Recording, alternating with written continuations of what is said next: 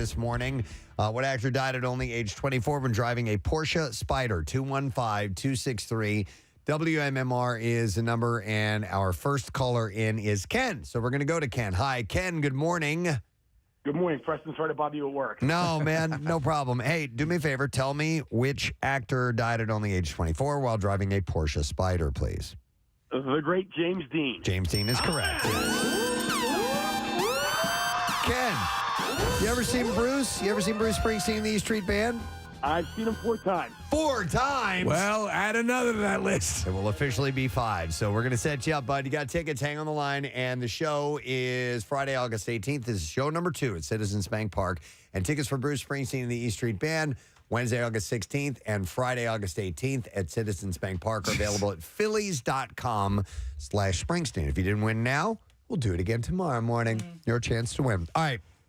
At the box office this weekend, number 1 was Spider-Man Across the Spider-Verse, followed by Elemental, The Flash, No Hard Feelings, Transformers Rise of the Beast, 6 was Asteroid City, and then you had The Little Mermaid, Guardians of the Galaxy Volume 3, The Blackening, and Boogeyman to round it all out. So second week for Flash, it drops to third. Yeah, That's pretty bad. rough. Hey, I also I want to mention, I noticed this over the weekend, but The Machine, Burt Kreischer's movie, is now available to rent. It is. It's streaming, yeah. And so if you love Burt and you want to, you want him to have success because he really is a great guy, you can rent it now. That's all I wanted to say.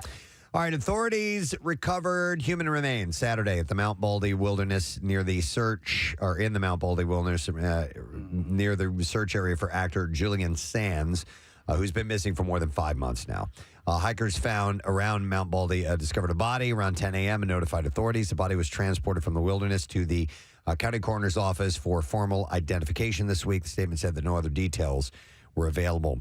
Last weekend, the Sheriff's Department restarted its search for Sands with more than 80 volunteers, deputies, and other sheriffs sheriff staff combing the Mount Baldy Wilderness. And despite using 2 helicopters and a drone team, the team was not able to locate the 65-year-old. Sands' family had said earlier this week that they were very grateful to all those who had helped to locate him. They said, "We continue to hold Julian in our hearts with bright memories of him as a wonderful father, husband, explorer, lover of the natural world and the arts, and as an original and collaborative performer." You mentioned drones. Drones have become an absolute essential now for these searches, and they're finding, obviously you can send a drone up and cover a great distance, and they're finding more lost people because of them. Yep. Sands, an avid hiker and mountaineer, told The Guardian in 2020 that he was happiest when close to a mountain summit on a glorious cold morning. He also told the publication that his most treacherous experience occurred during a hiking expedition in the Andes above 20,000 feet elevation. He said that a storm came in, and he said some guys close to us perished. Wow. In the months since Sands was reported missing, the Sheriff's Department completed 8 aerial and ground searches, but severe storms in the first few months of this year dumped several feet of snow onto Mount Baldy and hampered the search effort. So they haven't officially identified, but they're assuming that it will. Yeah, the odds are pretty good. Now, I saw this story on Friday, so I don't know what the latest is. I didn't see anything pop up, but Bam Margera has reportedly cut his latest rehab stint short amid plans to go to Las Vegas. I think if you're serious about beating your addictions, Vegas, right? Yeah, of that's course. the place to go. He had been getting help at a detox center in San Diego, where Lamar Odom previously sought treatment, but didn't want to, quote, complete the program. This is going to crush Lamar. He reportedly left the facility earlier last week and told friends he wanted to spend the weekend in Vegas. And it's unclear if he actually made it to Nevada. He was last seen in public on Thursday when he took his girlfriend Jessica to eat at Nobu in Malibu, California. You know what they should do? They should set up a clandestine rehab facility that from the outside looks like a full casino. Yeah. And like, maybe they'll do it. All the cocktails are actually mocktails, Yeah. and everything is there, but it's all designed to help you beat your addictions without you even knowing it. Yep. Margera appeared in photos at the time to be in good spirits and even gave a thumbs up to paparazzi. Yeah. Yeah. Yeah. Yeah. Yeah. Thank you. So this was fun. Giants franchise quarterback Daniel Jones had himself a night on Saturday while on stage at Zach Bryan's concert in Queens Jones was seen singing in front of a microphone along with the crowd during the show and putting his arm around the country singing star. But their mutual admiration only goes so far, it would seem, as Brian immediately said, "Go Birds," into the microphone as Jones stood alongside him. I didn't even know if he knew it happened. Like, if I don't so think he funny. did. I Probably had not. to listen to it a couple times. I'm like, oh my God, he said "Go Birds." And did the crowd didn't even really react? it was very quick. Yeah, It was just yeah, a little yeah, yeah. dig. He just threw it in there. But you know. listen, I don't know anything about country music or Zach Bryan. I'm going to. He's going to be my new favorite country Yeah. artist. But apparently he has a house here, lives here. So he was, he? he was born and raised in Oklahoma, but currently calls Philadelphia home after purchasing a small house here. Now, I don't know exactly where that is. So born in Oklahoma, Moved to there. Babylonia. Moved to Babylonia, King Tut. When he was here, when he performed in Philly a month or so ago, there was a lot of Eagles love at his show, and he was wearing like Eagles gear. Wow. And, I follow John Clark on Twitter, and John was I think John was at that show, but he's posting that Zach Bryan was doing a lot of like pro Eagles stuff that whole concert. So he apparently tweets about the Eagles and the Yeah. Phils all the time. Yeah. Very cool. Yeah, yeah. Here you go. Marissa's got a comment. He lives in Fairmount. My friends have found him. He's very handsome. They think he's cute. I think he moved in with his girlfriend. He's Okay. dating a Philly girl. But Well- he's kind of anti like the big man. Like he doesn't like local radio stations or anything like Well, that. when it So if comes you to ever- country, right? we're right next to a country station. Talking to our friends down the hallway, they've been trying to get him in. So if you ever bump into him in Fairmount, I hear he frequents the bars around there a lot. Oh, okay. Tell him to come to the radio stations. Okay, and here's the clip of this.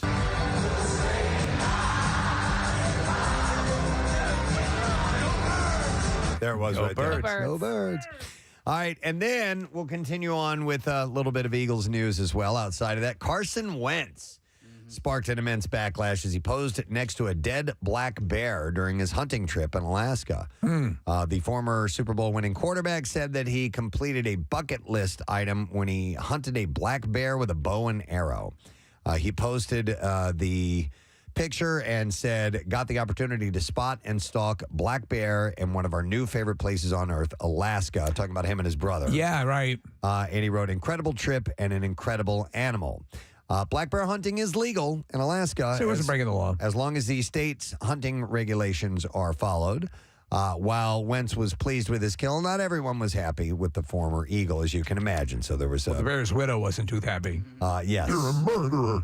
But somebody had wrote incredible animal, so you kill it. Makes sense. Wentz isn't the only former Super Bowl champ to take down a big animal, as ex-Bronco defensive end Derek Wolfe killed a mountain lion in January that was, quote, wreaking havoc in a rural neighborhood. It was killing pets. Wolfe was called upon to stalk the giant Tom, and after taking down the big cat, he had the meat processed and ate it. You remember when Dorothy Hamill killed a moose with a chainsaw? Sure. That hurt her career for a while. There was a little bit of blowback, Yeah, but yeah. she got past it. She got past it. Yeah, so, but, yeah. This is a great line. It says he was aiming for a deer 15 yards downfield. That is, so he accidentally shot and killed a I bear. love that. I was aiming for the deer. Oh, that's so good. That's so great. All right, John Hamm and Anna Osceola have tied the knot. The pair were married at Anderson Canyon in Big Sur, where the Mad Men series finale was filmed on Saturday. And according to TMZ, stars such as Billy Crudup, Tina Fey, Paul Rudd, and John Slattery were all in attendance. It must have been a fun wedding. Yeah. They probably did the electric slide. Hamm and Osceola reportedly met on the set of Mad Men in 2015. But didn't start dating until 2020. They may have done the electric slide. There's some surprising things about John Hamm that we found out recently. That's right. He's a big fan of Vanderpump Rules. Vanderpump. He's a pumper. And he's into that reality stuff. So the couple confirmed in February of this year that they were engaged, and now they are husband and wife. Kourtney Kardashian and Travis Barker shared the sex of their baby via Instagram over the weekend. She sat on the Blink-182 drummer's lap in a video posted to the social media platform. We got something to tell you. Don't we, Travis? Yeah. Shortly after Barker began a drum roll, blue streamers flew into the air, revealing that the pair are expecting a baby It's boy. gonna be a streamer. Yep, No, so- maybe it's gonna be a girl. Oh yeah. They're going to have a boy, so they're having a baby boy. So, yeah, we're looking at the video now. He's doing a drum roll, and then I guess they set off the little streamer thingy. I haven't watched this yet. I just can't get enough of them. Oh, wait. I can get enough Oh, of them. wait, never mind. All right. Let's see. Blair Underwood and Josie Hart were friends for 43 years before they got married in the Dominican Republic on Saturday. Hart said it was surreal and magical, his vows. To hear him say the words he said to me, love you, babe. for over for our forever was incredible. Did you hear that Courtney revealed the sex of their baby? What? He's one of those impossibly good-looking dudes, Yeah. Blair Underwood. Yeah. Between our children and all of them giving toast, the fireworks right after our first dance, I like toast. the entire day was just beyond my expectations, she said. I don't know why I have an opinion on this, but he wore a white tuxedo to the wedding. Unless the bride, his bride-to-be, said, hey, I want you to wear this. You're not. The bride I'm sure is, she had input. Right? There's no way you're going to whip that on your bride without running it. Yeah. No, unless it was her idea. I think it was probably her I idea. hope it was her idea. The pair met when the set-it-off actor was 16 and were longtime friends before they began dating following their respective divorces. Who could believe this would happen? So they've been friends for 43 years and they just got married. It's almost 44 years. In a recent interview with them, Keke Palmer discussed why she doesn't feel the need to release an official statement about her sexuality. She said, why the hell do I have to declare to you who's laying in my bed? Kiki's right. Doesn't that sound crazy? So who are you sleeping with? She says in a clip shared to her Instagram page on Saturday, she said there's no one way or right way to be authentically you.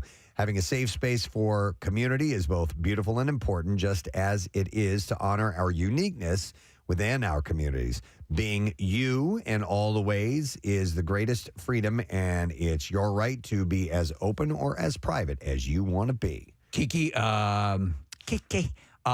when she appeared on SNL, that's when I turned around on my appreciation of Keke Palmer's. Yeah. Very talented, very funny, and she did that crazy thing, Preston, on SNL. She actually learned her lines. She did not read She from a cue didn't card. have to read off the cards.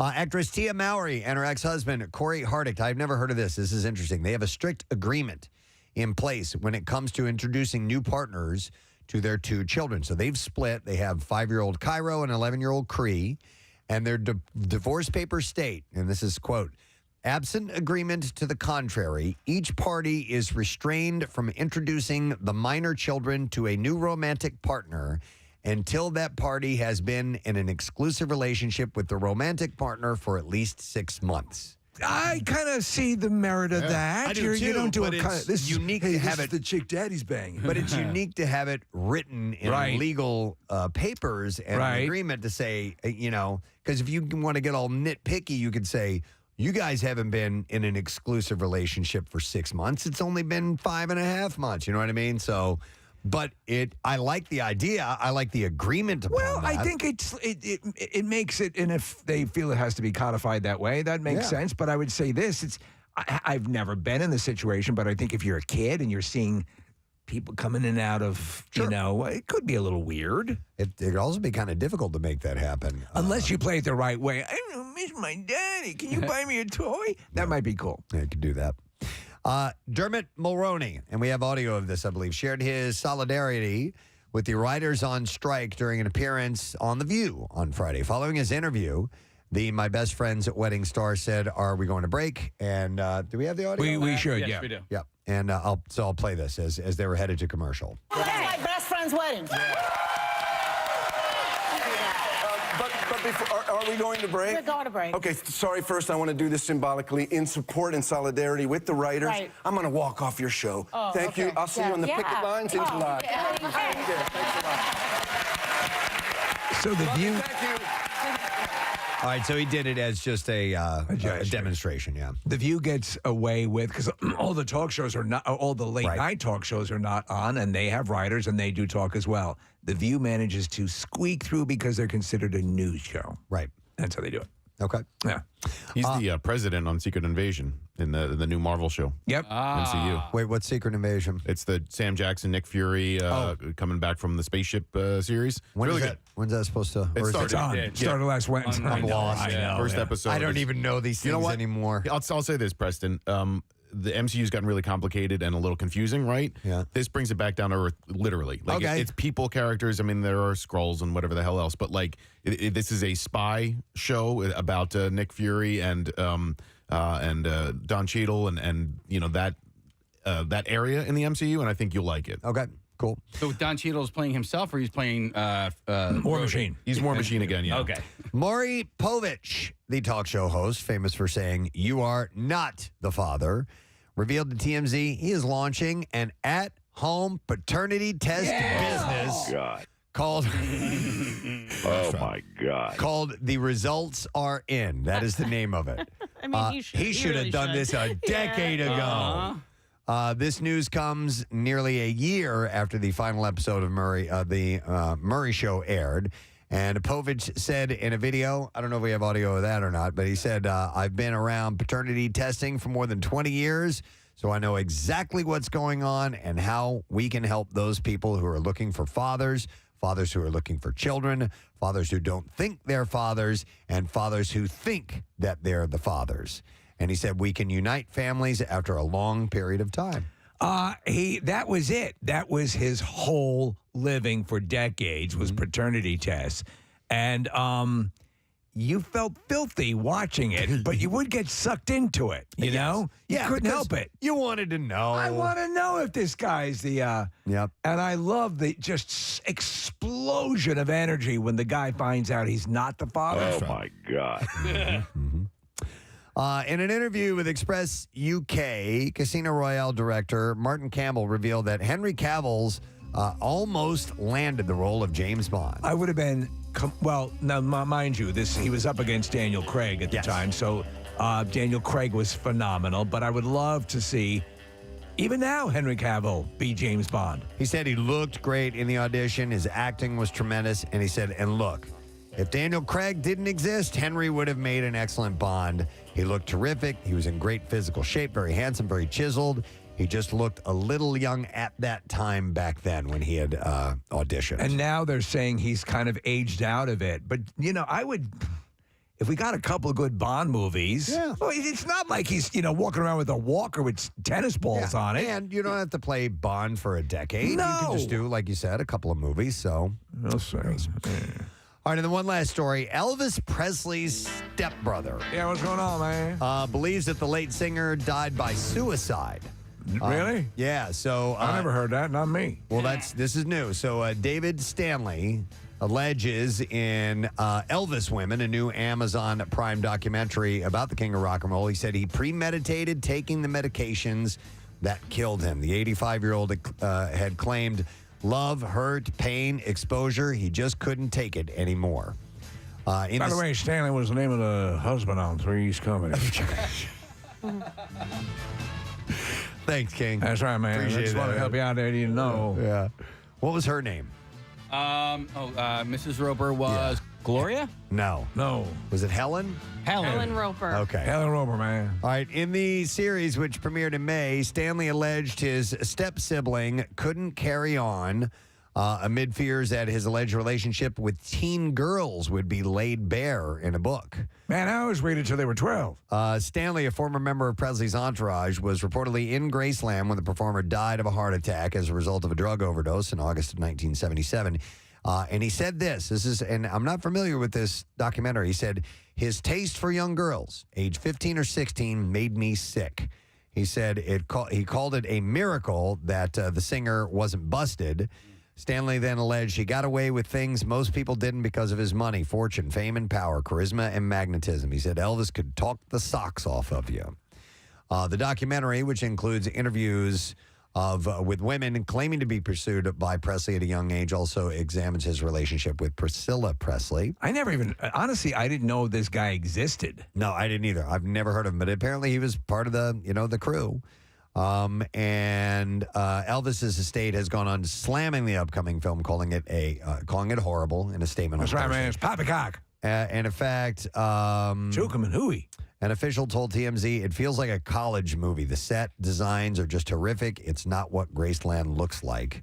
This is a documentary, though, which is interesting. Is it a docudrama or a dramumentary? Let's see what it says here. Elvis One, new Amazon Prime documentary. it That's says. crazy, man. So How do you get Prime? I don't know, man. How do you get Prime? You just Yeah. sign up for it. Is that it? Is that simple, man? That's all you got to do, man. We live in a wonderful world. That's right.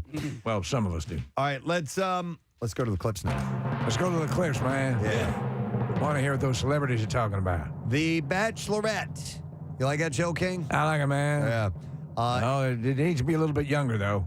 Is back for its 20th season. Put them in the 12 to 13 range. This time featuring Charity Lawson, a fan favorite contestant from season 27 of The Bachelor. Season 27. In this clip, she talks about what it means for her to be authentic. Authentic. It's all about authentic. Even in front of the cameras. Here we go. Oh, it was real. I mean, that's the only thing, and the only way you can go about anything like an experience like this is to be real. And I was like, I really don't know what I'm doing, and there's no right way to do any of this, but it's like, I know who I am, and I have to stay true to that. Oh, shut up, woman. And you. It's about remaining authentic. Season 20 of The Bachelorette premieres tonight on ABC. Wait a minute. Oh, season 27 of The Bachelor, and it's only season 20 of The Bachelorette? How in the hell did that happen? I didn't know there was that big of a number difference. Interesting.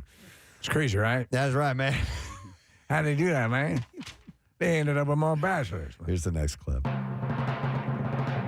The animated film Batman: The Doom That Came to Gotham follows an alternate 1920s Batman up against a different sort of enemy than the supervillains he's used to.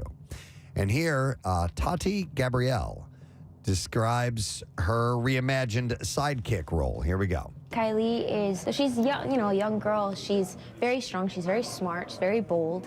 And she sort of acts as Bruce's conscience through this. So that really drew me. And I was like, oh, I get to be an accomplice to Batman? Like, couldn't ask for anything better. Oh, shut up, woman. Batman: The Doom That Came to Gotham starts streaming on Max today. The DC animated house, the stuff that they turn out is pretty awesome. There's a ton of great stuff out there. Yeah. If you're a fan of any of the graphic novels, there's an animated movie equivalent of I guarantee you, there's a ton of that stuff.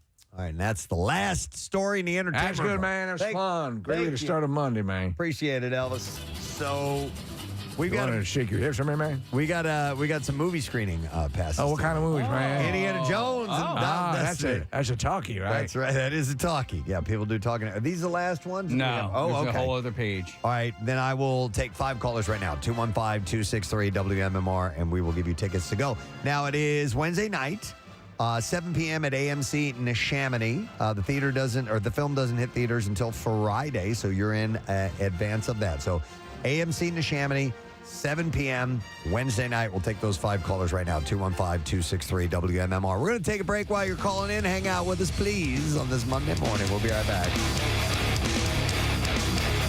Preston and Steve. 93.3 WMMR. We're opening up about their family life and what it's like behind palace walls. We enjoy swinging. The pair joined baking guru Mary Berry for a Berry Royal Christmas. I love her. On the BBC. Do you really? Yes, I do. Oh, okay. Sharing his perspective on how he has been talking to his kids about the causes they champion. William noted that when he drives Prince George and Princess Charlotte to school, they point out homeless people and ask questions. Daddy, run over them. They frighten me. Will do. He said, on the school run, I know it sounds a little bit... I killed that one. Got one. Keep score back there. Do you all have a pad and paper and pencils and such? 1-1.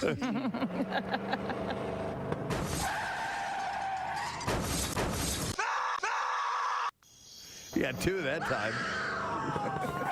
William also highlighted his late mother, Princess Diana's work, and credited her with opening his and brother Harry's eyes. And he said that a visit to the Passage Homeless Charity was one of the first places I came to, actually. It must have been between 8 and 10 years old, something like that, and it had a profound effect on me. He said, my mother knew what she was doing with it. She realized that it was very important when you grow up, especially in the life that we grew up in, that you realize that life happens beyond palace walls and that you see the real people struggling with real issues. And this is the cake woman they're talking to? This is the cake woman. I'm sorry, were you talking to me all this time? Yeah. Mary Berry. And I simply asked, how are you doing? The special aired yesterday on the BBC, by the way. There was a throwaway line that made a lot of press. I guess it was in the Daily Mail. She said to Kate Middleton, basically something like, would you like to squirt on the cake? Oh, geez. And so there was actually ice age, and they thought that was rather amusing. Why don't you lift up your skirt, hop up on the table, and squirt on the cake? Squirt. You know, like they do in pornographic films. Royal jelly. Royal jelly. Wow, you're like a geyser. Okay. Kevin Costner has set a new drama at ABC. ISB will tell the story of elite special agents of the Investigative Services Branch, whose job it is to solve the most complex and heinous crimes committed in national parks in the Pacific West region. ISB? ISB. He is going to produce and write this. It's a procedural. Former The Flash showrunner Aaron Helberg and Costner will co-write and executive produce. And Helbing will also be, act as the showrunner. I don't think he's planning on acting. He's producing in the whole thing. He's also producing a series for NBC called DVDA. Oh, really? Yeah, which and it's another division, Preston. I guess that is. They have there's 2 openings in that particular division. Jesus. Oh, and there's 2 different divisions, right? Yeah, exactly. Okay. So 4 openings total. Yeah. No, 2 openings, just 2 4 openings. positions. Wow. I'm with DVDA. Any openings there? 2. You guys are talking about the Delaware Valley Dance Academy, right? Yes, of course. Yeah, 4 positions. 4 positions for 2 openings. Right.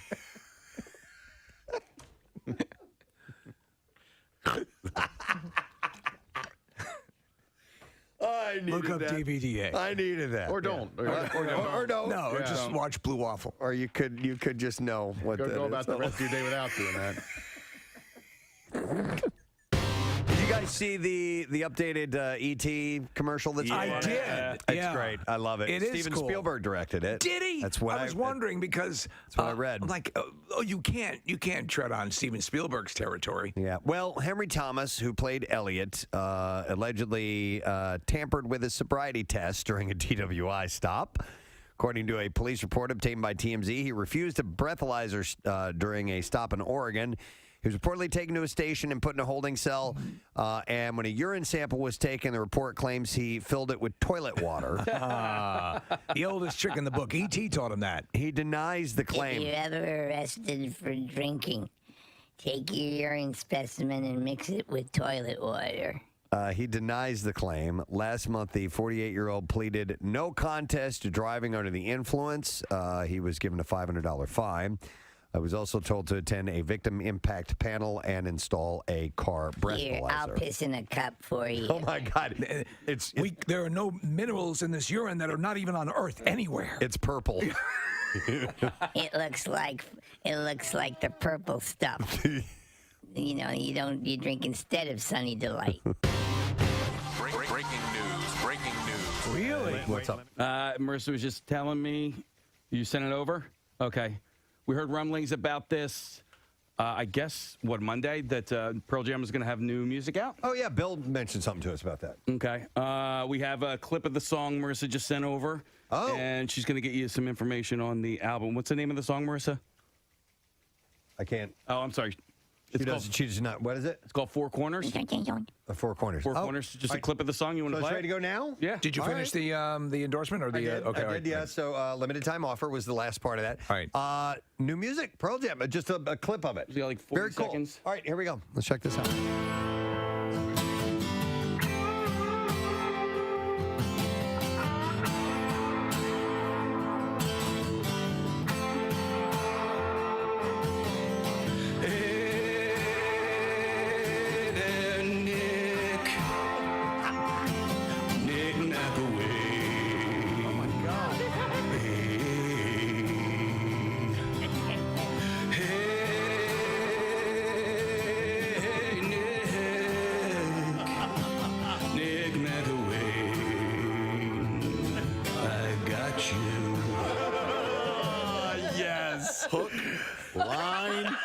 and sinker. Even As soon as the vocals started, his head popped up. But it was believable vocals. The first line of the vocals, I was like, well, Casey's going to make fun of this. What's the guitar? It's actually Mike McCready. Mike McCready. Is it? Okay. Yeah. But you can play now. Both you can play. Not this.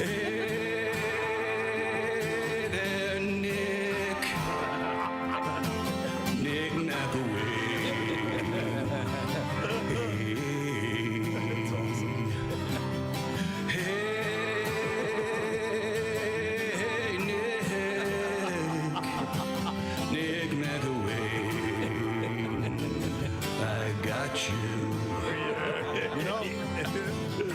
You know how some songs speak to you more than others? Yeah. I think this one hits you where you live. This one speaks to me. That speaks directly to you. Directly Yeah. I mean, it's for crying out Gets loud. me in all the feels, man. Casey was so excited. Oh, he played that for me yesterday. I was even more excited last night when Nick tweeted out you had answered somebody's tweet about Pearl Jam coming out with new music this week. I was like, oh my God, this is so perfect. Well, there's and I saw that you liked that tweet, by the way.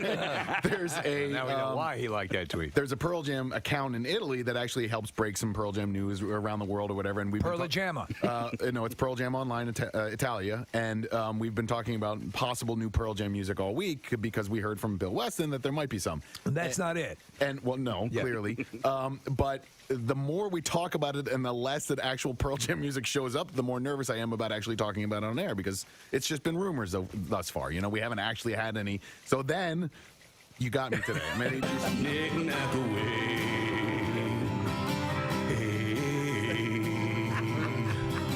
Could you imagine? Could you imagine? Because he was certainly impressed with MMR and the whole thing, and you know the reference. If at some point some reference in some way pertaining to you, Nick, ended up in a song, whether it be not by name or a reference or something, just or call it a day at that point. I just retire if that ever happened. Yeah. I'm done. All right. So that's your breaking news. Breaking news. Music news this morning. Brand new Pearl Jam. No, the rumor is actually that there is new music from the band that's supposed to surface. Supposedly? Supposedly. I ask you. I guess this week, but whether that comes to pass or not, remains to be seen. So we will see. And yes, we got a lot of people texting that you got them as well. Nice. Some phone calls coming in too. So please welcome Mr. Frank Caliendo to the show. What a great entrance. I walked in and I met old friends from the hallway. Wow. It was somebody from another station down the hall was like, wait a second, are you Frank Caliendo? I'm like, yeah. He goes, okay. And then he walked away and didn't let me in. And then I'm just standing there with these other guys, and which we became great friends. No, yeah. And sometimes you just know. And then, and then I was like, "You're not gonna just let me in? I would have left these guys here in a heartbeat. I have no problem with that." And they're like, "We would have done it too." They're like, "You're just stuck here with these two creepy guys." I'm like, "You have no idea what my life is like. You're zero on the creepy meter. Your creepy meter doesn't even come close to get." They were very nice. I feel like it's gotten to a point where we should just give you a key fob so you can get in. I would take it. I have stations where I have that. You do have the key fob accessibility? Yeah, I've had that and entry codes like in Arizona. You know, but now here you have construction going on, so you'd be so I also have a key. Peril. I have a key to a crane. You do? So, They gave you a key? How do you think I got in? Oh my God! I didn't take a door. I was dropped in. It's why when you come up here, so a lot of people don't know, they're actually going to add an atrium onto the building that's going to go up 4 floors. It'll be right outside our window here. So they're actually digging up the whole front of the building. And so we haven't heard it as of yet. But Nick let me know in advance. Did you walk over here? Yeah. No. Okay. What do you think? I think I Ubered from across the street? I wouldn't put it past you. How lazy do you know that I am? But I mean, your hotel's literally a block away. Let's just tell everybody where I'm staying. That's great. Room 472. Then you want to see some creepy factor, guys? I want to tell you guys because I was so excited this weekend. I shouldn't say never. I hadn't been to one of these in a while. It was a comic convention kind of thing. Yes, yeah. You're a comic book nerd. I like comic books. I'm getting into them. I'm getting back into them. I liked them when I was a kid. I'm more into the stuff that my daughter's into. Barbies, My Little Pony. No, You're into I'm more that. just looking for a joke. It just looking for a got laugh. creepy again. Yes, Yeah. no problem. I like to comb their hair. My Little Pony. You know what they call? They call those bronies. Yeah. Yeah. No, Swear to Is there God. such a thing? I'll get into it. I there got no is. problem. It's a legitimate fetish. They're called bronies. Not that there's anything wrong with that. So, hey Jerry, what I was going to do there was going to get real creepy. So this one was called AceCon, all right, and what they Arizona? No, it's a national thing. Okay. I think they might do one in Philadelphia too Okay. eventually, but they go all over. And they do major celebrities from the movies. Yeah, yeah. So Tom Hiddleston was at this one, who was Loki. Yeah, we love Hiddleston. Yeah. Oh, and he's nicer in person than he is as Loki. First of all, but he's so nice. But he comes up. I don't know if they. I can never tell this because he was so smooth and so incredible and so British. Yeah. That he comes over and he knew who I was. And that was one of those moments. I'm like, well, this is pretty awesome because my daughter's like, huh? Well, he's an impressionist as well. Oh, he was so great. he's got to know your stuff. Very, very good. 'Cause Yeah. He comes over and he's talking about, but he has the one up. Like he's friends with Jeff Goldblum, so he's talking about Jeff Goldblum. Yes, he's doing this. He's like, he'll come over and he'll be like, how are you? Good. You look great, Tom. You really do. And that's when you meet people too. It's like that. So we're going back and forth. Me and Hiddleston. Tommy, as I like to call him. Tommy and I are going back and forth doing Jeff Goldblum. We're doing some Pacino and stuff like that. It's like, whoa, he does more of the Scarface kind. But so we're doing that, and my daughter's like thinking this is the greatest thing in the world. Awesome. And so that wasn't even the end of it. So I want to tell you about this thing too. So they take pictures with people. Like you can pay. It's expensive. Like it can be for a couple $100. Yeah, but you're gonna get a frameable quality More photo. than that, Yeah. it was incredible. People were bringing props. People were bringing birthday cakes, fake birthday cakes, and he was doing all of it because it's an expensive thing. It's like Wizard World here, and the it same is deal. very Yeah, similar. yeah. I think it might be from the people who created It Wizard probably World. is, Like, yeah. There's something. I'd heard that as a rumor. So they're doing that kind of a thing. We keep running into him. And Hiddleston walks up behind me at one point. Who towers over me? I'm 5'6", he's 6'2". He's like, I heard you do a Tom Hiddleston impression. I'm like, no, I don't, but I do the Beatles. That's what it turns into. So then a guy comes in and he goes, Frank! And we're in the back area because originally I was just going to stalk everybody with my daughter. But try and be nice. You know, you guys know what that's like. But He's looking at his stalkers here in the studio. No, you do that thing where you respect everybody's space and stuff like that. You do. So we didn't ask for any extra pictures or anything like that outside the times we were supposed to. And this guy comes and he goes, Frank! And it's Todd McFarlane. Oh, wow. Spawn. Yeah. And baseball collector extraordinaire. Yes. Yeah. And he sits down and he starts talking about WMMR. All right, thanks, Kath. So Steve forwarded this story to me, which was kind of interesting. It's about a guy, janitor, works at a New York lab, and at some point he got tired of this beeping noise that he heard. So he decided to shut off this piece of equipment. And apparently, while he was looking for some peace of quiet in the process of doing that, he destroyed $1 million worth of merchandise by turning off a freezer. Oh, no. Critical research. It was at the Cogswell building at Rensselaer Polytechnic Institute in New York. Wow. And he was working for the cleaning services, and he said he heard annoying alarms. What's with all these alarms? So he opened up an electrical box and shut off the circuit breaker, and it sent the temperatures inside the freezer to jump from negative 112 degrees Fahrenheit to negative 25 degrees Fahrenheit. Wow. And it caused damage believed to at least $1 million worth, but the university is seeking an unspecified amount of money in the lawsuit against the janitors. They're going to sue the janitor? I think they're not going to get money. Maybe the janitor. No, against the janitor's third-party contractor. There we go. Okay. The lawsuit says a majority of specimens were compromised, destroyed, and rendered unsalvageable, demolishing more than 20 years of research. Oh, no. 20 years. The freezer alarm had been triggered by a mechanical malfunction that stopped the unit from maintaining a constant temperature. So repairs for the freezer, which held cell cultures, samples, and other elements to further analyze photosynthesis to improve solar panel development had been scheduled for September 21st. In the meantime, the suit argued a letter hung in the freezer explaining the source of the alarm with instructions on how to silence it. Said this freezer is beeping as it is under repairs. It said in all capital letters, please do not move or unplug it. Right. And he did. Yeah. So therein lies the topic of I turned off this and destroyed that. Or I unplugged this and that happened.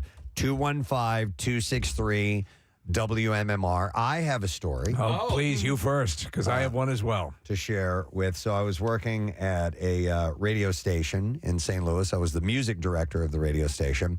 And so part of my job was to prepare the music logs for the day. And that's what I mainly use my computer for. So that's just to make sure that all the music plays in a certain order. And there's artist separation and all the stuff that you have to do when scheduling music. So in my office, the music director's office, there was the unit, the computer unit was right next to my desk. Okay, so, and I've been doing this job for months, and I realized, I never turn off my computer. I never give this thing a break. It's running all the time. I can hear the fan, and I'm not on it all the time. You wanted to protect the machine from wear and tear. Giving it a break. Yeah. So I reach over and I hit the power button when I was done doing my work, and I didn't think anything of it at all.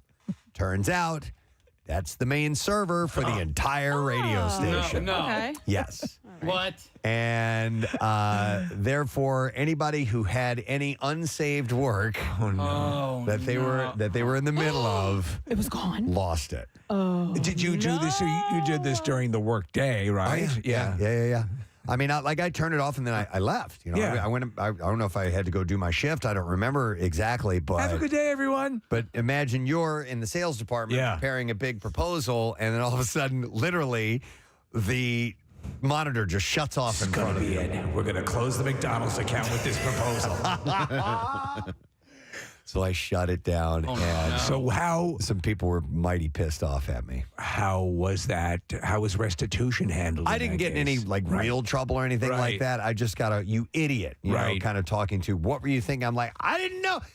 It was my own private office. Why put the server in my room? I had no idea. I also didn't know anything about computers. This was probably 1994, 93, a lot of 94. people didn't know about I that. certainly didn't know anything about internet because that wasn't really going on at the time.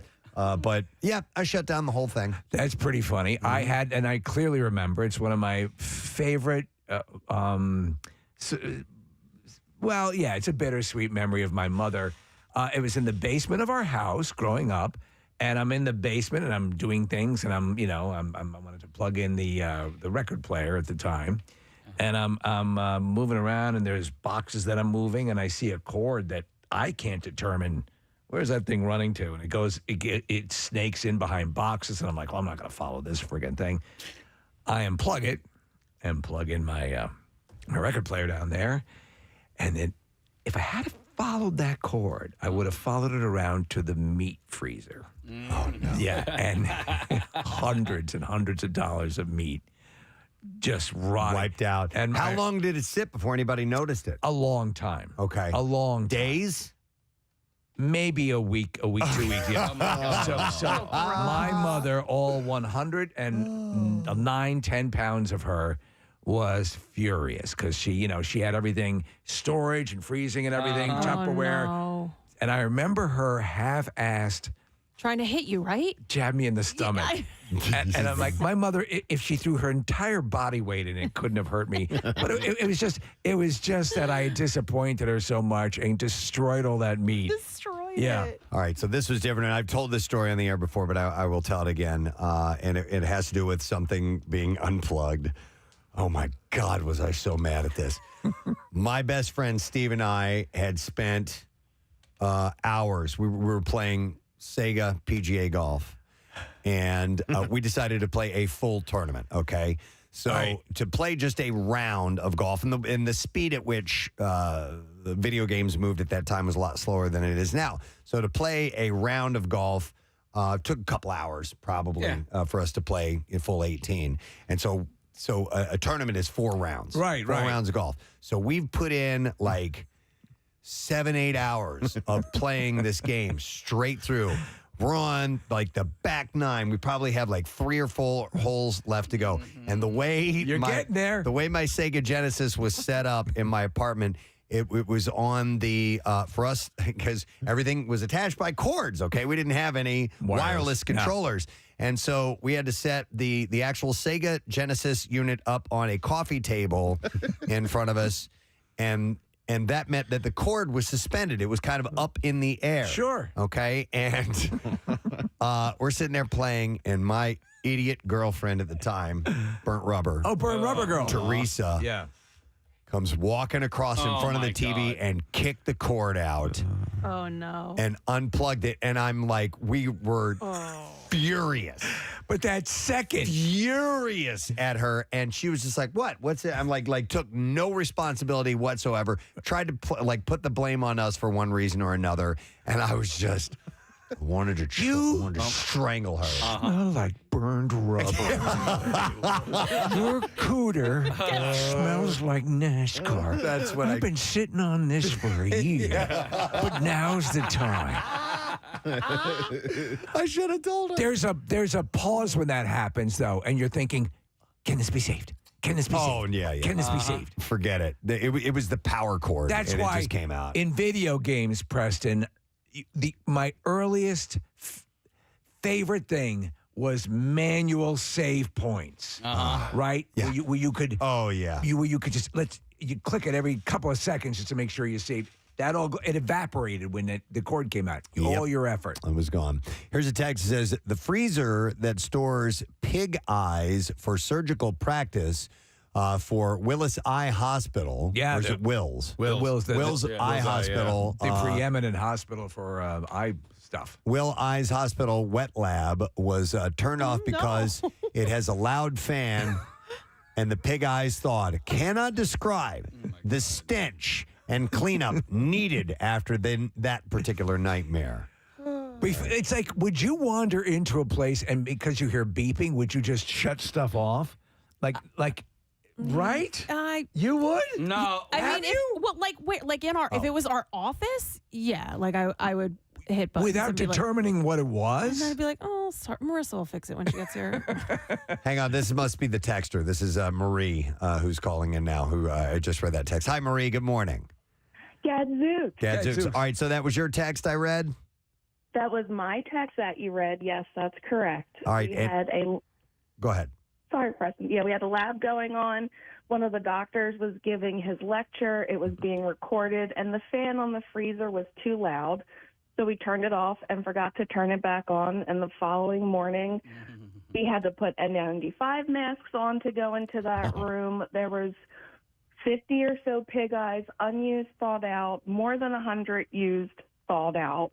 And it still kind of smells in that Sub-Zero freezer when you go in there. So the story that you mentioned earlier about someone turning something off made me text you guys. Marie, so could you bread up some pig eyes if you had to for just so they got a second use out of them? Or there's no use past what they were meant for, correct? There's no additional, even if they thawed, you can't repurpose them, right? 100% cannot reuse them. So had you have just shut it off for the duration of the lecture and then turned it back on, you would have been fine and was leaving it off the whole night, correct? Absolutely. A little blunder. All because of a fan. People shut off stuff a lot of, the annoying fan. Like the fan, Preston, in your case, the server you shut off probably had a fan that was running as well, right? Yeah. And that's what made me think of it. Right, I looked down and I saw that thing running. I'm like, that thing can't run all the time like that. Let me fix that it. thing's going to break.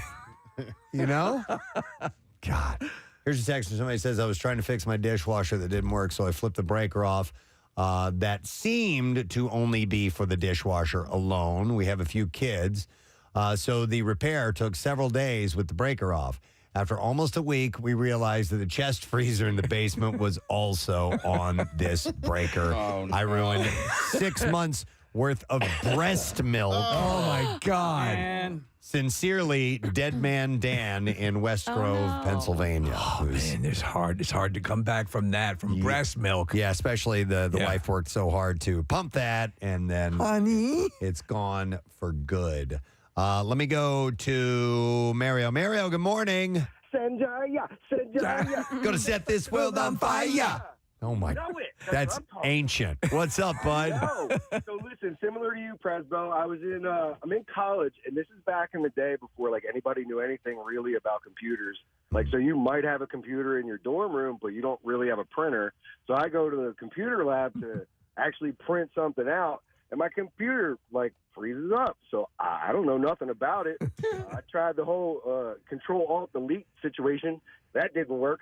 So I go up to the attendant or whatever, and I say, hey, man, I need some help.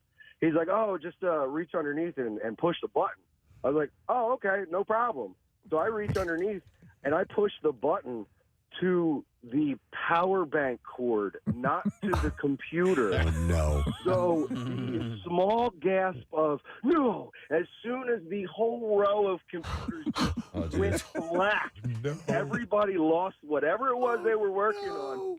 The blood drained out of my face. I slowly crept back into my seat, and I'm like, oh no, what happened? Yes. That's all you can do. What'd you do? What did Yes. you do? I don't care how ethical, What'd you do? how moral, how ethical you are. At that point, you lie. You have yes, to. without question. Really? Yeah. Well, and by the way, in your defense, you can't say there's a button underneath. Exactly. And Nobody knew. Listen, at this point in time, if somebody was to say, "Hey, hit the button underneath," I knew what they meant. Like, Yeah. on the tower now. Right. This is legitimately in 2002 when this is like all just kind of real new to all of us. We're talking like the AOL Instant Messenger day. You know what I mean? Right. Oh, yeah. That's roughly when my incident happened as well, Mario. It was sort of like 93, somewhere in that range, and I didn't know anything about that stuff. So I'm in good company. I appreciate it. All right, thanks, Mario. By the way, I had, even in, it was like 95, an engineer came in to the radio station, and he goes, where's your server? And I go, server? I'm like, I didn't even order lunch. Well, I said there's no restaurant here. I didn't know what the hell he was talking about. And this guy thinks we have an on-staff server. He's like, no, it's a computer that runs. I'm like, I don't know, man. You're a computer. Yeah. Let's see. Here's another one. It says, one time my parents went on vacation, and I was supposed to house sit, but I didn't one night, so I found out that their power went out after a thunderstorm. And the next day I went there, and they have an outdoor pond with a pump that needs to oxygenate the water for the fish. Oh, no. So I got there, and all the fish are dead. And so my parents did not speak to me for an entire year after that. What? Oh, that sucks. He killed all the fish. Uh-huh. I didn't realize that, by the way. So that's obviously in an outdoor, like a koi. Is that what he was talking about, or was it inside aquarium? I think he's talking about outdoor pond. Yeah, outdoor pond. Yeah, Yeah, if you see bubbles coming up in a pond, they have an aerator in there. Right. But sometimes it has to do with the algae, but I guess also to keep oxygen. I didn't realize that. Water, yeah. Well, here, like taking the radio station off the air, that's a huge deal. There's a lot of people who have done that one way or another. Well, yes, definitely. I've experienced 2 spills in my radio career that have taken things off air. One of them was Sarah Clark at WDRE, dumped a big thing. She was shaking up orange juice and thought the cap was on, went all in the board, and I mean, gone. Gone. For like a week, we had to broadcast from the production studio. Who locked themselves out of the studio? I know a couple people that have done that too. And it was off air, and they were locked outside. Happened here. Here, and I think at DRE in Jenkintown. Yeah. Happened Brian, but I forgot who did it here. I think it was Bubba John. Pierre tells that story. Yeah, we'll have to ask him when he gets in. But I think that Bubba John was hitting on a girl and left the studio. This is when you were on Rittenhouse Square. Rittenhouse Square. Yeah, and I believe he did. He went down to like get her a drink or something. I'm getting some of the details wrong. I'm sure He was going to let her in, I think. Yeah, and then he came back up, and not only could he not get her in, he had locked himself out. It had happened to somebody here too. Did it? Yeah. But that moment, if you've ever had that door close. Uh-huh. No. Yes, exactly. It's like, what do you do now? Well, wait a minute. I gotta hear this. Let me go to Chris. Hey, Chris, good morning.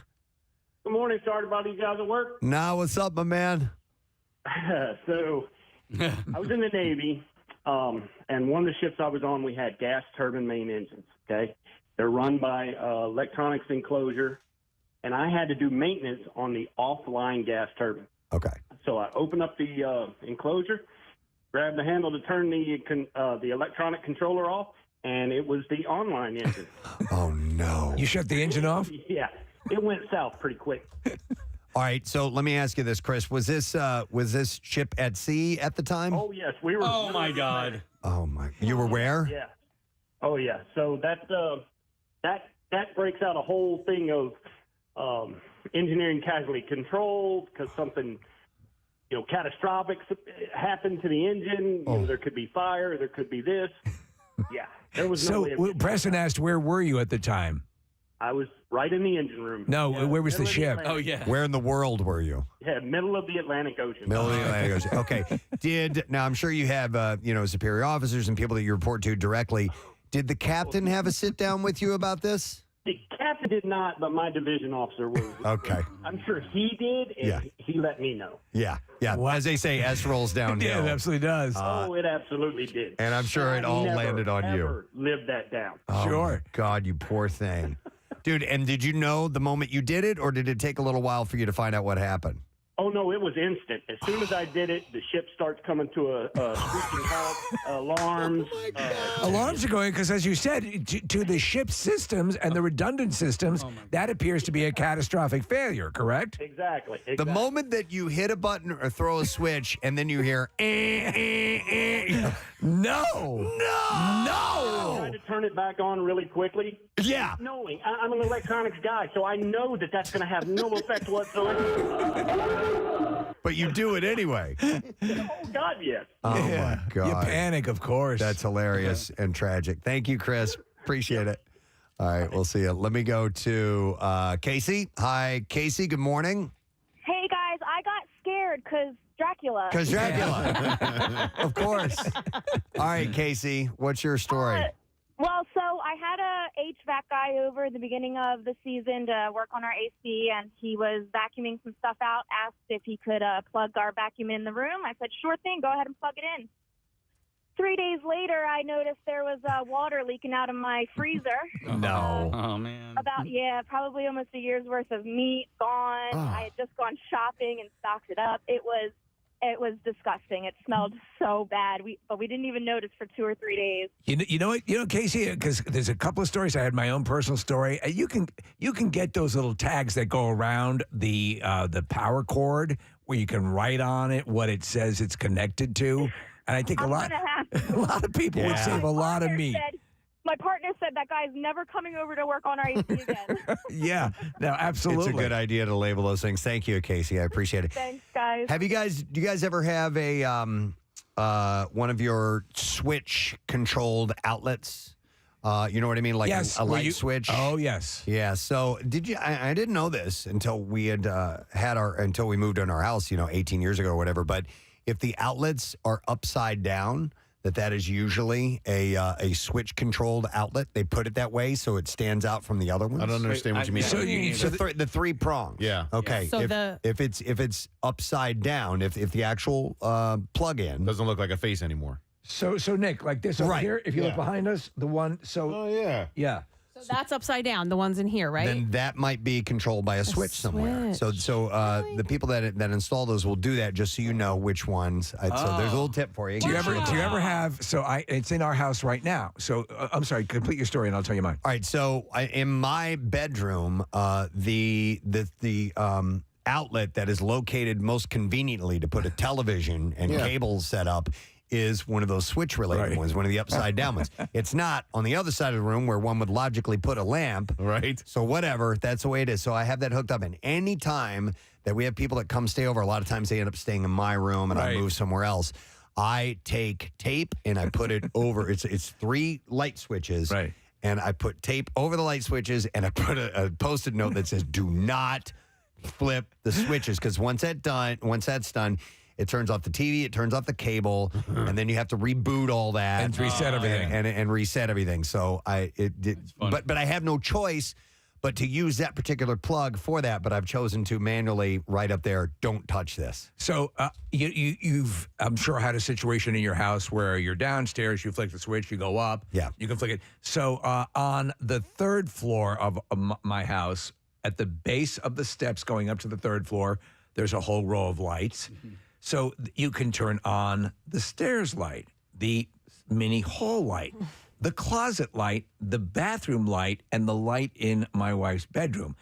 And you just have to go through the whole row, flicking up and down to figure out what's on and what's off. I've got a bank of like 4 or 5, one of them that's 5, and I still, to this day, after 18 years, am not exactly sure which one controls what. I just flip them all on, and I start flipping them off. Yeah. Preston, I think I'm sorry, Casey. I think that this has changed over the last years. I think that they're now installed upside down. A bunch of people are texting in saying that that's what the new code is. So the way that we have them in our studio here that look upside down to you, that's now the standard way of actually installing them. All of them? That's what a bunch of people are texting in. Oh, okay. Upside down. Not in my house. Outlet is code. Yeah, I don't know. It's like 15 years maybe. But you're probably still under the code upside down at night, Raccoon's Delight. Okay, that must be it. Oh, okay.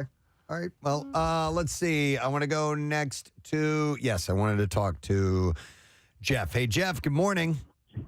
Yo, Gadzooks, guys. Yo, bud, what's up?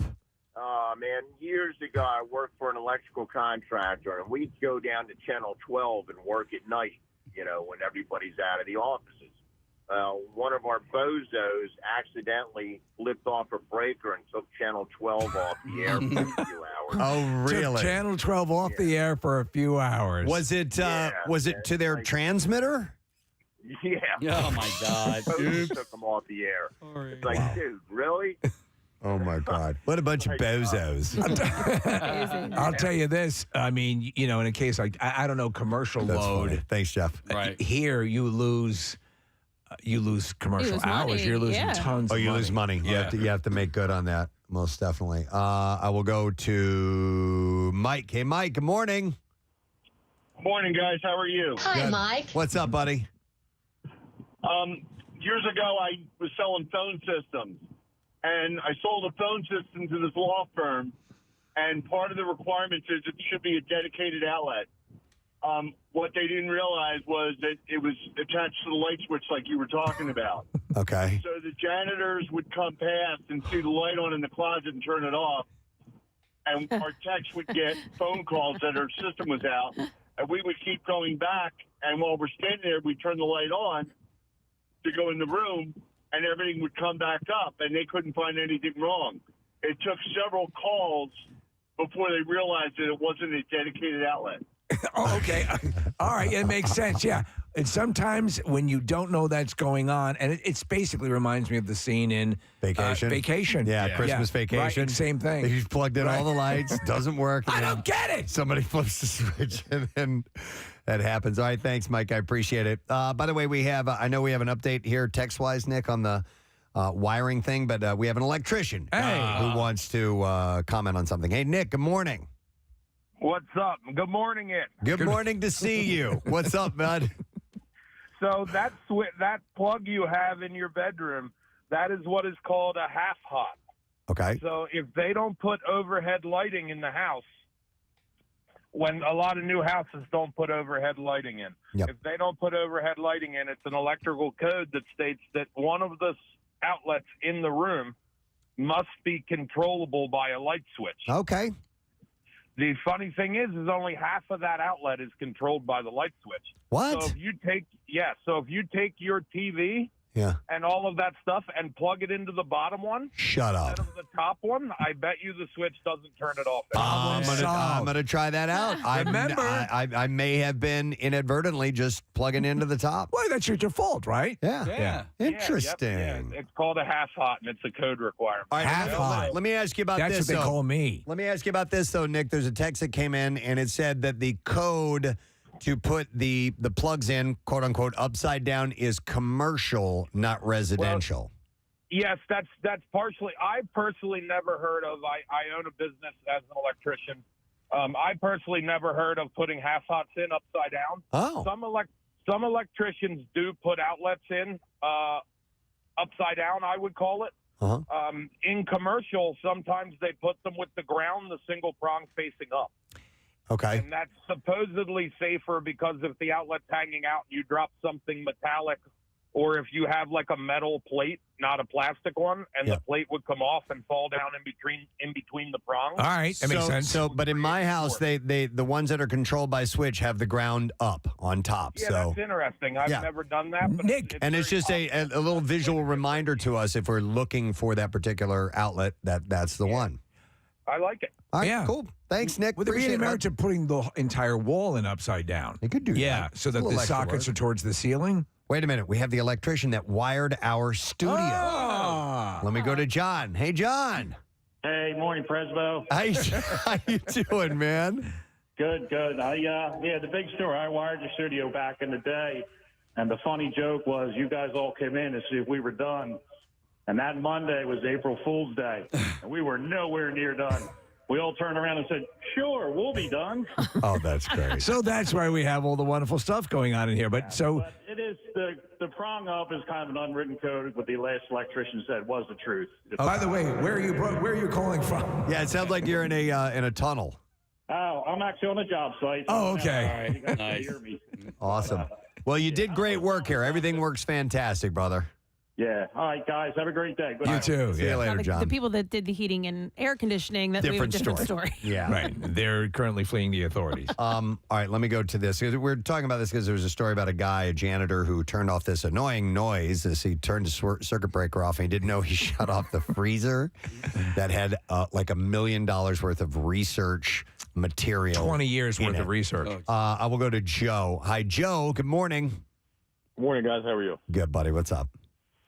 Kind of same thing as you. We bought a house about 18 years ago, 20 years ago, and doing projects on the house, getting new stuff done. We found our water heater wasn't working. It was working, all of a sudden it stopped working. Couldn't figure out why it was working. Had it replaced, had it fixed, had the electricians come in. We just couldn't get it to work. Gas replaced. We spent thousands of dollars trying to get this thing working. Couldn't figure it out. Here, the light switch in my daughter's room, which was on the other side of the house, controlled the water heater.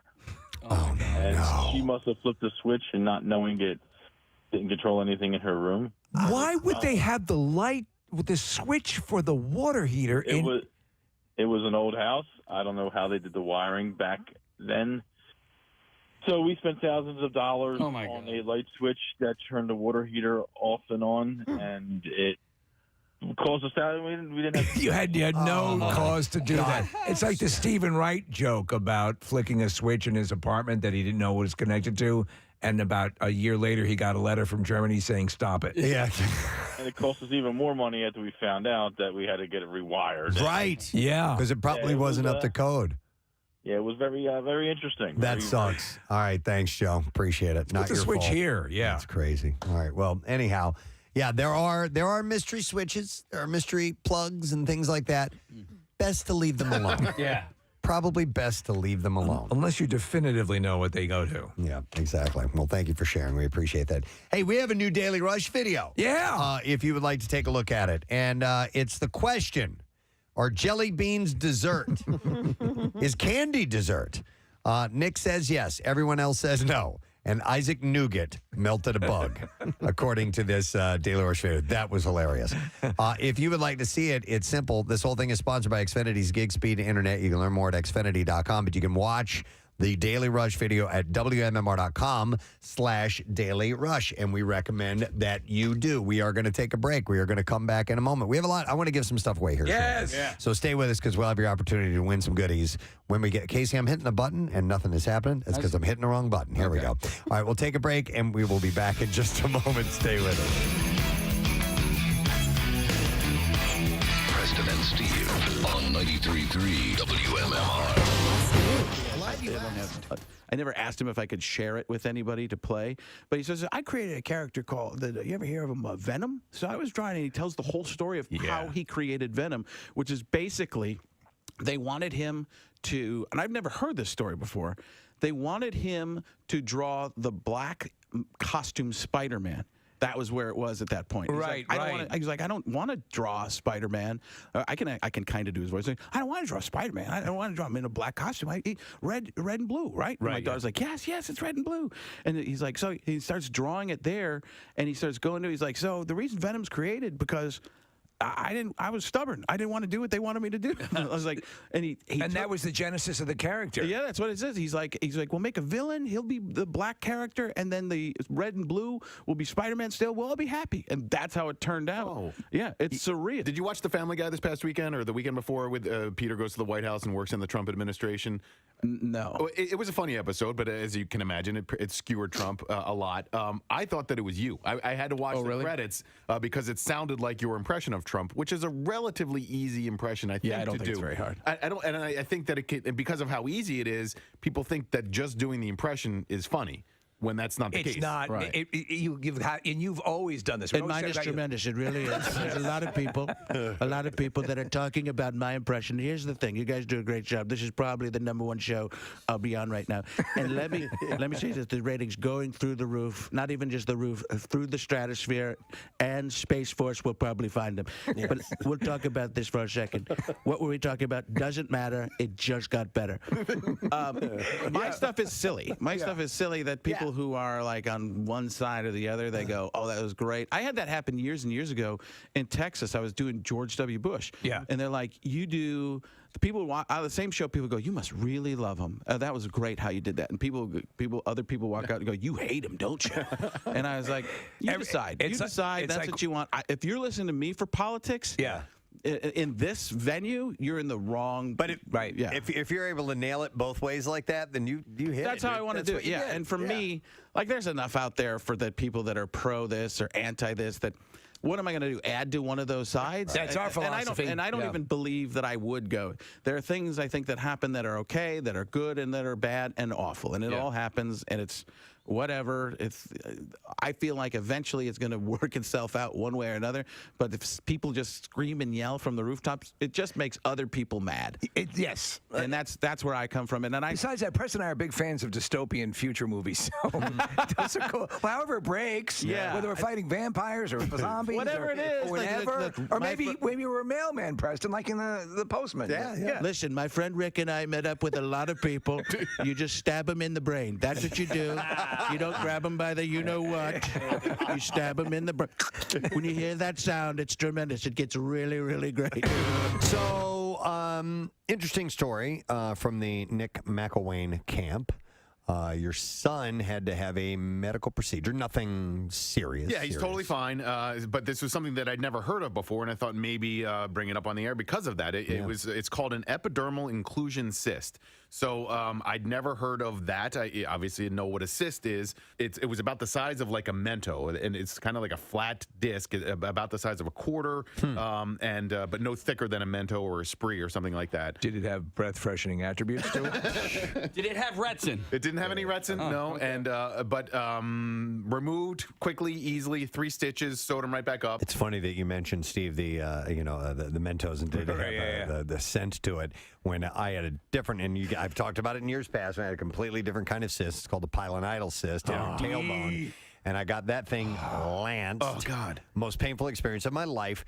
Not only did it hurt, Kathy, you're really going to be disgusted by I this. heard it. I know. It stunk up the room. Awful. Really? It's awful. Did it come flooding out? The stench? It just smelled like rot. It just I couldn't believe it that I was in that much pain and I was still able to notice the putrid smell of that. Bonus. Right? Exactly. So let me ask you this. When they removed this from him, did they put him under? Was it done in just a local anesthesia? And but the interesting thing, and I guess one of the differences between the cysts is this one was this sac developed around the infection, and you could cyst sac, and you could see it.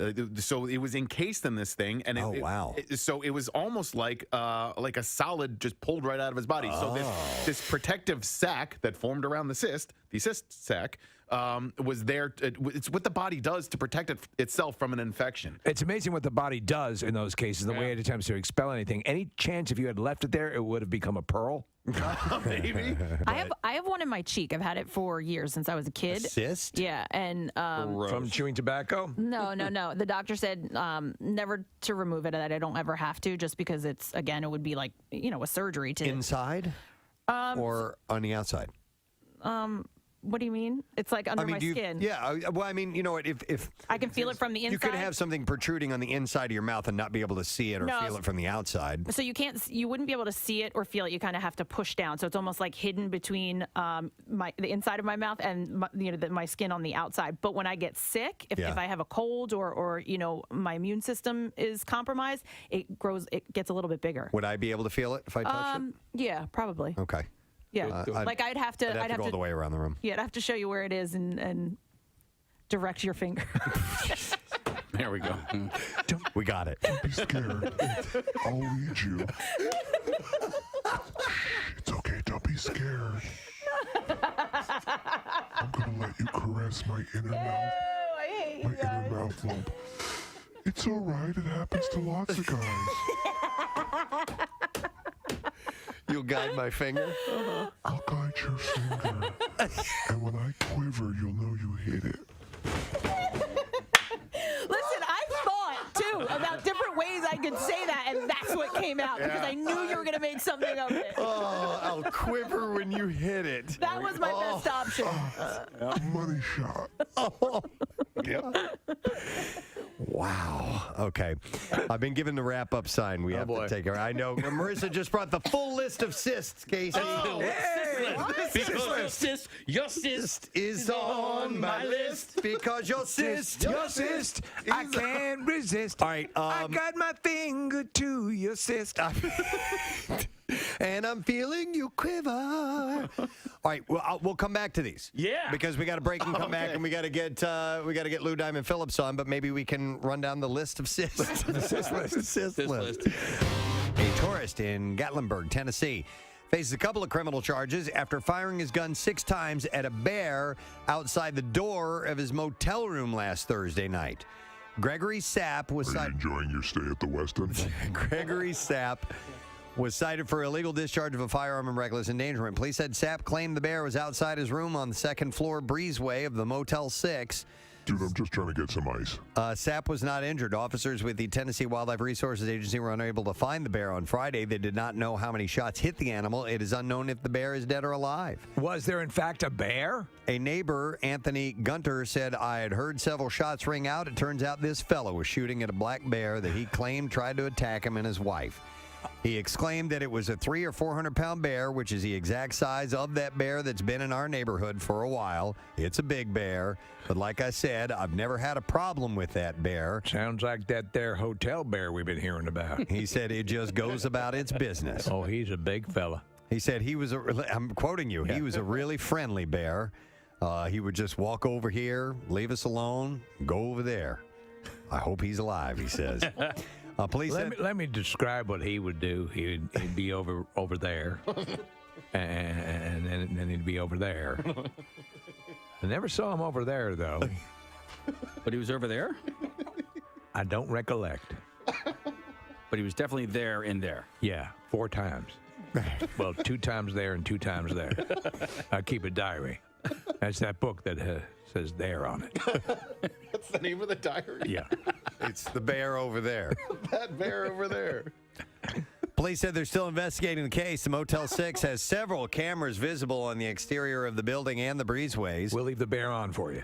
Neighbors said they take a wait-and-see approach on whether the animal was aggressive toward the motel guests, but they admit that the animals roam the breezeway of the motels. No reason to be afraid. The bear was over there. He said those bears will go up and down them ramps of these hotels searching for food, whatever they can find. If the bear was truly aggressive and threatening, the man may be justified for shooting in self-defense. But you are not allowed to shoot a bear just because it's close to you. Just because it's there. Yeah. Where was he? There. Firing a weapon should only be used as a last resort when there is no other escape option.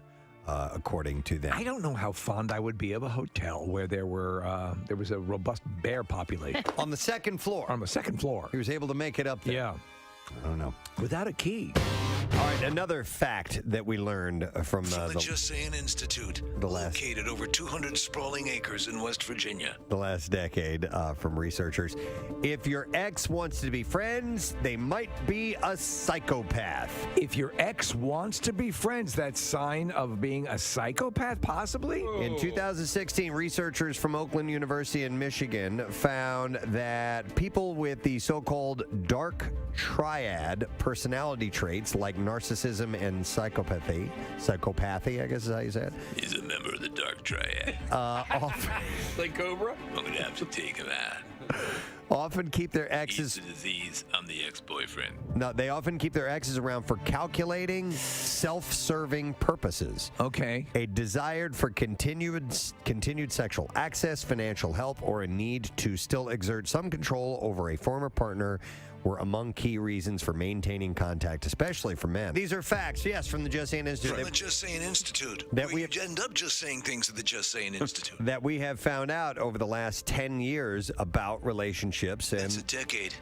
love and sex and all that stuff. So how about this one? Speaking of sex, that sexual afterglow that you feel after sex will last about 48 hours. Really? Yeah. You mean longer for you, Cather? No, it seems to diminish pretty quickly. Are you sure? Because you have to clean up right it after. off of me. Get it off of me. But the glow, get it off. It's like it's like you've sat in the bedroom with me. Get it off. You have this glow. It's the light refracting off of it. It's shimmering and shiny. Get it off. It's glazy. I look like a Krispy Kreme. So you're generally in a better Get your blanket and pillow. You're sleeping on the couch. You're generally in a better mood after sex thanks to a flood of endorphins and other feel-good hormones released post-climax. Positive effects of getting laid last up to 2 days. And that the feeling can help couples bond over time. I always let out a big sigh when I close the laptop. Says there might clear be, history and there might be. Erase the history. What's on Google News? There might be an evolutionary reason for the 48-hour shelf life. 48 hours is roughly the same amount of time that A, conception is maximized, B, it takes sperm concentrations to be restored to peak levels. Do we have to guess which one? And C, no, these things all happen. All the above. And C, sperm remain maximally viable in the female reproductive tract. So all of that happens over 48 hours, and it's all You're apparently. the semen. I'm the afterglow. Just let him be here. All right. Let him be here. That's Cobra. That's Cobra. I apologize. He's a professor at the Just Saying Institute. I didn't know. Oh, my God. All right. Just Saying Institute. I'm a professor teaching classes daily. Meghan Markle is opening up about the pressures of being a new mom in the public eye. Thank you for asking, because not many people have asked if I'm okay, but it's a very real thing to be going through behind the scenes. And the answer is, would it be fair to say not really okay, since it's really been a struggle? Yes. Wow. Says a new mom? Yeah, she's dealing with being a new mother. Well, you let her tell you. All right. Look, any woman, especially when they're pregnant, you're really vulnerable, and so that was made really challenging. And then when you have a newborn, It's a long time ago, but I remember, yeah. And especially as a woman, it's a lot. So you add this on top of just trying to be a new mom or trying to be a newlywed. I know this is probably inappropriate, but I would love to kiss you. Wow. Excuse me? I'm just watching you speak, and with your tone, it's very inviting. I would love to kiss you.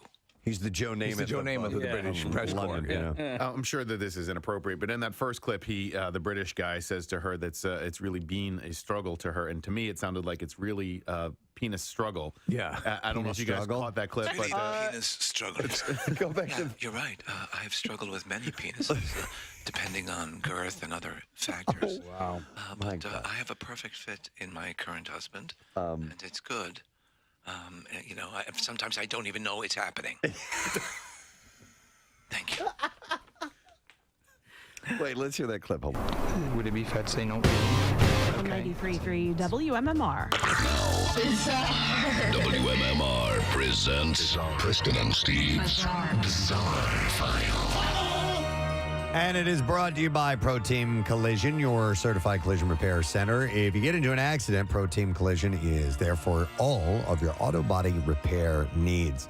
All right, a few messed up stories this morning. We'll start with this one. An airport worker died Friday after he was ingested into the engine of a Delta plane at San Antonio International Airport. Sucked into the engine. It's horrifying. Yep. Delta Flight 1111 had arrived at the airport and was taxiing to the gate on one engine around 10:25 p.m. when the deadly incident happened. Officials said the plane, an Airbus A319, had just arrived from L.A. The worker was employed by Unify, a company that Delta contracts with to support ground handling operations. The FAA said Friday the victim was an airport ramp worker. Jeez. And I don't really have any details outside of that, but it has happened before. If you look out the right side of the plane, keep doing that for the next hour. Wow. A group of fishermen experienced a terrifying moment after one of them was pulled into the water by a shark that had latched onto his hand. Ha!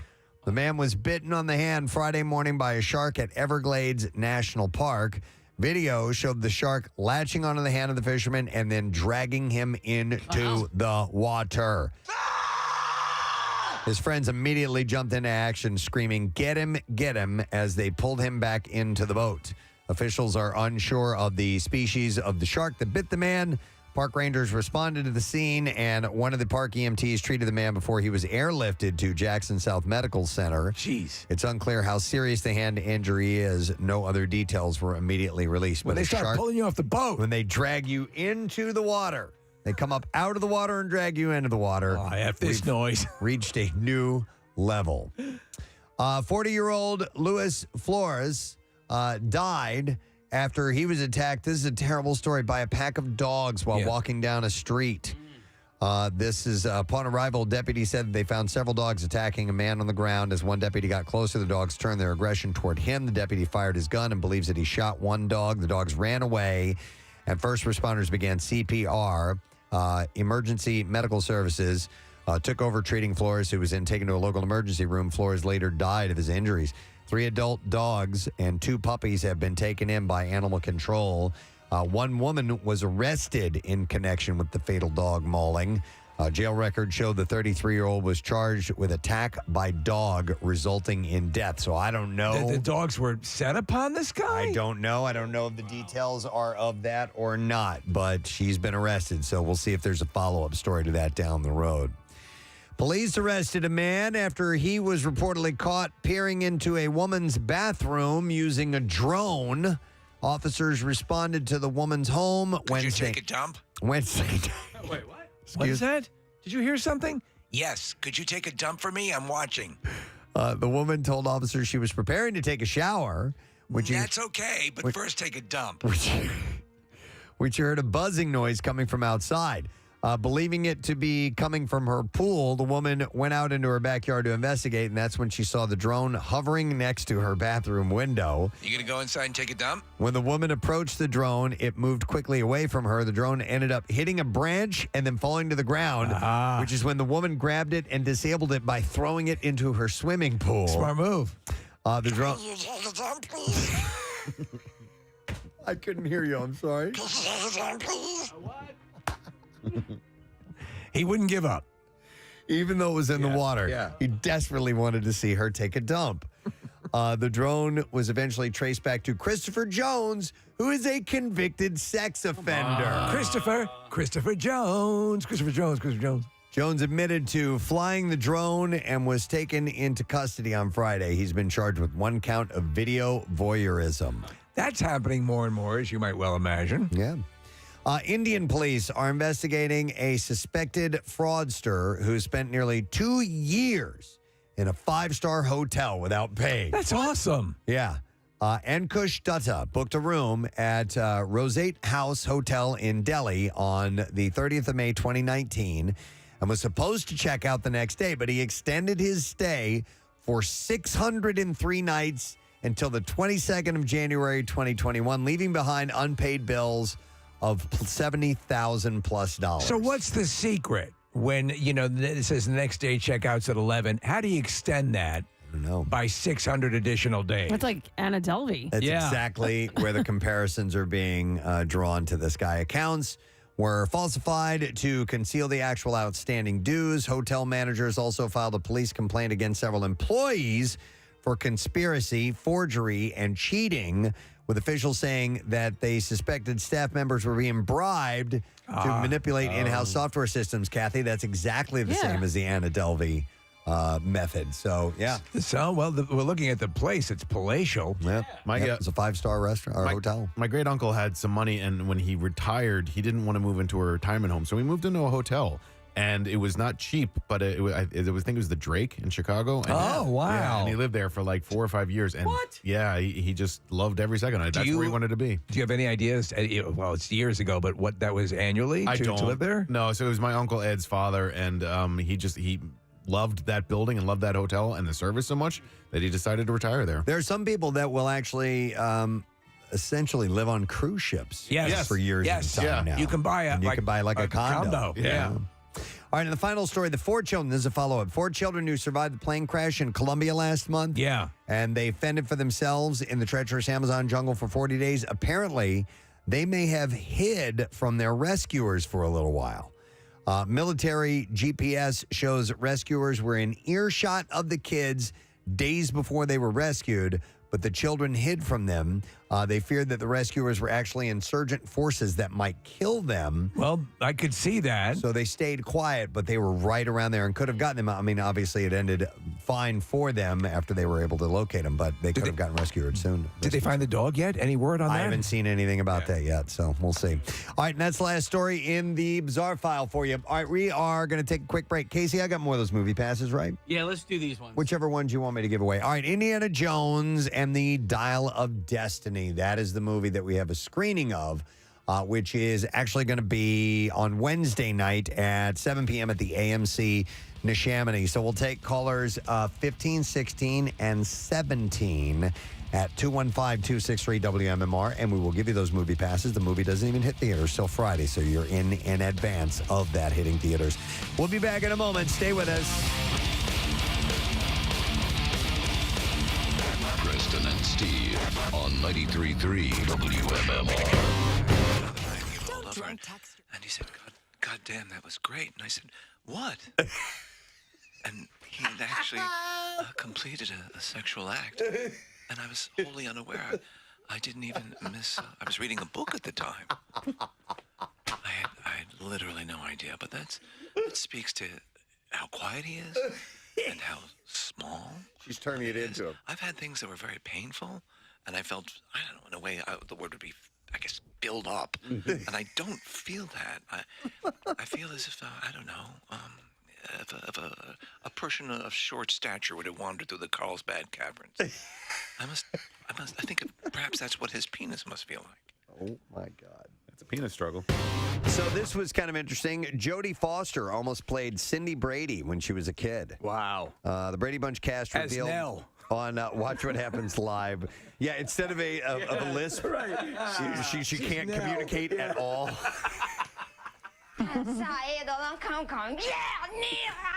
So Cindy, Susan Olsen had a little bit of a lisp, and yeah. Cindy, you can't go smearing your feces on the attic wall.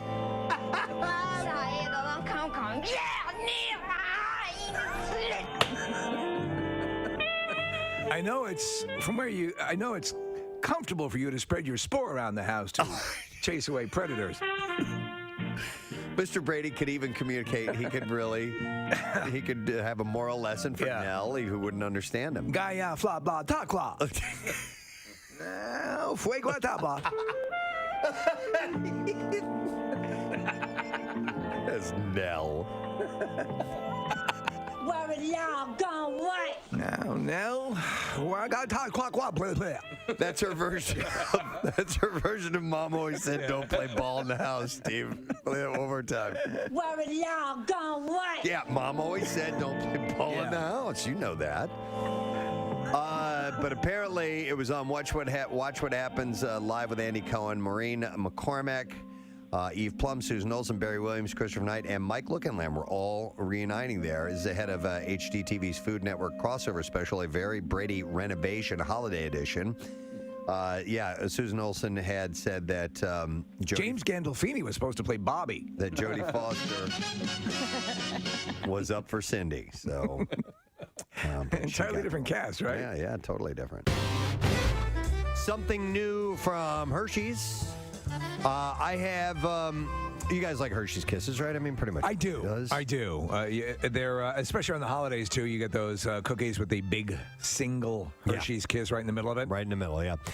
Hershey's has created a new flavor, and they arrived. No, I'm sorry. They arrived in 2019, and now they're back for Valentine's Day. It is the Hershey's Lava Cake Kisses. And is it made from actual molten lava? It burns the inside of the interior of your mouth. Yes. The kisses are dark chocolate with a gooey chocolate center. This seems very it's a Jewish chocolate center. Bill Weston loves Is that a Jewish thing? Is that a Jewish thing? Gooey. This has a very Jewy taste to it.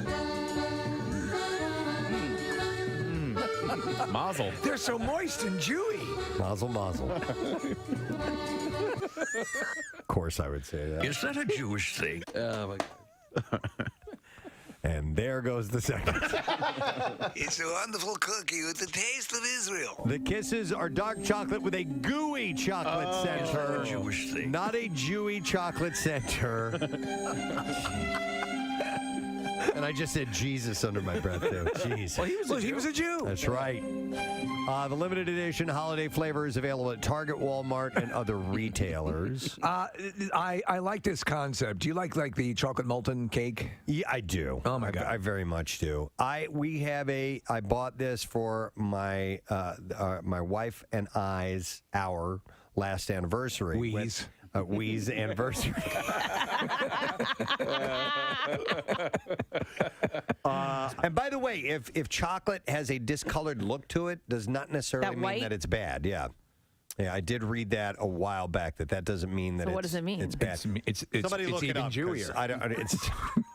Oh. It's kosher. Okay, all right, that's what it means. Yeah. So Preston, just a quick thing on these candies, the ones that have the molten, is that a soft center? It's a gooey, center. Chocolate I center. like that idea. Yeah, I do too. Here we go. It says, when you see white or grayish film on the surface of your food, it normally means product has gone bad, but it's different with chocolate. When the cocoa butter fats in chocolate separate from the cocoa mass and rise to the surface, it results in something called fat bloom. You gonna eat your fat bloom? Are you gonna eat that fat bloom? Listen, if you're not going to eat your fat bloom till I have it, it looks really good. Do I have So if it's white, it's Could I please have your fat bloom? It looks extra delicious.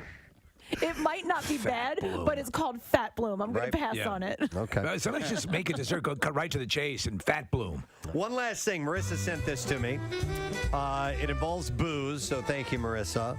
Red Lobster has added a specialty cocktail to their menu. Red Lobster is now offering a Bloody Mary, but with a twist in line with their brand. It comes topped with a lobster claw and one of their famous Cheddar Bay biscuits. Wow. And it does look quite yummy.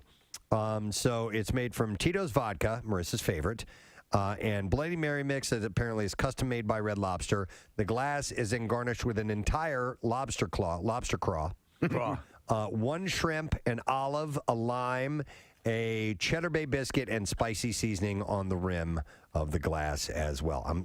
My mouth is watering. Really? That's working it for you, huh? Oh, man, a good Bloody Mary. Jeez. Murray. You and the Jewish thing. Jeez, oh, man. Listen, can I have a Bloody Mary and some of those Jewy candies?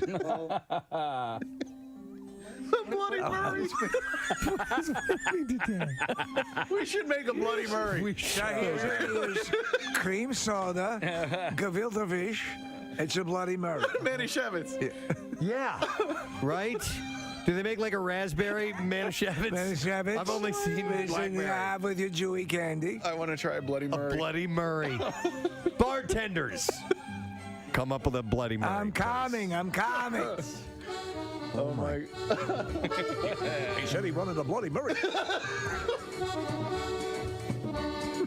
and it comes with calamari, which looks like calamari. It looks like it's been from a bris. Sure. You know? I'll have some calamari, a Bloody Murray.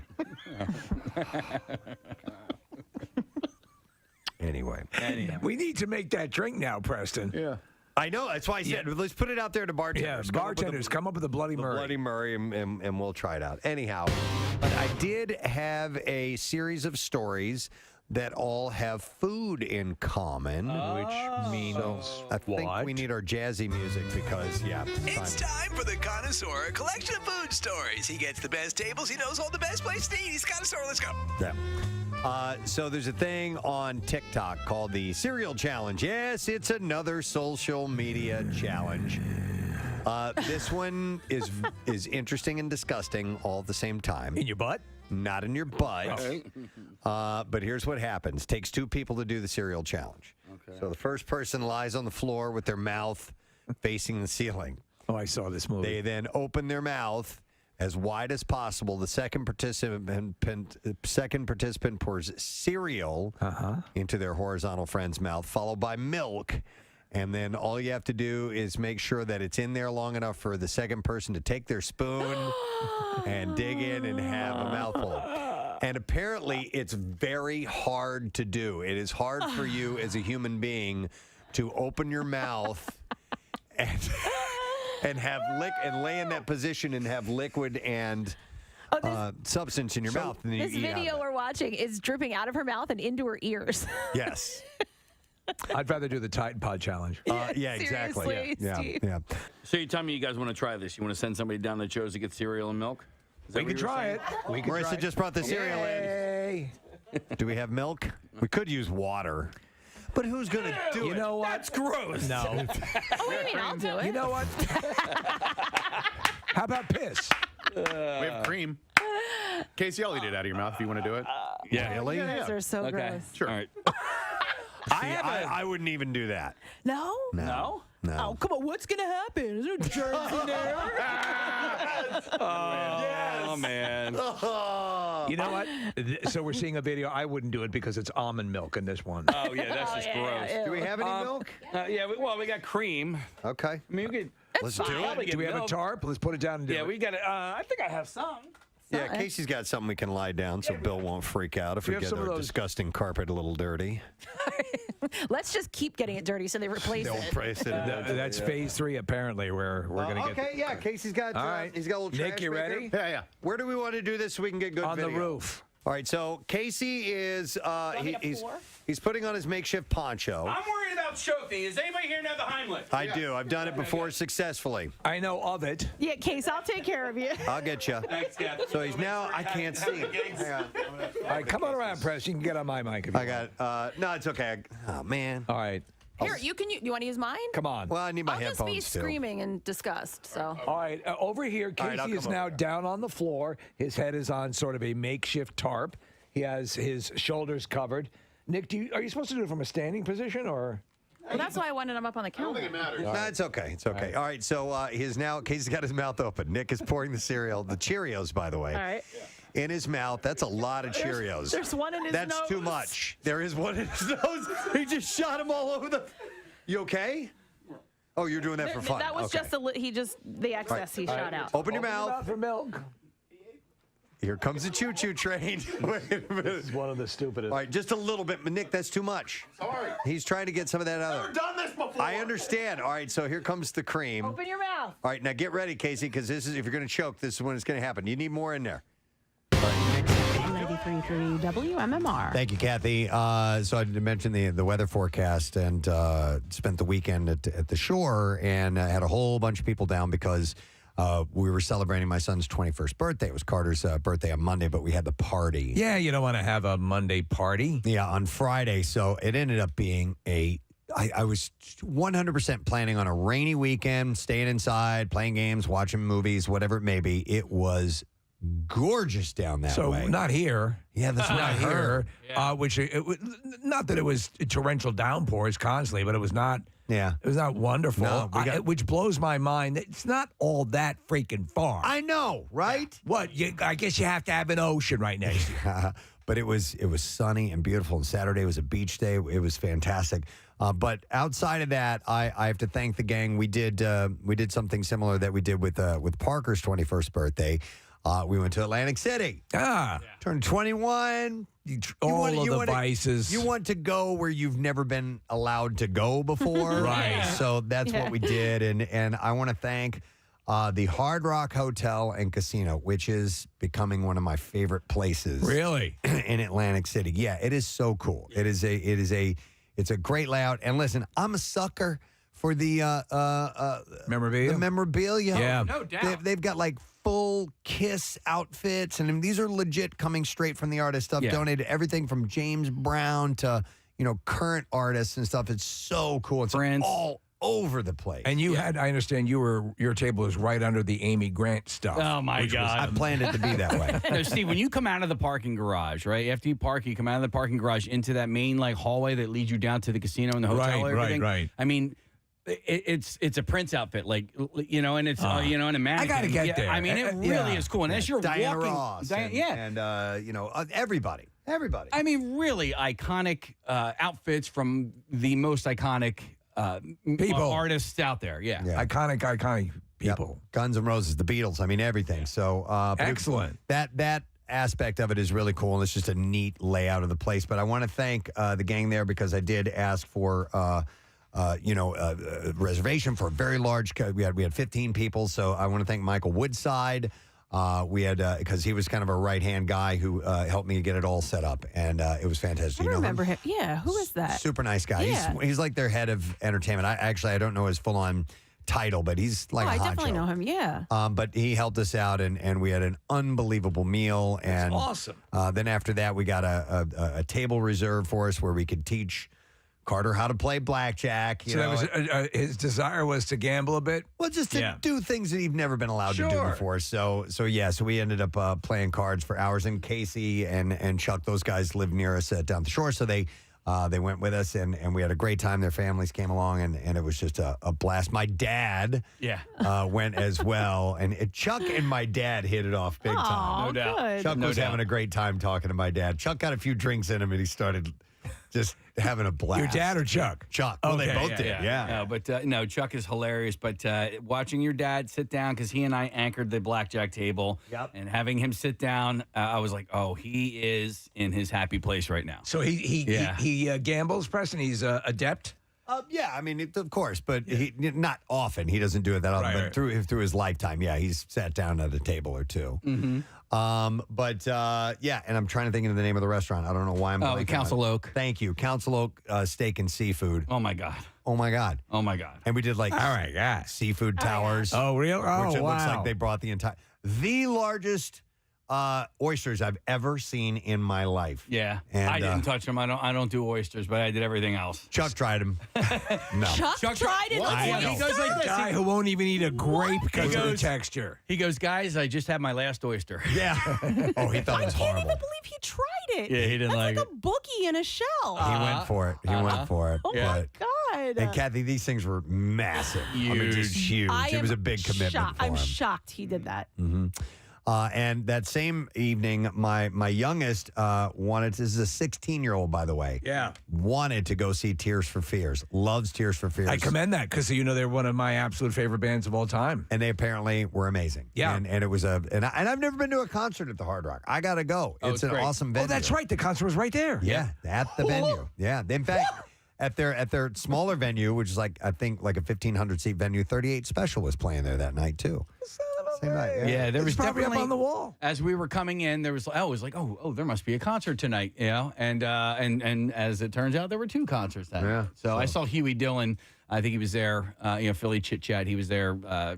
Capturing some of the stuff for the concerts that night, but that's awesome. Yeah, so I've seen comedians there at that. I saw who do you call it? Tom Segura. Yeah, it's a great room. It really is a great room. But we had a ball. It was a great night, and then we spent the weekend. We had a bunch of people over, and it's funny because my dad, he was hanging out with everybody and drinking bourbon, and and engaging with everyone. But every now and then would start doing the old man story thing. Oh boy, okay.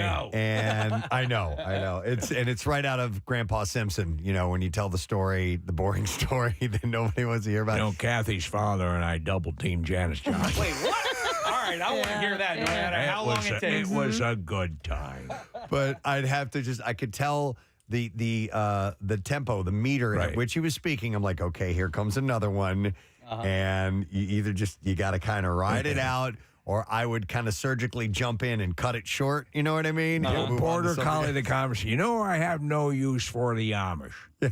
No, but it must have been so much fun for him to be out with a group of people like that, especially with what he's been through recently and everything coming out this side. It's great. He was absolutely loving it. So it was a great weekend, and thank you to the Hard Rock Hotel and Casino. We had a ball. I love that place. And then also, Preston and I had done, we were shooting a video for Maurice Pierce earlier in the day on Friday. Yeah. And the weather was good for that, huh? So Cape May bubble, baby. Yeah. It might have been raining somewhere else, but it was not raining in the Wildwoods. And we had a great time. And we started our video shoot at their golf par course. 3 9-hole golf course. How is that? It's great. Is it? Yeah. Great. It's awesome. So this is the new feature that he's very up on. Beautiful. It's like all these holes look like what you would call a signature hole on a golf course because they have the ponds and gazebos and fountains and things like that, and strategically placed trees and things. It was really, really cool. So yeah, Kyle Morey. Was kind of showing us around, which was great. Yeah, so, and it's right off of Exit 9, so it's not in, Wildwood proper or anything like that. It's right off of Exit 9, just outside of Stone Harbor. And I was like, there water features, and, I was like, oh, this is... Real deal. This, honestly, is so what is it, real deal. like halfway between a real golf course and a miniature golf course? No, well, it's par 3, so they're shorter holes. Okay. And every hole is a par 3, as opposed to par 3s, 5s, and 4s. I see what you're saying. So it's just shorter. It's a great place to work on your short game. It really is, yeah. So we did that, and then we hung out at Maurice Pier and shot some stuff there. I love it there. And it was Beach Blast, so it was a little bit busy down there for a Friday afternoon. Well, this weekend coming up is going to be crazy.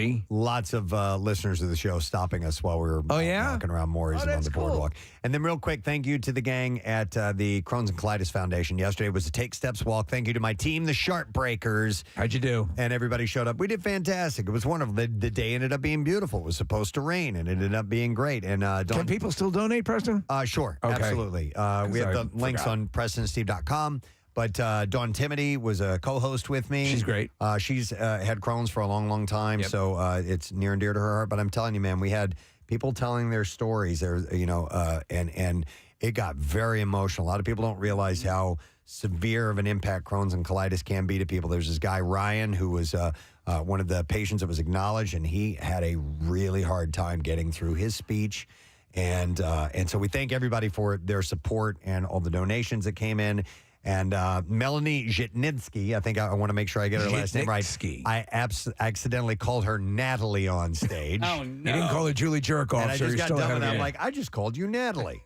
I'm an idiot. Oh, well. There's a lot of people. Yeah, so we had a great time. So thanks to all who were a part of that. Preston, I got a text from Giovanna Pisano. You remember her? She was a singer for Isolation Idol from a couple of years ago, and she said that she was there too, and she ran into you, but like you guys didn't have a whole lot of time to chat. Her band. Yes, her band was playing. And they're fantastic. These great 3-part vocal harmonies, and so I walked by and waved to her a couple times. Nice. Which was cool. And then there was another band. Man, I didn't get their name, but they were all wearing Preston and Steve 25th anniversary t-shirts. I saw that on social media. Yeah, the entire band was. It was fantastic. I got to get their name. I got to make sure to. I'll show. I have a video that I'll show to Casey here right now because he's right next to me. Oh, isn't that cool? Yeah. Wait, Yeah. wait, is in the background, does it say the name of the band on that monitor? I can't tell. Stella and the Voodoo Fish. There we go. There you go. I think that's a good what it is. name. It is. So they were great, and it was a big, tremendous success. So thank you to all. Kathy fell down this weekend. Oh, no. So I heard. If we want to talk about our weekend stories, Let's do that. Yeah, go ahead, because stuff happened. I did. Fell flat on my face. Not really my face, my hands. But I was rushing around yesterday. I just was like moving all day and up and down the stairs and doing stuff at the house and leaving and coming back and whatever. It just was a busy day. And Jason and I were getting ready to leave again. And he goes, I'm getting in the car. And I was like, okay. And I realized that my sandals that I've been wearing all day were upstairs. I'm like, oh my God, I got to go back up again. And so it happened so fast. It was one of those That's falls. how it happens, yeah. And I was running up the stairs, and I don't know if I missed a step or I didn't make it quite in. I don't know what happened, but I was right at the top of the stairs, and I went down. And it wasn't even like a tumbler. Like, I just went flat down on my hands. Right. And he was at the bottom, and he's like, are you okay? And I had to sit there for a second. I rolled onto my side and I was like, yeah. Okay. Yeah, I was like, yeah, I'm okay. Like, I sat for a second, like, am I, my hands hurt, my wrists hurt a little bit.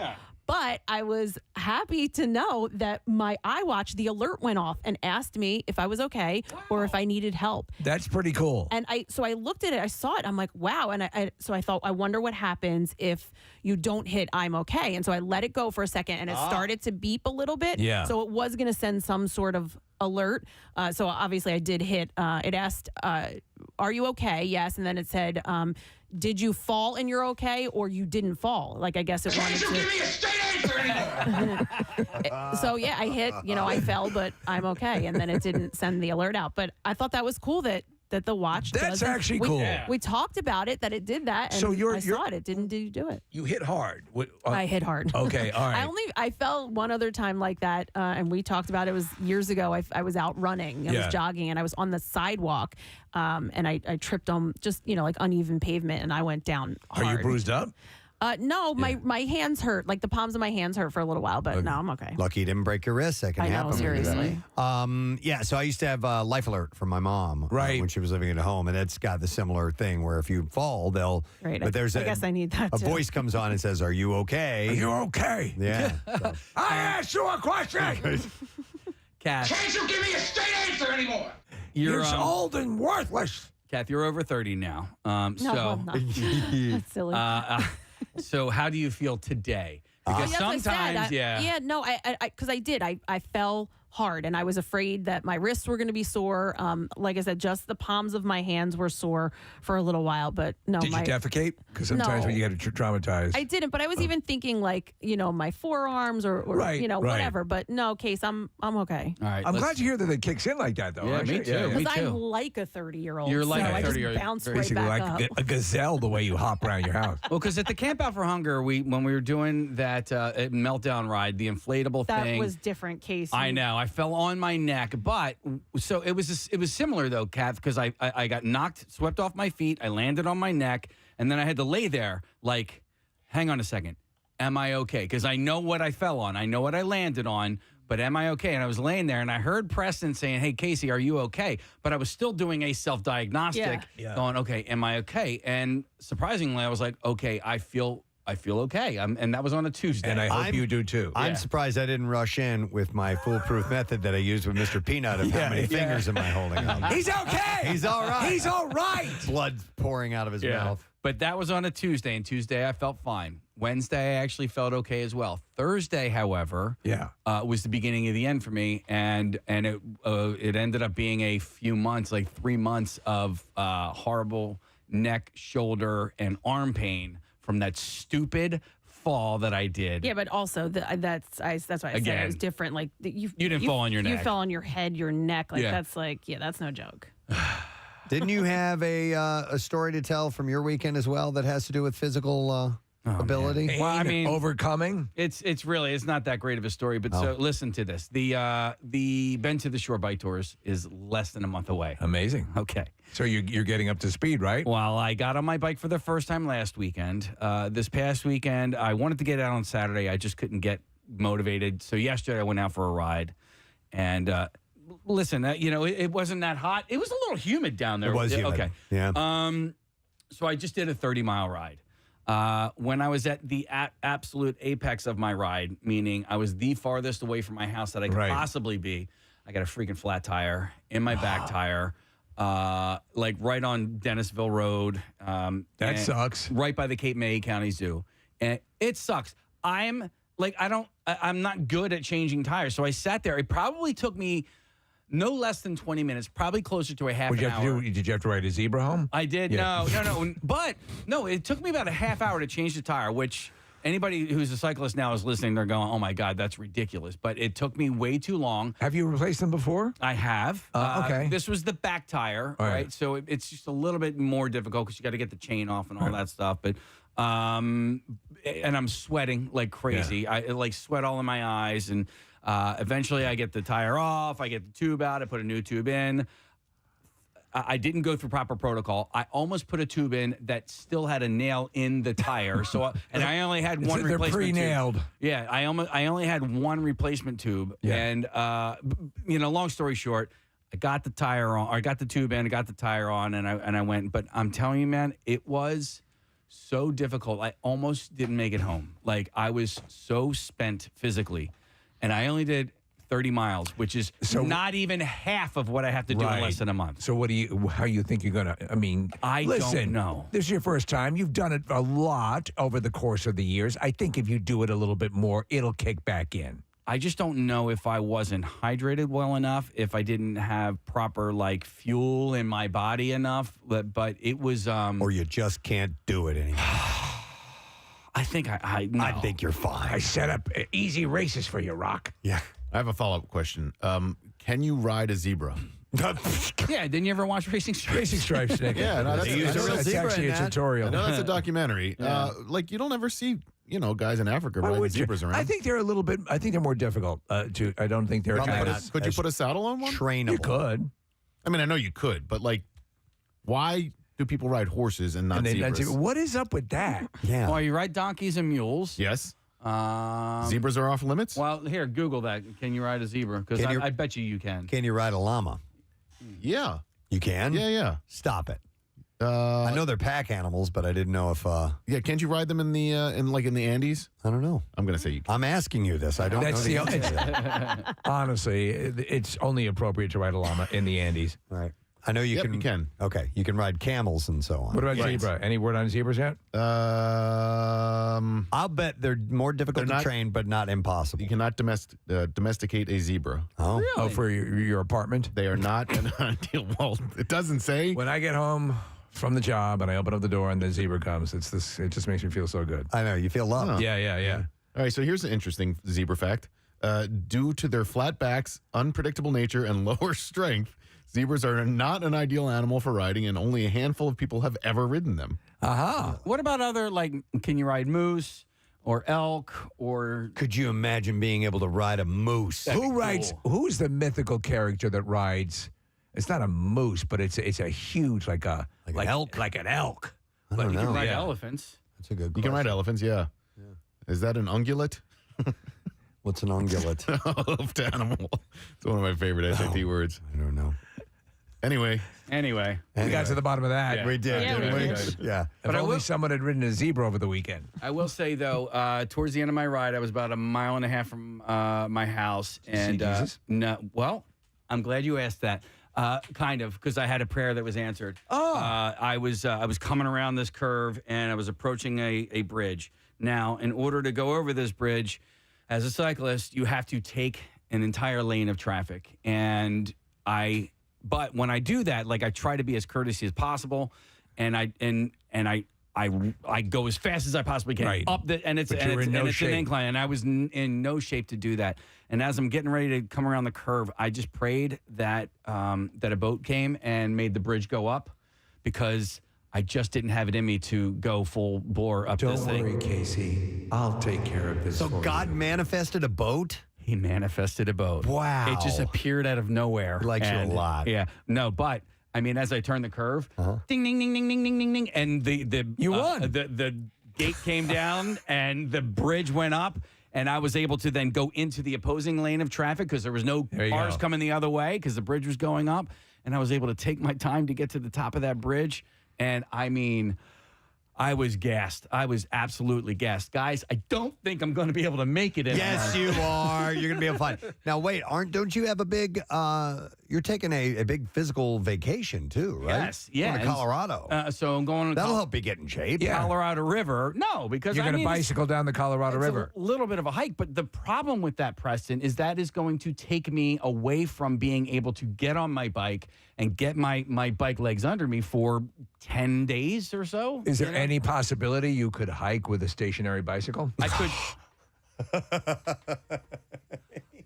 What's that? Who's packing that? I can't pack that. I only have so much room. isn't a river trip. I brought right? my Peloton. Trip, yeah. Okay. Yeah. They could put a stationary bike on the raft. Yeah, absolutely. I can't do that because there's just too much stuff that also goes onto the raft. What? as Throw well. food? Throw it away.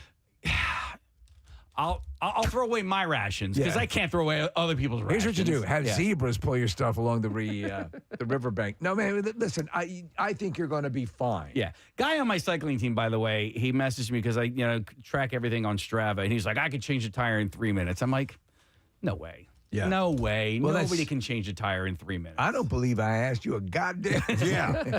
I remember asking you a goddamn thing. Yeah. So you don't believe he can do it? I don't know. Stop bothering me. He can't do it in 3 minutes?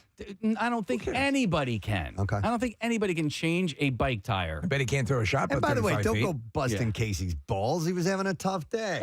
You know what I mean? Yeah. Do you know this guy? Yeah, he's on my team. Oh, okay. Not anymore. Yeah, I think he was trying to be helpful, maybe. It wasn't helping. Yeah, maybe I can help you by making you feel inferior and a failure.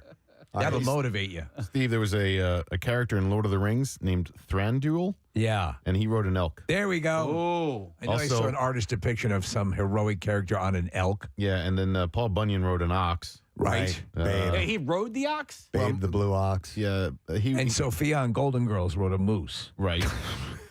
And she was the youngest, even though she portrayed the oldest. Yeah. Oh, that's right. So there's that. Here's a picture of Teddy Roosevelt sitting on the back. On the back of a moose. Why don't you forget the moose? Something tells me that might be Photoshop. Yeah, maybe.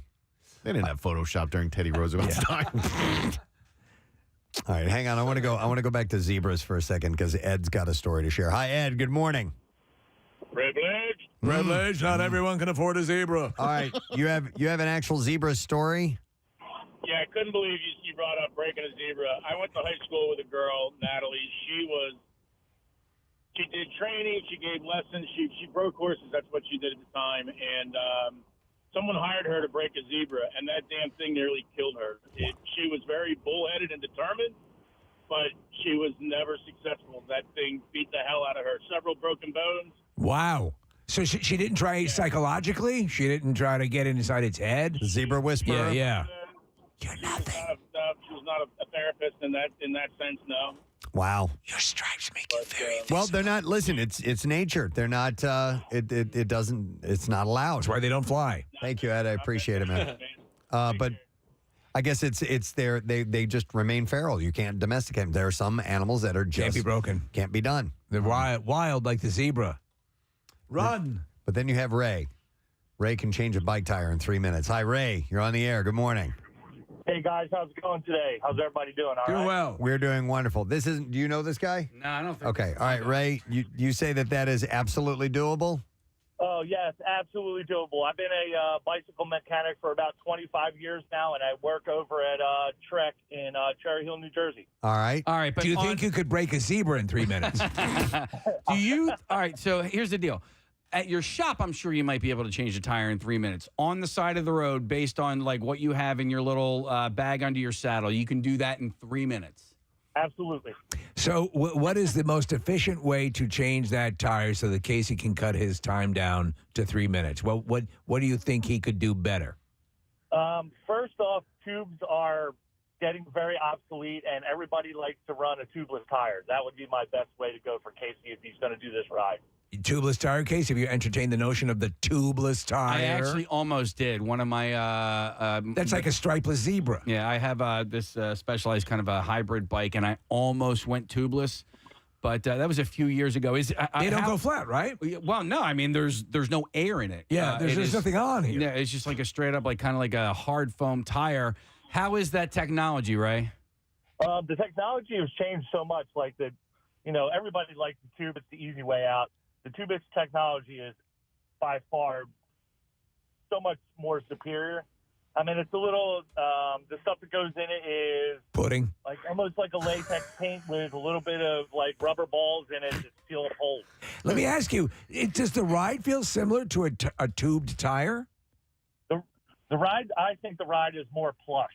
Wow, for one tiny. But how great would pudding feel? I mean, honestly, Who's that it's sad? got a lot of give Who's to it. that sad boy sitting on the side of the street with their flat tire eating pudding?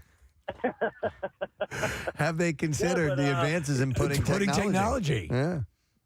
But hey, I'm just to let you guys know, I'm here all the time. Casey, if you want to come over and let me set your bike up tubeless for free, I would do that. Dude, that's awesome. And as you know, you can take bribes on air for free advertising. Yeah, as long as I advertise exactly. But that's very that's very kind, Ray. But it might be worth besides the financial, just to explore what Ray says. If I didn't realize they had that. Thank you, Ray. It's like the run flats are. I've never had run flats. I know people have had. Yeah, you can ride on them, but they don't replace an actual functional. No, they just get you where you need to be, and you can get in a safe spot as opposed to like on the shoulder on the Schuylkill or Still something air like in that. it, yes. Right. Obviously. Yes, there's air in them, but near the rim there's a rubber, hard rubber base that it will then ride on. So you're not riding on the rims. But a lot of cars companies you don't get a spare anymore.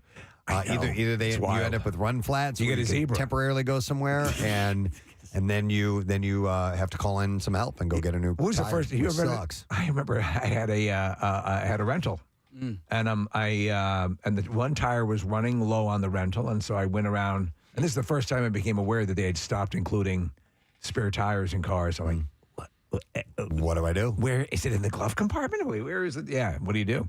Yep. Because I've changed a ton of tires in my time. What's the quickest you can change a tire? Man, I could do it pretty quick back in the day, less than 10 minutes. Yeah, probably. likewise. Yeah. Once you knew, what's that? Time me. Yeah. What I didn't. Do you know what Casey said? Do you know what your son Casey said? You know what I really need to do is I need to teach my children how to change a tire, just Yes, you do. on the off chance that they're somewhere where I'm not able to help them out. Because I had to learn how to change a tire kind of on my own. Yeah. You know, From a hobo. Well, I don't know if it was a hobo or not, but I had made the mistake of you're supposed to loosen the lug nuts before you jack it up, right? And I didn't know that, so as I'm trying to loosen the lug nuts on a jacked up car, it could really be a disaster if you dislodge it off of its stand. Now, obviously, the stands and the I like the T iron, the one you can spin around. Man, I tried to do it on a slight hill. This was on Thanksgiving, and my nephew, believe it or not, was helping me. He was a great helper. He was 8 or 9, and he was really interested in the process of changing a tire, which was cool. But Steve, it was a very a minuscule decline. It's tough, and it's really tough. Yeah. By the way, let me go back to zebras for a moment. Because there are a lot of people texting in about this to point out that there have people that have ridden zebras in a few movies.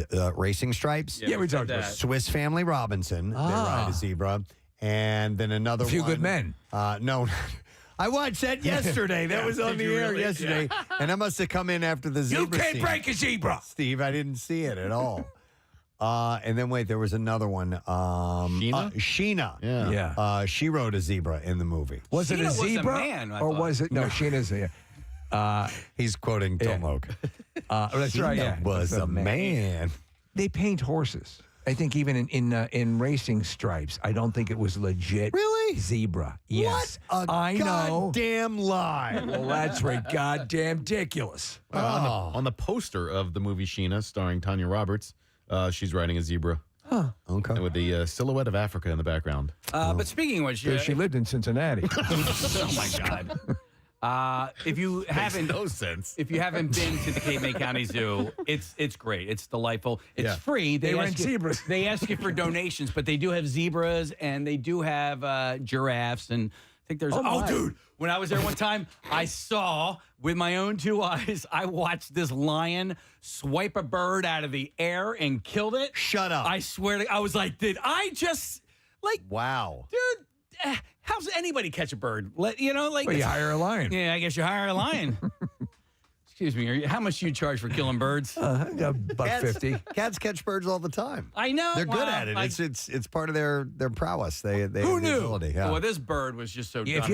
you want to go catfishing, bring a zebra with you. Yeah, they have otters and lions and tigers and bears. Oh and- my! I haven't 6 been. gerbils, Oh, 2 my. cats, a hamster, and a rabbit. I've not been to the animal portion of the zoo. Believe it or They have a not. nice ropes course there too. Well, you know what else they have? They've got disc golf. Yep. And I played that there, which is a hard freaking game, man. Disc I had no golf? idea. Yeah. I had never played that before. I'm like, all right, yeah, this is hard. I need Thought to it was try that. easy. Yeah. Can I do that with you sometime? Yeah. All right, cool. Can you tell people that you like me? Yes, I think Yeah. I think you would like it. Why is Although, it so hard? It's you have to be more precise than you realize, And you're riding a zebra while you do and it. you can't throw a frisbee as far as you think you might be able to. Oh yeah. Okay. And I've seen people who are proficient at Oh, my this. God, they can curve it They and- curve it, and it goes into that friggin' basket. But they have one there at the zoo, and it's hard. It's tough terrain. Like there's a lot of obstacles. I love it. So it's a well maintained zoo. It's nice because I remember years ago, upstate New York, I went to I was in the Catskills. There was this zoo, and it was like. It was, it's like Papillon, like the otter comes, kill me. That's terrible. It's like, oh, I can't hate seeing stand that. Yeah. I ran into somebody who works at Elmwood Park Zoo recently. and That's she a was- wonderful. Well, she says that they're expanding it big time. Oh, wow. Very soon, they're adding a whole bunch to it. Yes, and the area is because there's a whole wooded area right there, and you often ask, what's that going to be? Elmwood Park Zoo, awesome. Yeah, agreed. All right. Well, anyhow, that's our weekend in a nutshell. Yeah. We covered everything from We learned parties a at lot. casinos to days at the beach to riding zebras and elk and moose and so on. And Kathy fell down. I fell down. So there was a lot to get to. Boom, And- boom. And Casey had a hard time changing a tire. But Kathy's Apple Watch did work and indicated It did. would have Yes. mech call for her. We know that works. If she was attacked by a lion, would it have alerted anyone? But the lion was just going for a bird. She happened to be in the way. All right, well, listen, I want to take a break in case we have lots of things to share and give away this week. So I want to wanna get rid of these first before we move on to anything else. Okay, then I will get rid of the last of the Indiana Jones and Dial of Destiny passes that we have. And I'm looking at, 7 pair of tickets. So let's give them away to the first 7 callers at 215-263-WMMR. It's Wednesday, and it will be at the AMC Neshaminy at 7 p.m. So call only if you are free to go, and we'll give you a pair of tickets. The movie does not open until Friday. So 215-263-WMMR. First 7 callers. Those tickets are yours. We'll be back in just a moment. Preston and Steve on 93.3 WMMR. Really good. All right, Case, nice job. You did it. Oh, gross. I'm impressed. I'm doing good. You done very good. You held everything intact. Wow, and now they're going to hug it out, Steve. Yeah. Oh, that's so sweet. Now That's finger sweet. it out. Wow, okay. Well, there you go. We did it. I hadn't had any breakfast. I love Cheerios, by the way. Yeah, it was good. I just prefer a regular breakfast bowl. It says here, yes, some people wear protective clothes when they do it. It's pretty likely that milk will get everywhere no matter what. He didn't put much milk in there, though. But I was good either way. I mean, you totally could have loaded up. I was more afraid of choking you with the milk than I was with the Cheerios. What about the spoon? How deep did you go? To the tongue? Yeah. Back of the teeth? Ew. Well, Yeah, I know it is. Yeah. Somebody's saying just to piss Bill off, we should do it with soup sometime. No,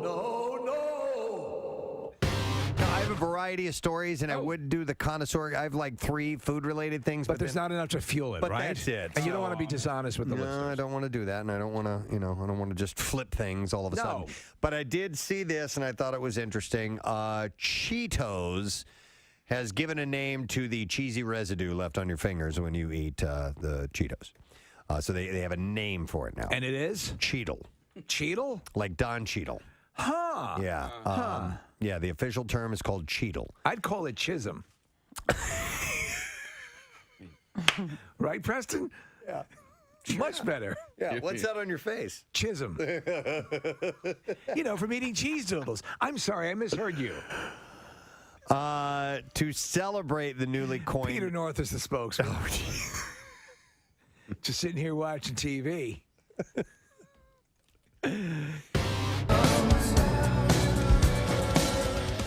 Unrelated sound to anything from Pearl Jam that I've ever heard before. I agree. I knew it was going to be different. I found that very surprising. We shall discuss in just a moment.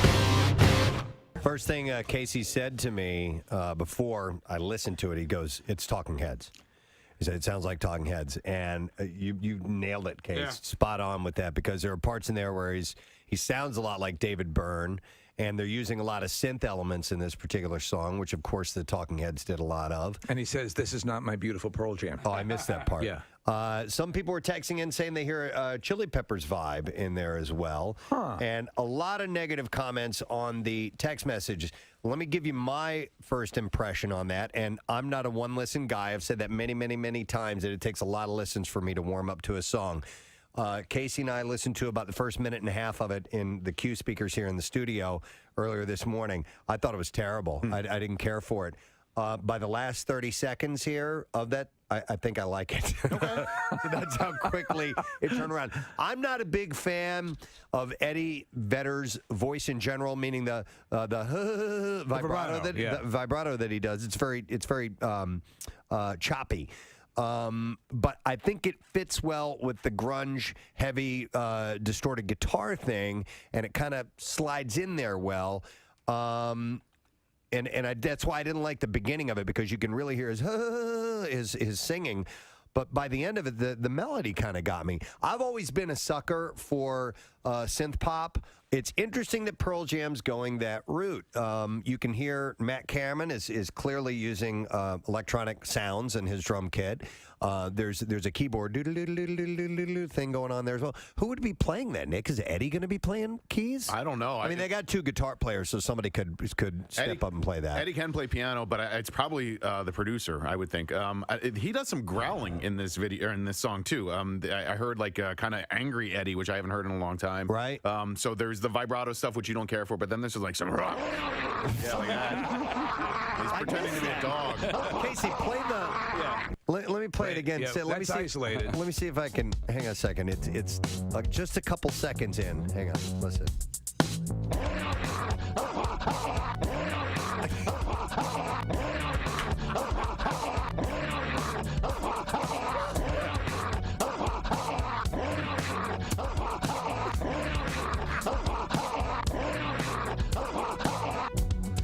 Now I heard. You heard it that time? Yeah.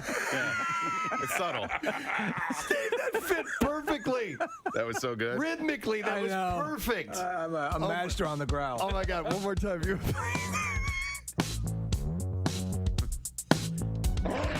I missed it. You cue me. Here we go. Wait. 1, 2, 3, and there it is.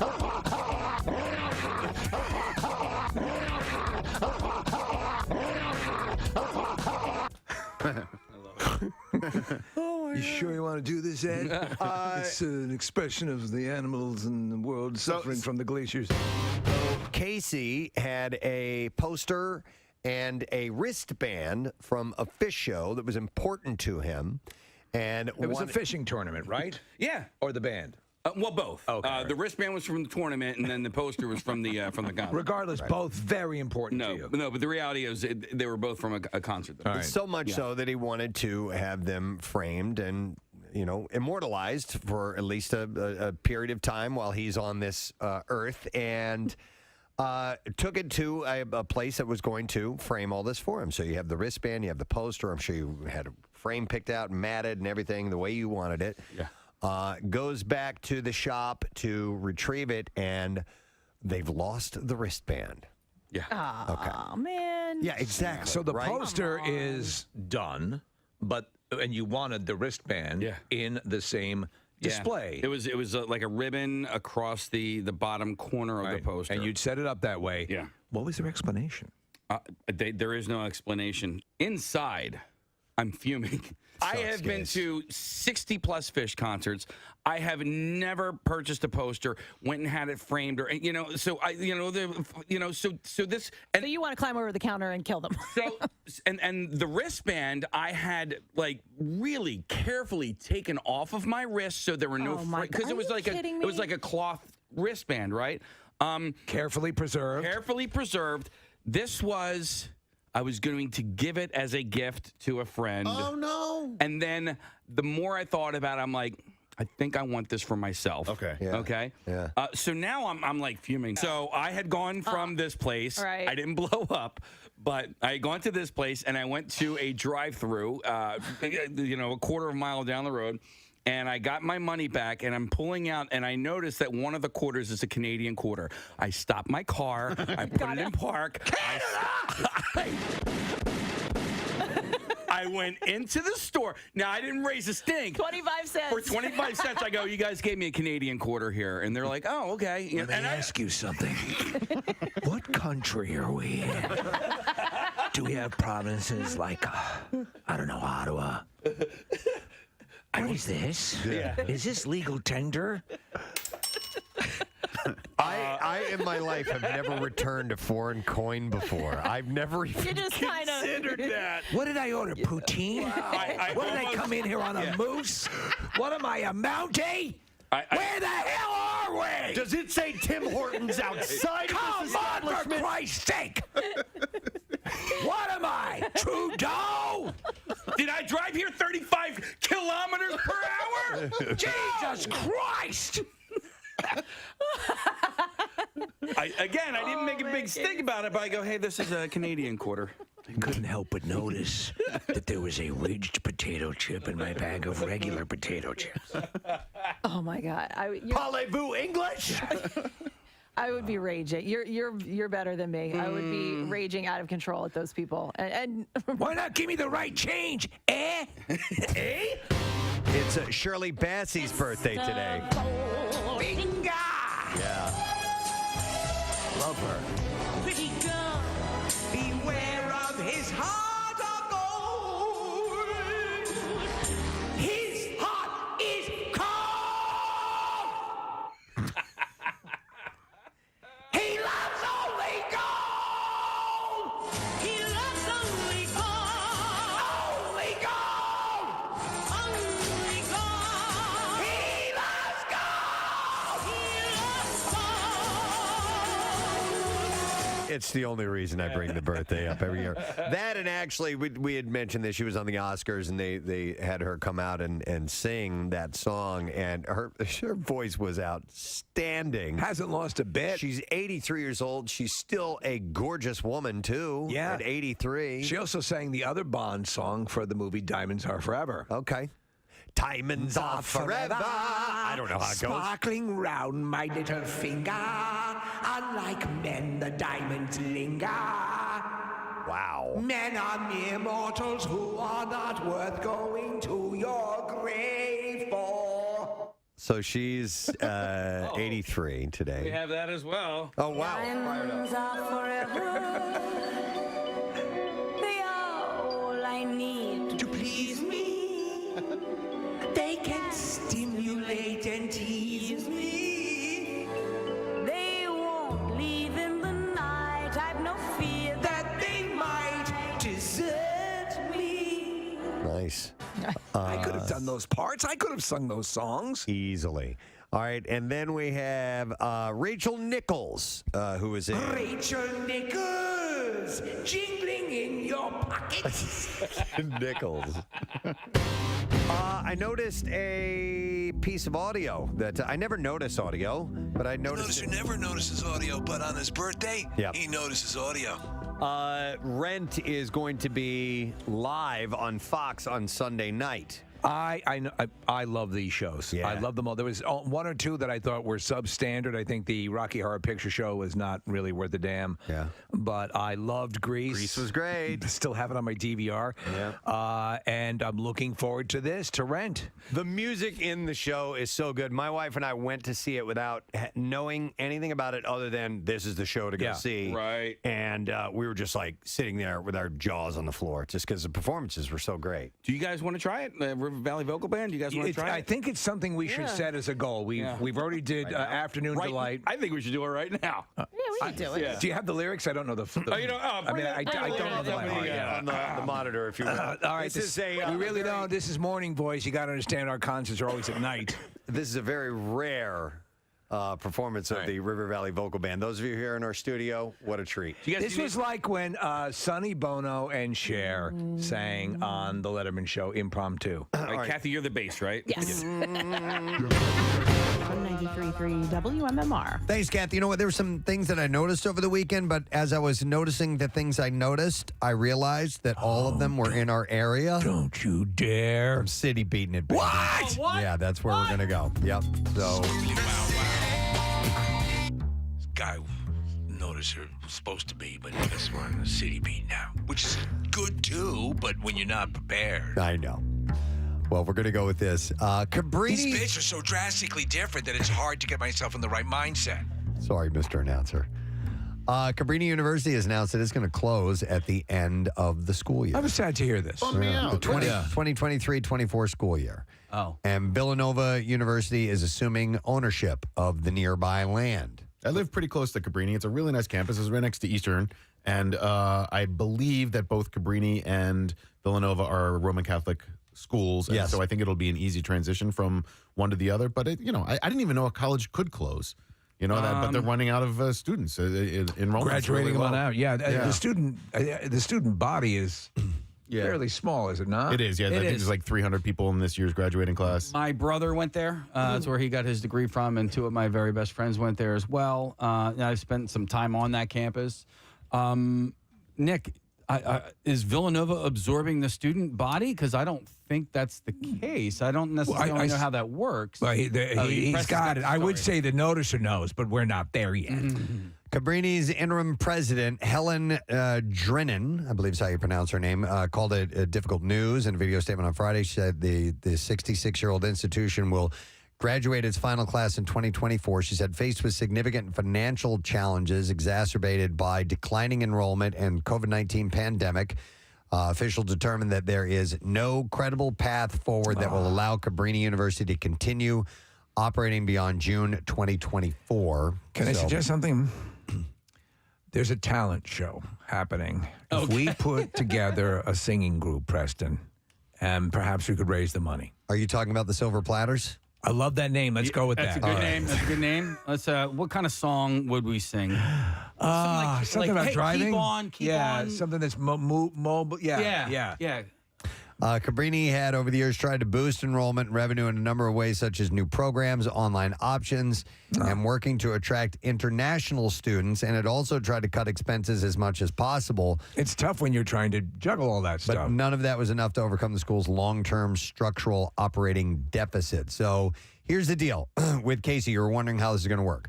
Both schools emphasize that Cabrini's name will be retained, with Villanova vowing to preserve the university's legacy, both in name and in the continuation of some of the institution's most impactful work in education, nursing service, immigration, and the advancement of women. You could be the Cabrini School at Villanova, right? You could have it as a sub school, so to speak, within Villanova. Yeah. So the Inquirer reported, or call it Beaver. That here you go. Yeah. That's not taken anymore. It's not taken anymore. Once Arcadia gave it up. So the Villanova hasn't decided what it will do with the 112-acre Cabrini campus. But the Reverend Peter M. Donahue, Villanova's president, said that it will continue to be known as Villanova's Cabrini campus, and that there are also plans to establish the establishment of a Cabrini Scholars Program. That's cool, though. So Nova is going to hang on to the Cabrini name, but I don't know in what form, what way that's going to happen. Yeah, and I like their last commercial. Have you seen Cabrini? My God. It was great. No, to have it still recognized, and to have it live that's on, great. at least giving it longevity, right? So, I had some conversations about this over the weekend, and my wife was positing that perhaps that's where the Villanova Law School campus will be, that they just kind of move it over there, which if they were to do that, maybe that shores up some real estate on campus for, to grow their student body. Because, Villanova. It's a lot of land. It is a lot of land. And, the talk is, there's a lot of land that is potentially going to be up for sale in and around that area. Villanova is apparently not hurting, not the same way Cabrini is. But, something similar happened here with, was it the University of the Sciences was sold to St. Joe's University? Was it? Yes. Huh. And I don't know, but that... I think I hear what you're saying. Preston and Steve University. The JSI, possibly. Yeah. It'd be a very different PSU. PSU, yes.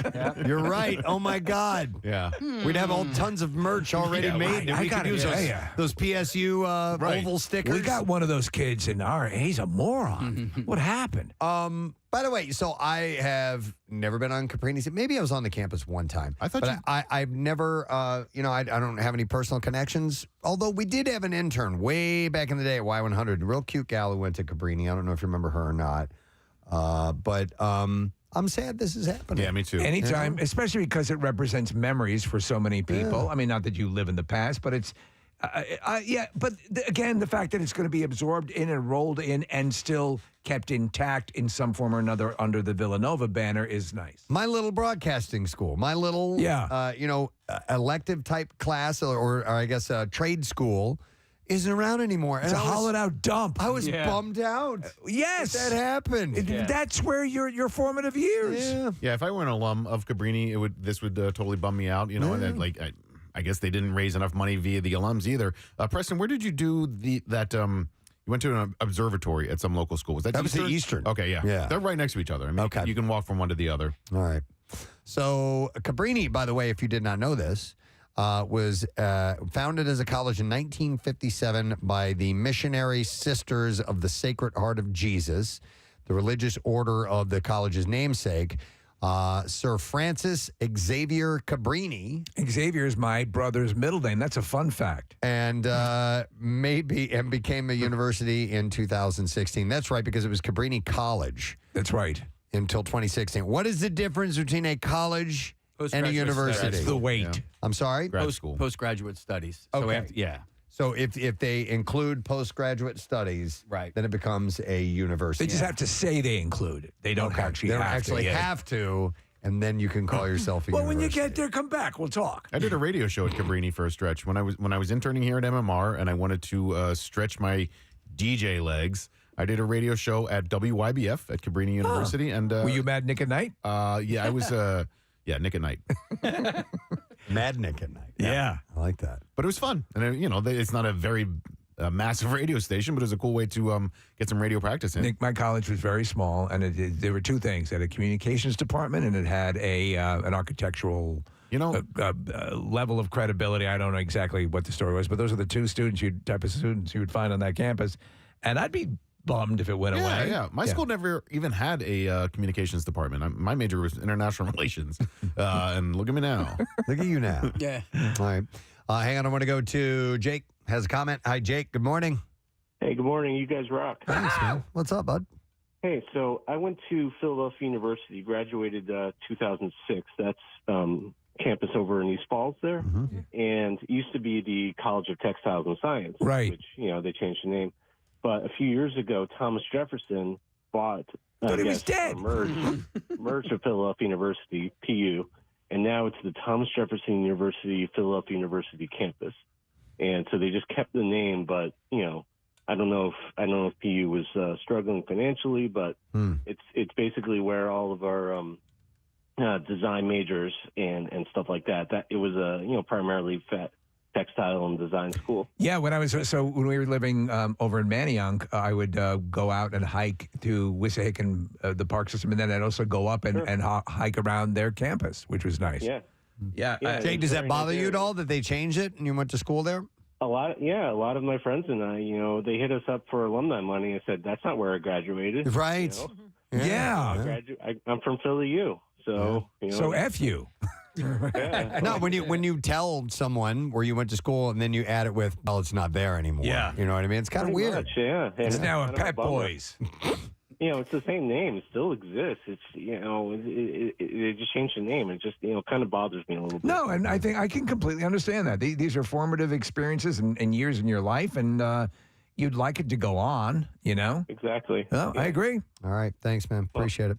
All right. Well, that's happened. And so that last graduating class is going to be 2024. So bummer on that. Hang on. Well, let me go to Matt. He wants to mention something about Cabrini. Hi, Matt. Good morning.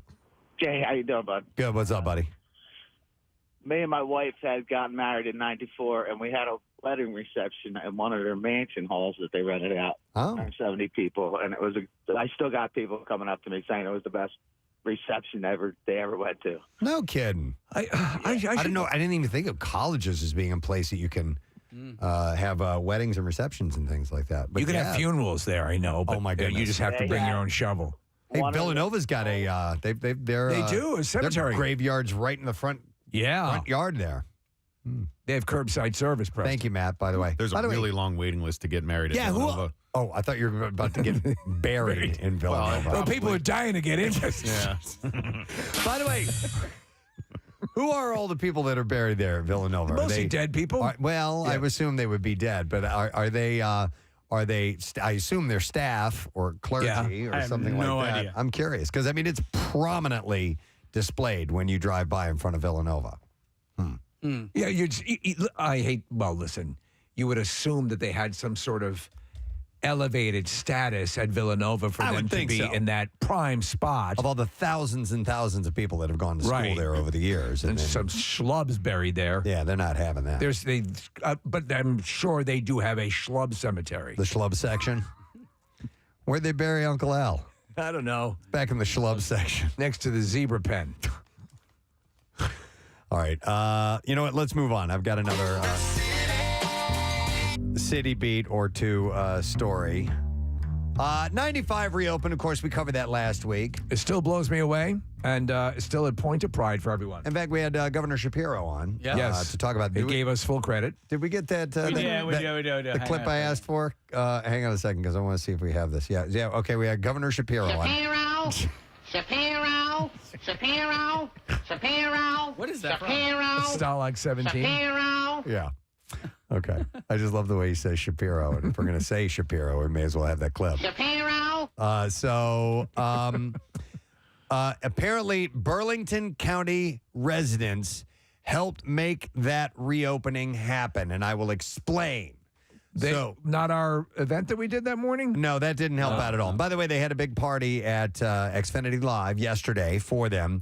But Aero Aggregates of North America, a Delaware County, Pennsylvania-based manufacturer, used the ultralight foam glass aggregate rocks. And here's the deal. Burlington County is one of the company's major suppliers of recycled glass that Aero Aggregates used to manufacture the rocks. That's awesome. So last year, the county shipped 7,100 tons of glass to the company. Ship the glass. Yes. So they're partially responsible or largely responsible for that. That's excellent. To Governor Shapiro. Shapiro. Burlington County residents can continue assisting with such repairs by recycling materials like glass bottles and jars. Labels can remain on the jars and bottles, but caps and lids should be removed. According to county officials, Why would you have to take your hat off? Food containers should be rinsed. So I think that's awesome, especially when you can see definitively something that you have been doing, like recycling, goes exactly to this particular project. We took all of that glass and used it for this out of Burlington County. It'll prompt you to do it a little bit more. I thought that was really cool. And look, it's still doesn't it make you smile to know that this morning it was up and running. Yeah, and they're going to totally. start the permanent restructuring and rebuilding of it almost immediately. Yep.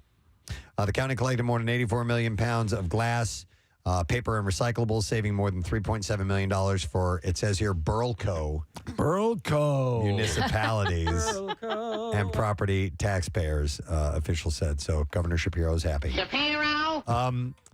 By the way, was it, Kathy, didn't you say that you started Bucksco? No, what I said was that it was not. Yeah, it wasn't. Wasn't a no thing. one called it Bucksco in Bucks County. Like Delco was always Delco. Yeah. It was Bucks County. That's what you referred to it as. You started Bucksco. You did. Yeah, but I was just saying it started here. Like we didn't refer to it as Bucksco when I lived there and when I was young. I think that's legit that the point of origin would be here because prior to that, did you ever hear it? No, it was Bucks, right? It was just straight up Bucks. Yeah, Bucks County. And I think we came up with the word doily. Didn't we? You can say that. You know what, Marissa, check the logs and see if we ever came up with the word doily. We'll let somebody look into that, Steve. Real quick, I want to double back to Villanova because Levi works at Villanova and can explain the cemetery thing. Oh, very cool. Hi. Thank Levi, you. good morning. Hello, guys. Hey, what's up, buddy? Bother you at work. It's okay. Is it Levi or is it Levy? It is Levi. It is Levi. All right, so what do you do? What do you do at Nova? So I work in the study abroad office there, helping students have life-changing experiences in other countries. Oh, very nice. And it's a lot of fun. So it's what brought me to the area. And when I moved here, my old boss gave me a tour of the campus, gorgeous campus, and we walked by all these headstones. And I'm like, there's seriously a cemetery on campus? This is crazy. And he's like, no, they're not. There's nobody buried there. They're just, basically just an image of all of the previous Augustinians that had worked on campus and gone through sort of the program. What? Yeah. And I'm like, oh, okay, all right. And then maybe 10 years later, I'm going to lunch one day on campus, and there's a fresh plot dug up.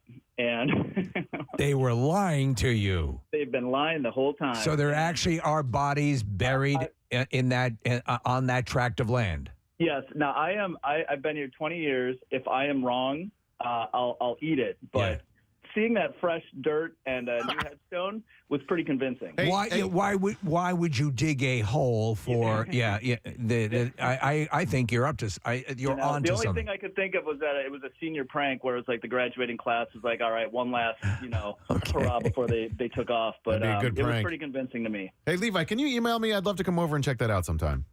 Absolutely. I maybe I'll stay on and send me your info, whatever. Yeah, I'll give you a tour. Just Nick at WMMR.com. But I want to go see if there's actually bodies there or not. Levi, should Nick bring his own shovel or do you have one? Yeah. I got a good shovel. Yeah, maybe find a tooth or a necklace or something. Right, yeah. Look, I got a whole bunch of ribs, so there are people buried there. Yeah. Okay. Garden State. Interesting. So they lead you to believe that no, there are no bodies there. Apparently so, yeah. And I've talked to people, and again, it's not something that I'm actively pursuing. Maybe I will now because of the chatter about Villanova in the news. And they moved the tombstones, but they left the bodies. Yeah. The Cabrini Cemetery at Villanova University. Yeah, Cabrini Geist. Interesting. All right. Well, thank you, sir. Appreciate it. Thanks, guys. It does look nice, though. I know some people are find it too morbid, but we do have. We have some lovely cemeteries in the area. Yeah. All right. Here's another City Beat story for you. The Pennsylvania Horticultural Society. You know the old adage: you can lead a horticulture, but you can't make her think. Are these the guys that will plant the street trees for you? I mentioned that a while back. They run the flower show every year. They share that it's. What are we doing? We're trying to turn off one sound effect and turn on I thought another. it was disco time. Sometimes you have references that I don't get when you play And those. And in Casey, that I was thought just a straight up mistake. This is an accident. Yep. All right. So you're talking about, Preston, the group that goes around, for example, they came to our house and asked if we wanted to plant another tree out on the street? I don't know. I was asking if the Pennsylvania Horticultural Society does that or not. But they have shared their exciting lineup of events and activities at its 2 PHS pop-up gardens in Manayunk and on South Street for the summer season. I do love a good pop-up garden, don't you, Kathy? I do like a pop-up garden. They offer beautiful plantings, refreshing summer cocktails, and delicious food fare. Any so that's part of the reason mocktails? why I brought it. Yeah. Both gardens have recently undergone planning change-outs for the summertime to create a tropical island vibe with the gardens. Guests are invited to visit these breathtaking gardens and be transported to a tropical oasis. But both gardens offer a line of frozen cocktails this summer, including a delicious purple-hued frozen mojito. Could I have one of those purple-hued mojitos? Among an extensive menu of delicious cocktails, draft beers, canned beers, wine, and non-alcoholic sips. There's your mock. Yeah. Popular. These defrosted pig's eyes are delicious. So two of them returned this year that are popular are the Watermelon. Watermelon. It's spelled that way. Yeah. And the Gritty Marg. Along with new specialty drinks, including Chief Boba, made with Bacardi Black Rum, Bacardi Superior Rum, Passion Fruit, and Boba Pop. Ugh. Boba? I hate boba tea. What is I'm Those not little, like familiar. tapioca balls at the bottom, and then like the texture of it throws me off. I can't. I don't stand like it. my tea to have balls. And you have to have a giant straw. Yeah. To Really? suck the Screw balls that, up. too. Yeah, you I got to don't suck. think You I got to can. suck the balls through the giant. You gotta straw. suck them really I hard. was trying to say Steve, suck the balls. There's new places opening like all over the place. Ball-sucking places? Ball-sucking tea places, yes. all Really? over So this is the place. big trend? It is, but that was my I'm question. so uncultured. The boba Wha- tea's been out for a while. Has it? Right, but it's very trendy now among the younger kids. They're Yeah. all going to these new tea shops that are opening. Why? What is the What is that? TikTok? Is Probably it? some Is TikTok. that chocolate nonsense, yeah. in that, or what is It's that? tapioca. That's the It looks like tadpole eggs. I'm gobsmacked, as they say. June at the Pop-Up Gardens is packed with events, including a free live music performance by instrumental rock band I Think Like Midnight on June 25th at the PHS Manyoung Pop-Up Garden. And for those who are looking to develop their green thumb, both gardens will host a terrarium making workshop. Kathy, where attendees can create and take home their very own mini garden I love ecosystem. this. You ever made a little terrarium before? Sure, of course. Okay, of course. You can buy one at Terrain for $400. Yeah, or you could just make your own. now when you get that home, do you put your GI Joes in it and pretend they're having a battle? You can. What's terrain? It's a restaurant. It's a What just came out of your mouth? it's a store and a You restaurant. don't know what it is? It's an excellent restaurant and an excellent store, and it has all sorts of like plant garden related stuff, and it's nice. isn't Preston, it? it's one of my favorite places to go to. Nick is right; it is extremely expensive. Oh my God, I'm in heaven. But you can go there and and get a lot of ideas, This is gonna be inspiration. my regular every night thing. Where is this? There's two. There's one in Devon and one in Glen Mills. They are opening one in Doylestown as well. I think the Doylestown one actually opens this week. Do you know what I love? Hey, Preston, actually, when we went to a little the birthday celebration for Dr. Mike. Do you remember that place? Yeah. That's That's terrain? That's had to be. Right where it was out in Wayne, it was, yes. Devon? It had to be terrain. Well, I don't remember lovely terrariums and It was on the other side. garden ideas. So there is like an outside area and they have a restaurant area, and then there's a retail store area where you can go in and shop. But it's under the Anthropology Urban Outfitter umbrella. No. Oh, you don't like that? It's kind of pretentious. But anyway. But I've never spent, other than Dr. Mike's party, that I wasn't aware that that's where we were at. Which, No, I may be aware. the food was lovely and the cocktails were nice, but Yeah, it's a great place. I love it. I'll go there and just walk around. all right. And then in Please July, leave. and then in July, there's a lively male burlesque and drag show featuring Brittany Lynn at the Manioc Pop-Up Garden, or at the South Street Pop-Up Garden. You can stop by July 18th for a free garden party and concert featuring Arkai, an award-winning electroacoustic duo that's inspired audiences around the world. Hope you people like this. The event will be co-hosted by Astral, a Philadelphia-based nonprofit that specializes in developing the early careers of extraordinary classical musicians. So, Pennsylvania Horticulture Society. I thought that was worth. It's very mentioning. cultivated and cultured. All right, and then one more. All this Really? stuff's going on. It's exciting. This isn't in the city at all, but it takes Liar. place through Pennsylvania, so I thought I would mention this. Steve, you sent me this article. Pennsylvania apparently has a reputation among the 20,000 people since the 1930s who have thru-hiked the iconic Appalachian Trail from Georgia to Maine, along with thousands of others who day hike it, and some call Pennsylvania Roxylvania or Hell or the Meat Grinder or the Ankle Roller? I brought this up to Nick, and this is confirmed that it is a very difficult part of the trail. They call it a place where hiking boots go to die. What were you going to say, Nick? I referenced it a few weeks ago when we were talking about the Appalachian Trail. People that there are really challenging parts of the AT that the height and the elevation get to you, but the worst state that always people claim hiking through on the AT is Pennsylvania, and it's because of the terrain. Yeah, one specific 146-mile stretch of North Pennsylvania consistently ranks as the least favorite section of the entire Appalachian Trail. That says a lot, and Nick, we're so proud to have it. Have you gone to experience this yourself yet? Yeah. Okay. Yeah. It's just, look, you're used to it when you hike around here, what the geology is, so it doesn't bother you as much if you grew up hiking in Pennsylvania, but then you go and you experience hiking in other places, you're like, oh yeah, Pennsylvania is really tough. According to Cindy Ross, a longtime hiker from Berks County, she said, New Jersey is just as bad, right? Cindy! She said, no one complains about it because you're not there very long. That being said, there's a lot better trails in Pennsylvania than that northern stretch of the AT. I would never hike there on purpose. I think Cindy needs to shut her yapper. She said, I've lived here for 40 years. No, yeah, this is so sporadically over the years, Preston, I've heard of the difficulty of this part of the trail, but this article brought it all into focus. So, hiking rocky terrain and, exactly, is difficult. By the way, I rolled my ankle. I rolled my ankle over 3 weeks ago, and it still hurts. Yeah. Really? Yep, it still hurts. It's You're not better than that. It's that ain't you. It's still a little tender, and I think it's still a little swollen as well. To be the hell's honest. wrong with your ankles? Yeah, Unbelievable. it is unbelievable. So Pennsylvania hiking advocates say traversing the Appalachian Trail here is like learning to drive in New York City, and also you don't have a choice if you want the glory. Yeah. The executive director of the Keystone Trails Association, Brooke Lenker, said, when you conquer Pennsylvania, you'll be able to conquer the trail in any other state because there's a lot of up and down and a lot of rock. Interesting. They said the rocks are part of the challenge. If it was easy, then it wouldn't have the allure. Pennsylvania, most northbound hikers point out, starts off just fine when it crosses into Franklin County from Maryland.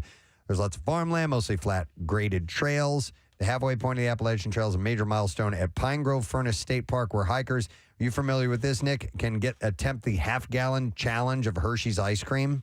No, but sign me up. Do tell. What happens with this? I don't know. So do you eat ice cream while you hike the trail? It says, this is at Pine Grove Furnace State Park. Hikers can attempt the half-gallon challenge of Hershey's ice cream. Take a look at that and see what all that is entailed with that, Nick. Is that your reward for clearing the most difficult part of the trail? There's a thing called trail magic. So if you do through hiking on any of the big, long trails in and around the country, generous people will leave treats for hikers on the side of the trail. And I always eat stuff I find on the road. Well, it's not stuff that you find on the road per se. It's like edible stuff that would be left in a can that would be preserved properly so that you could actually eat it. But I'm wondering if this is like trail magic. Huh. In Duncannon, a trail. Ate a squirrel. Gandalf, how did you get here? I'm on the trail, wandering along, and what do I see? A bag of half-eaten Twizzlers. They were delicious. They were Twizzlers or earthworms. In Duncannon, a trail town in Perry County, crossing the Susquehanna River leads to an underworld of knife-edge rubble where the devil spends his winter sharpening the rocks for spring and summer hikers. And it gets hotter in the rocks, hikers say, and there's little water. That half-gallon of ice cream becomes a cruel memory, it says. I want to find out about this ice cream. Yeah, Nick, have you found anything about it? Yeah, so there's a store near where this part of the trail crosses in Cumberland Valley, and so it's just become a popular thing for hikers to do. They stop and they have a half-gallon ice cream, and then they keep on going. You eat a half-gallon on your own? Kinda. How many pints is in a half-gallon? And then you get a commemorative wooden spoon stamped with the words, member of the half-gallon club. 2, right? What's that? 2. 2 pints? Yeah. I don't know, in a half-gallon? Oh, so this is basic measurement, and I've totally forgotten. 4 pints in a half gallon. 4? I was right. No, you said 2. I was right. Could you eat 4 bites of ice cream in one sitting? I bet if you're a thru hiker, you could. Yeah. Really. Like if you're exhausted from being on the trail and you haven't had any treats and you're eating everything out of a can for a month, half-gallon ice cream is going to taste pretty damn good. We're going to go to somebody named Slappy on the phone lines and see. Slappy Peppy. I made them extra sloppy for you. Hi, Slappy. On your mark, get set. We're riding on the internet. Oh, my God. That's very old. I love it. All right, Slappy, what can you share with us here? So the half-gallon challenge is simply just a celebration at the halfway point. You buy a half-gallon of ice cream, and you sit down and you try to eat the entire thing. Well, I think with all that physical exertion, that would cause some issues. But like Nick says as well, if you're burning off calories, maybe your system can accept it. The appetite that some hikers get while they're out there, it's absolutely absurd how much food they can sit down and eat. Have you done it? This is my 10-year anniversary this year. I thru hiked in 2013. Did you have a good time? Is it something you might do again? I haven't been backpacking since 2013. But now that I'm if you asked me in 2014, I would say no way, no chance. But now that I'm so far removed from it, it's enticing. It was quite the adventure. It was a once in a lifetime ordeal, and Pennsylvania definitely sucks. Did you tackle the half gallon? I don't think so. I never had just like a crazy appetite. I do not recall. I remember having ice cream. I don't think I sat down and ate a half gallon. Okay. I just got an email. Thanks, by the way, Slappy. A week or two ago from a guy named Brandon Smith, and he's doing the northern half of the AT. He's an avid listener to the show. What he's going to do on a daily basis is listen to the Preston and Steve show to help him go as many miles as he can in 4.5 hours or whatever. But he's starting in Harpers Ferry, West Virginia, and then he's going all the way to Maine. Wow. And he just started a week and a half ago. So good luck, Brandon, man. It's not easy, and I'm sure Pennsylvania's been really hard. But if you're trying this half-gallon challenge, let us know about that, too. I don't think I could do the ice cream, but I'd bring a thermos of gravy. Yeah. Jess did it. Hi, Jess. You're on the air. Good morning. Hey, good morning. How you guys doing? Great. So you have hiked the trail. When did you do it? 2012. All right. And did you do the half-gallon challenge? Absolutely. How hard was it? Not hard at all. I actually had a half gallon of cookies and cream. I mixed it with some root beer, so I made myself a giant float. And then afterwards, I had a cheeseburger and some fries. So you were obviously burning a ton of calories, so your system could take that on. And so afterwards, did you get indigestion at all as you moved along, or were you okay? No, I was a little bit thirsty, but that was it. Okay, it's pretty wild. Did you get your commemorative spoon? Yeah, the little wooden spoon. Absolutely, I still have it. Nice. Are you thinking of doing it again? You know, when I started, I was like, there's no way somebody would just do this whole trek again. You know, it's 6 months long. You're seeing the same stuff. But it's all about the people and your experience of finding yourself. Yes. So I would absolutely devote 6 months to myself again. 100%. I could completely see that. Preston, is akin to your walkabout. It's like when Kathy goes to terrain. Yeah, but no. Thank you, Jess, by the way. Oh, wait, I'm sorry. Hey, Jess, did you get a trail name? Yeah, Connect 4. Connect 4. How did you get that trail name? I carried a Connect 4 board with me, and I was actually undefeated until West Virginia. Wow. Yeah, until I had a game with a guy who was a chess master. Wow. Yeah, he won the first game, but I won 4 out of 7. Okay. My trail name was Person of Interest. Wow. Yeah. Thank you, Jess.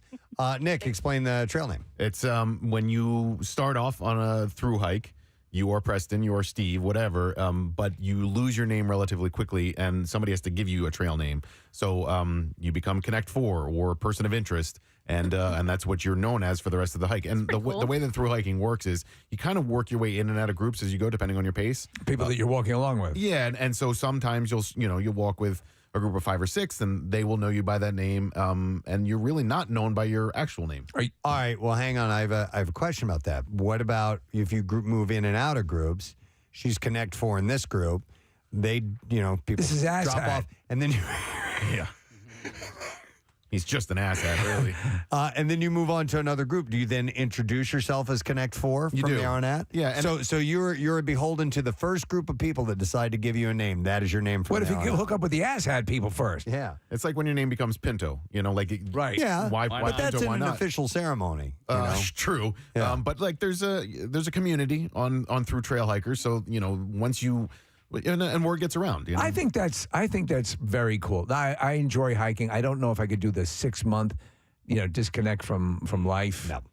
I will eat a half a gallon of ice cream though. Me too. Yeah. But like my Yellowstone trip that I took by myself, that was for 5 days. Yeah. There's no way I would get and I understand the spiritual nature of it, or finding yourself, or whatever you may want to, connecting with the earth and other people, but I couldn't. No, I couldn't do that big of a trip. No way. I could eat a half gallon of ice cream. Yeah, we should probably do that challenge just to do that challenge. But I'm looking at that's the classic half gallon of ice cream. I could easily do that. It's 2 pints. Yeah. Casey pulled up a picture Wait, of the. let me see. It's 4 pints. It's like the standard, tub of ice cream that you, You buy. could is eat a that half whole gallon. thing in one sitting. Easily. You would get sick. No, That's not the question. whether or not I could. It's not whether it's lethal. Yeah. I don't think you'd get sick. We have people now. When you drink a full gallon of milk, which we've done before, you puke it up without question. Your body can't handle a gallon. Ice cream would be different. I think ice cream would be different. So and also it's a half of that. It's a half that amount. I think it would depend also on your flavor. For example, if you had like if I just did chocolate, if you really were to put in like chocolate pieces and caramel and all. She did cookies and cream. I guess So, you're right. I don't know, with some root beer and a cheeseburger and fries. Yeah. Wait, did I ever tell you about the time I made banana ice cream? It was like You actually made the ice cream? all it is frozen bananas with like a handful of walnuts and I guess like a little bit of milk. I forget, or even I think we maybe even added Is water. this a family a secret like recipe? it's like a healthier ice cream. It's not actually ice cream, but I had made it and I froze it, and then you would take it out and eat it. Well, I didn't realize how much I was eating, and so when I was finished, I'm like, God, I feel like really gross. Like that was like, how is this healthier? I ate 4 bananas basically. Wow. Oh my God. I was dying. I was dying. Wow. So, all right, well, we'll have to see if you can follow through on that case. Another quick call, and we got to take a break. I'm going to go to Amanda. Amanda, good morning. Hi. Hi. I'm talking. How you doing? Gadzooks. Well, gadzooks to you. All right, so you did the trail and the half-gallon challenge? Yeah, I did. Yeah, and I had to call in because listening to the other through hikers was kind of like reading A Walk in the Woods, and I don't like it. He was all depressed and morbid about it. I loved through hiking the AT. I would triple crown in a minute if we could save up enough and get the kids out of toddlerhood. It was great. So you loved it, and did you find on a spiritual level? You talk about finding yourself. Did you find a good reset? No, you just wanted the ice cream. No, it's just fun. No, you're outside. I mean, I had a hard job working in a pediatric ICU before, and then, you don't have to go to work. You just have to keep walking all day. How did you manage to find the time to do it? Well, I was a travel nurse, so. You can bring your patients with you. Come on, move it on. You could do 3-month stints. So you do like contract jobs. Oh, so you okay. can just take a break and still have a job afterwards. So, and I didn't have kids at the time. This was when I was 25. So. Apparently you did. And you did the half-gallon challenge? I did. I would not do that again. That was gross. Yeah. He hates when you bring up how you enjoyed your life prior to. You have to. The key is you got to eat it fast, because once you get to like just having a chug liquid ice cream, it's gross. Okay. I was a total girl about it, and I got confused. I thought I was going in. I thought the half-gallon challenge was going to be a pint of ice cream, and I was like, oh yeah, oh, babe, I'm coming. Yeah. So. All right, Amanda, you have a screaming child to tend to, so we're going to let you go. Get ahead, back to the peace and quiet that is your life. All right, take care. By the way, Nick, you can break that thing up. The AT? Yeah. Yeah. You can do it in sections if you want. And it counts? Now you're going to do it, aren't you? Well, you've done all of it, yeah. I mean, and then a lot of people, because they don't have the time or they can't get the time off from work, they will do sections. So then, since we have all kinds of labels for these types of hikes. Is there a difference between people who break it up and a difference between people who do a run through without stop? Yeah, probably. Okay. I mean, if you're going to do like the Pacific Crest Trail, I know you have to start at a certain time of the year just because of weather and snowpack and all that kind of stuff because you're going up through the Sierra Nevada. By the way, I just learned this from a listener. The Hershey Ice Cream Company has no connection to the Hershey Chocolate Company. What? Shut your mouth. They are entirely different companies. That blows my mind. Me too. That's a lie. I mean, so now I've learned two things. You can't ride a zebra, and Hershey ice cream is not from Hershey. Liar, whore, and you know it. That's right. All right. But they have Hershey ice cream in Chocolate Factory. I know, it's weird. Well, listen, we got to wrap up. We got to close up the city beat here. I'm dealing with a friends, personal but, trauma here, Preston. We'll give you time during our commercial break to mourn. But we're gonna take a break. We're gonna come back in just a moment or two. But by the way, the worst part of the Appalachian Trail is through Pennsylvania. Absolutely. Had no idea about that. All right, we're gonna take a break. Come back in a second. Bizarre File is on the way. Stay with us. Preston and Steve on 93.3 WMMR. My little brother's friends have been camped out at our place. Oh my God, we're harmonizing. That was crazy. All right, that's it. We did it. One more time. Oh my God. That's it. Go on from away. there. We're done. Walk away. We can't do any better. We're not But gonna we're say. going to. Let's do it. We are? Yeah. Yeah. 2, 3, 4. 525,000. One more time. Wait, You're trying to harmonize? God. It's supposed to be in unison. All right, let's do it. Ready? We got 6 syllables in. I almost fell out of the Hey, chair. we aced 5. Yeah. Started strong. One more time. First Try one more syllable. 2, Really good. 3, 4. 525,600. Should I go low or high? You know what? All right, Try high this time. Try high this time. 2, 3, 4. 525,600. Nick's choking. All right, I can't. Hang on, I need to drink water. Hang on. Have some water. Have some water and let us know when you're All ready. right. I think maybe we should just get to the How About Love part, guys. What do you say? All right. All right. God. That's the toughest part. How does that go? I don't. How about All right, you got that? I got it. All right. Okay. This time I'll only count to 3. Okay. Because it leads On into 3 the or word. after 3? I say 1, 2, 3. How about? Okay. Ready? Okay. All right. Oh, that was bad. All right, everybody get the sillies out. Okay. Seriously. Guys, this is about AIDS, all right? All right. That's true. 1, 2, 3. How about? Wait, no. You just said get the sillies out. I choked on my own spit, though. Maybe I shouldn't have drank No, water. I because- get it. You find AIDS funny. We should have stopped it. Should we call Justin? Oh God. How much you drinking over there? Not much. Okay. Not much, just enough to clear out all the phlegm. A man died performing Rent today.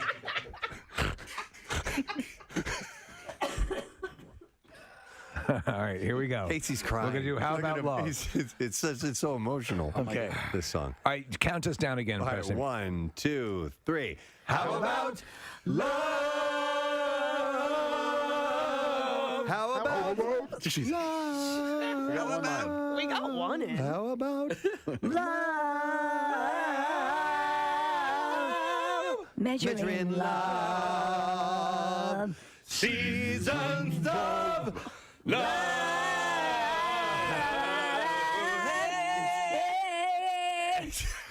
Okay. We got it. Nailed it. Nailed it. That was a success for sure. I'll tell you what. Sunday at, I forgot what time, 7, I think. Our 5 was perfect. Why even tune in? You just heard the whole thing right Our harmony before that was pretty solid, I think. Don't call Justin. Are you calling Justin now? I see the hotline. I texted him. Oh, no. now. He's calling us. I don't want to say anymore. He will. I don't want to talk to him. There was an There's a alarm guy that went who can off. sing with such ability. Yeah, he's like Batman. Whenever there's horrific singing, there's a musical note that starts flashing. Everybody's agreeing on the text message. The beginning was good. Yeah. Somebody said, "Let's move on." Yes. All right, let's move on.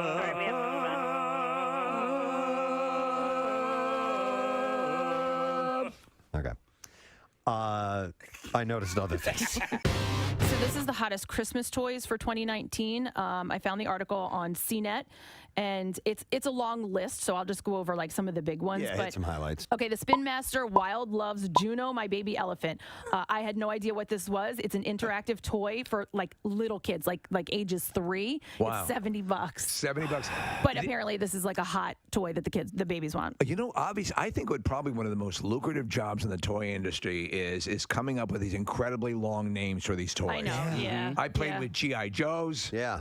You know, this is the Dr. Spindoculus. Yeah. Floating platform of goodness. Micronauts are what I played with when I was a kid.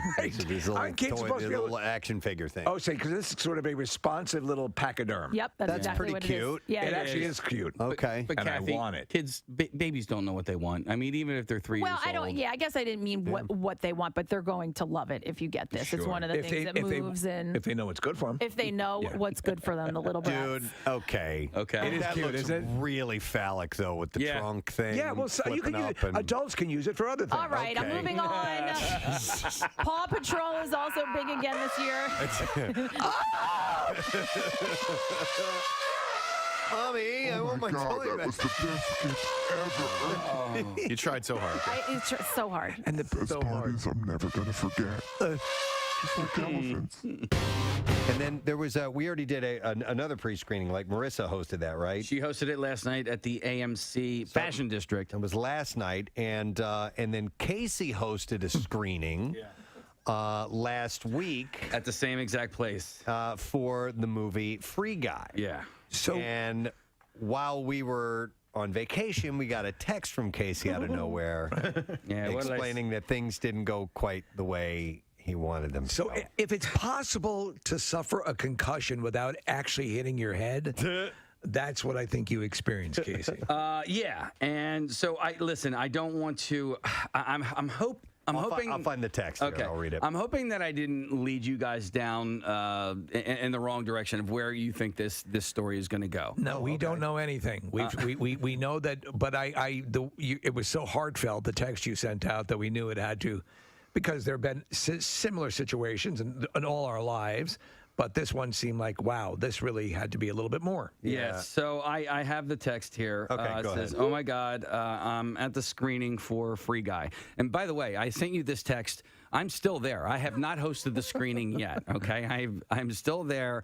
I have already embarrassed myself, and I needed to go somewhere and be by myself, decompress for a second, and then I had to admit to somebody what an ass I am, and just to sort of make myself feel a little bit better. And guess what? It didn't help. I still felt terrible. And I said, so they asked me to hype up the crowd and then introduce one of the stars of the movie. So this guy named Joe Keery, who plays Steve from Stranger Things, is in the movie Free Guy. Yeah. He was there to introduce the film, and I was there essentially to introduce him. Right. So I had come back I was on vacation in Wildwood. I had come back just to do this. I thought it was a really cool experience.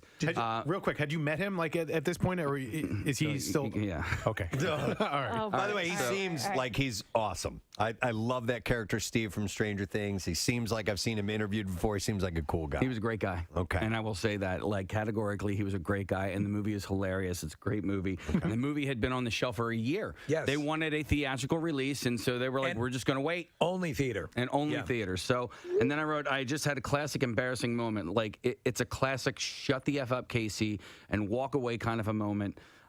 I'm pretty embarrassed, but it's also a really funny story. So, you said you weren't sure if it was going to translate on the air. I'm not sure if it's going to translate on air. Okay. So, well, let's hear it. Well, deliver it in the original Farsi. Right. All right, so here's the deal. This movie was at the Fashion District, the old Galleria, the AMC there. It had never been there. By the way, what they've done to the place, the whole Galleria, the Fashion District, is awesome. It's really, really nice. So I get there. Joe had gotten there earlier than planned. From the movie company. But I had also gotten there an hour early, so I decided to walk around a little bit. Right. Side story, but it also is part of the story. I went to a place called Wetzel's Pretzels. Have you guys ever heard of Wetzel's Pretzels? Yes. Yep. Okay. Yeah.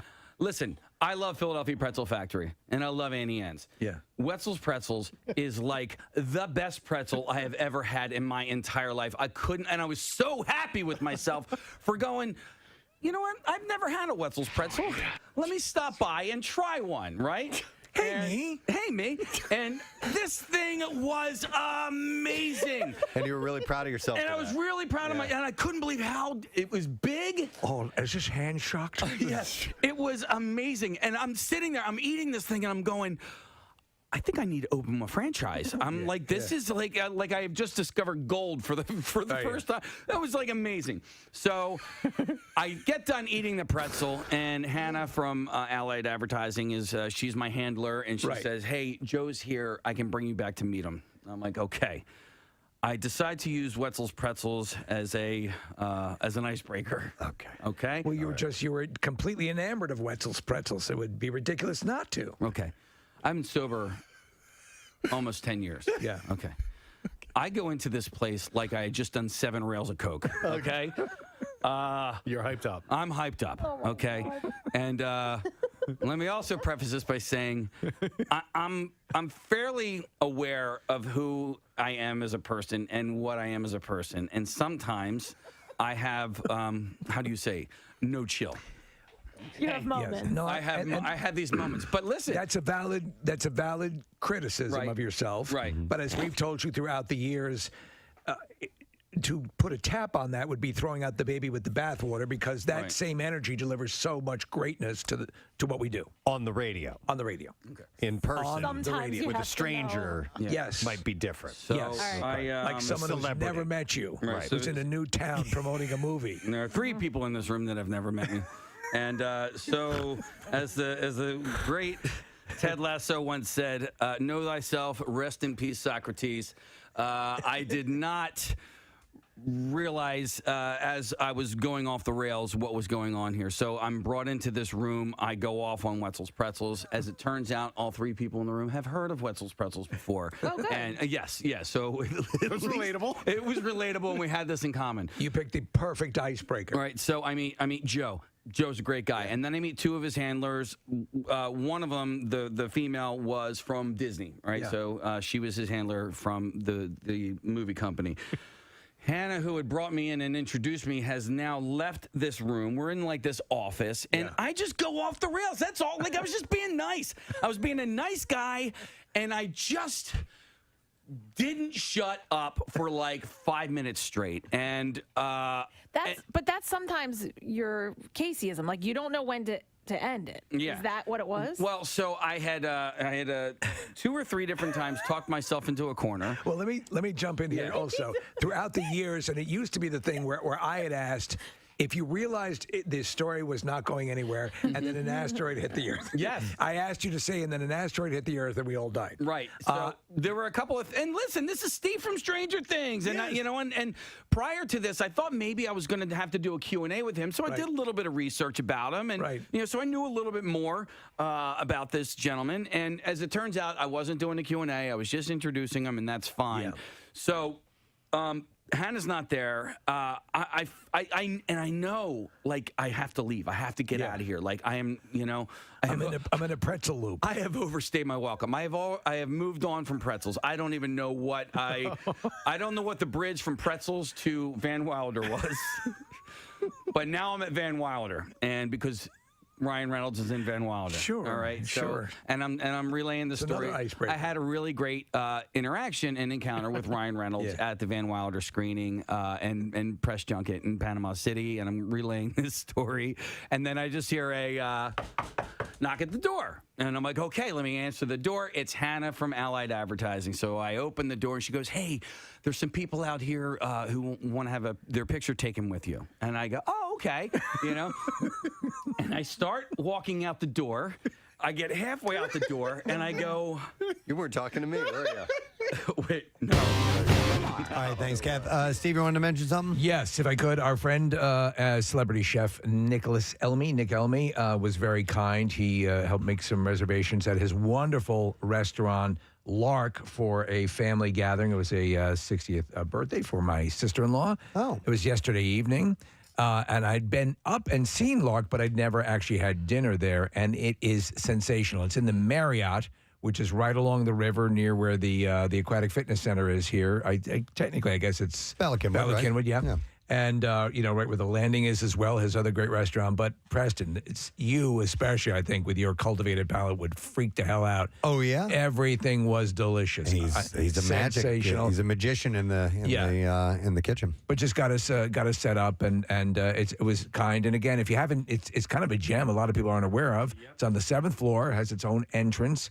If you haven't had an opportunity, check it out. I think it will blow you away. And thank you to Nick. It was very kind of him. Yep. And actually, I just wanted to mention last week, Nick and I both went to Gaucho Prime in King of Prussia. They opened a new Brazilian steakhouse, and they had a grand opening. Yep. It was really cool. It's the traditional Brazilian steakhouse, but now a new one right there in King of Prussia. Look at us all going out to restaurants. I know. And stuff. How about that? I never go anywhere. I have a sick zebra at home. Yeah, somebody's got to take care of them. All right, we have time for the Bizarre File.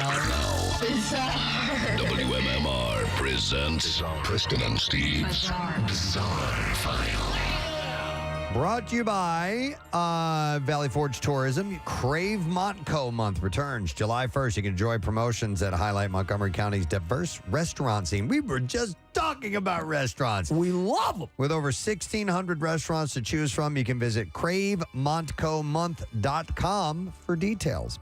A Kentucky County deputy jailer was charged with sexual abuse for allegedly recording a female inmate performing sexual acts for preferential treatment. Could you do me a favor and take a dump? Do you know what a drone The drone.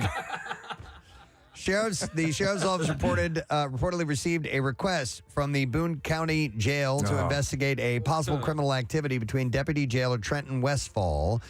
An investigation found that the 28-year-old would befriend female inmates using the jail's phone calls and text messaging systems to communicate with them. During calls and text messages, Westfall allegedly requested female inmates to perform sexual acts in a manner that would allow the deputy jailer to view. He then used a phone to record an inmate performing the requested sexual act on at least 2 occasions, and for video footage of the requested sexual act, Westfall gave preferential treatment. You can't do that. No. He was charged with 2 counts of video voyeurism, 2 counts of sexual abuse. I'm sorry. 4 counts of official misconduct. Not cool. An inebriated Florida man was actually drinking a can of Florida Man beer when he was arrested Tuesday night for disorderly intoxication. It doesn't get more Florida man than that. Seth Thomas allegedly was yelling at traffic while walking in the roadway in front of traffic and refusing to stop when he was collared by the sheriff's deputies on a street in Seminole. Thomas, cops say, was drinking from a can of Florida Man at the time of his arrest. The beer produced by Tampa-based Cigar City Brewing is a double Indian India Pale Ale that is brewed with a nearly criminal amount of hops and a moderate bitter sweetness that just about matches Florida Man's general disposition, it says. Thomas was arrested for disorderly intoxication, and his rap sheet includes convictions for obstructing police, trespassing, possession of open alcohol, and disorderly intoxication. Life is good. Like any good Florida man. Yeah. A man tragically died during San Juan festivities when he fell into a bonfire. The incident occurred Friday on a plot of ground located near the Municipal Social Club that is annually used for the celebrations. Firefighting teams were immediately deployed to the location to extinguish the fire. Medical crews were standing by to treat him, but there was nothing they could do to save the life of the man once he was rescued from the flames. An investigation into the incident has been launched. The body of the victim is believed to be around 30 years old, and a resident of the town was totally burned. Their first investigation suggests that the deceased, who could have been drunk at the time, attempted to jump over the bonfire when the flames were higher and ended up trapped inside the fire. However, it has not been ruled out that he possibly jumped into the flames on purpose. You remember a couple of years ago, it was Burning Man, and I think the guy literally ran into it. And died. Yeah, and died. It's like a nightmare. I can't. Just beyond belief how anyone could. I love bonfires, but I that. tend to stay out of the flame. Probably a good call. An 18-year-old boy was killed and dozens were injured when a fire extinguisher exploded during a drill at a high school in Bangkok on Friday. Are they supposed to do that? No. No? The cause of the explosion is being investigated. Novelty. The fire extinguisher that exploded was a carbon dioxide type model. Bangkok's fire rescue said 29 other people were injured by the explosion, mostly sustaining minor injuries. 7 instructors at the school are being questioned by police in relation to the incident. This is like the pack of gum where you pull on it and it snaps your finger? The sound of the explosion could be heard in the nearby government house where the Thai prime minister and cabinet ministers have their offices. So They'd be Thai. They'd be Thai. All right, I love this story. It's in Virginia. A man was involved in an active barricade situation following a police chase involving a Winnebago recreational vehicle. Virginia State Police have since taken him into custody. Around 2:30 a.m. on Friday morning, deputies were called to a residence for a domestic dispute. And upon their arrival, authorities learned that an adult male suspect had driven away from the scene in a 1992 Winnebago.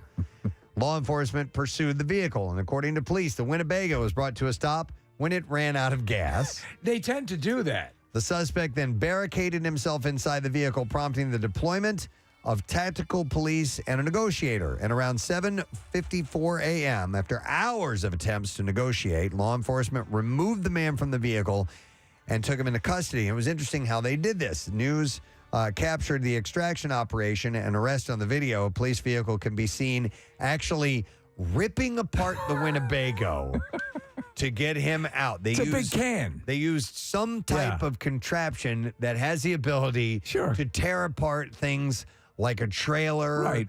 or a car. or structures. Yeah. Oh, my God. And they used it to get this guy out of there because he just was not going to come out. Did you ever see the documentary Winnebago Man? No. It's based upon, remember years ago in the earliest days of viral stuff, this was, and it even predates a little bit, the guy who worked for the Winnebago company was doing a tutorial on their new product line. Okay. And he screws up constantly and has full meltdowns. If you like watching people have that flub lines and go out of their minds, this is the OG Winnebago Man. And they made a whole movie about hunting this guy down. As soon as we are done with this segment, I'm Yes. going to go look up that video.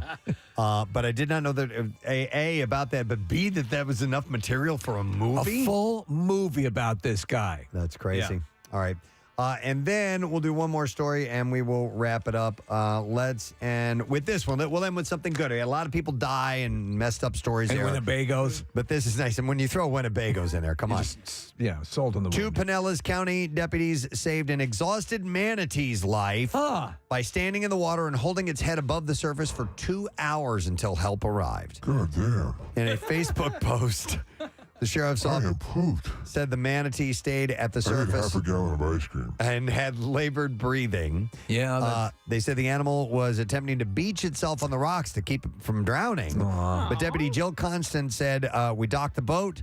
I took off my equipment. I got in, and we stayed in the water for 2 hours holding its head up until he could be rescued. You're a nice man. However, the pair said as soon as the manatee began regaining its strength, it started fighting against the deputies. I want to fight you. Thrashing in the water until Florida's Fish and Wildlife Conservation I want to fight you. arrived. And yet I want to kiss you. Get away from me. And he wants to kiss you. I want to kiss you and fight you. And biologist said, I want to kiss you. You want to kiss me? I want to kiss you. You want to kiss me?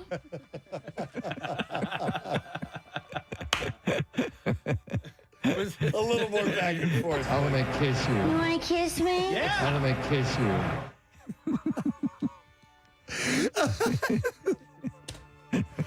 Biologist said the manatee is expected to make a full recovery, by the way. All right, and there you go. I want to kiss you. You want to kiss me? And that's the last story in the Bizarre File. Let's take a break. Come back in a second. We'll get the lesson question, trash, music news when we return. Stay there. I want to kiss you. You want to kiss me? Preston and Steve. On 93.3 WMMR. What's going on? They want some pictures. And she goes, no, they want pictures with you, with me. I'm like, oh, okay. And I walk halfway out the door, and it dawns on me that there's nobody out there to take pictures with me. Oh my God. The girl from Disney Oh, God, said- essentially texted Hannah, like, dude, get him get outta this guy the F out of here. Oh no. Oh no. Right? And it dawns on me, and I step out the door. Oh God. And then I turn back. I go, wait a second. Oh God. I go, did you send her a text message to tell her to come and get me? Oh, no. See. Oh, no. She did. She flat out did. I go, you did. I go, it's fine. I go, I get it. I go, I'm so sorry, man. Listen, sometimes I have no chill or whatever. But I go, I know you totally did that, right? And then I shut the door and I walk away with Hannah and I go, did she send the text message? She goes, yeah, she did. I was like, oh my God. And listen, I don't care that I called her out on it. I don't. No. That's if you're going to do it, you got to own it. Yeah. I'm like, and you did. I don't know what the text to Hannah said. I don't know if it was like, hey, get this guy can you out get of this here. guy? I don't know if she was nice Please about get him it. to talk about pretzels again. Oh my God. But I mean, we're closer with Hannah than them. You should really ask what I want to know what the text said. I would, you know what? I will ask her, but she confirmed that no, there was nobody out there to take pictures with me. So now I'm standing outside of this room, and there's a step and repeat background.